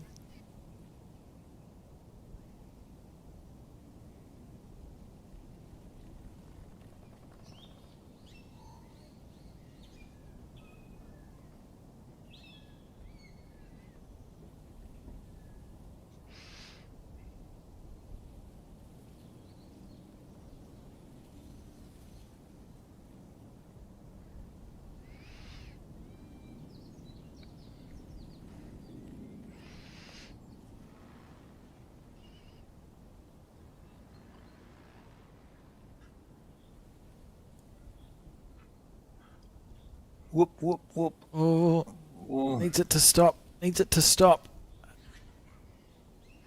Has done so.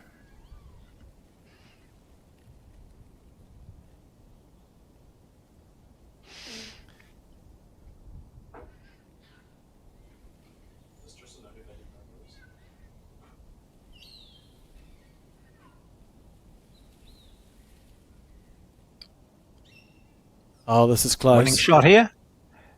Yep, holding one, holding the win. You got two bowls. It's almost attack with both here for Pryor Atkinson. She's going to try and draw herself out of trouble. Yeah, she'll draw it dead. I'm not good enough to draw it dead. I would have been... Oh, actually, I wouldn't have even got to 11 shots. I wouldn't be in this situation. I'd be happy to get to 5. Got to aim for realistic goals for us, John. Oh, yeah, yeah. So she's holding one. That's Holding the win. confirmed by the marker. Yep. What she sees down there are black speckled bowls. 6 of them.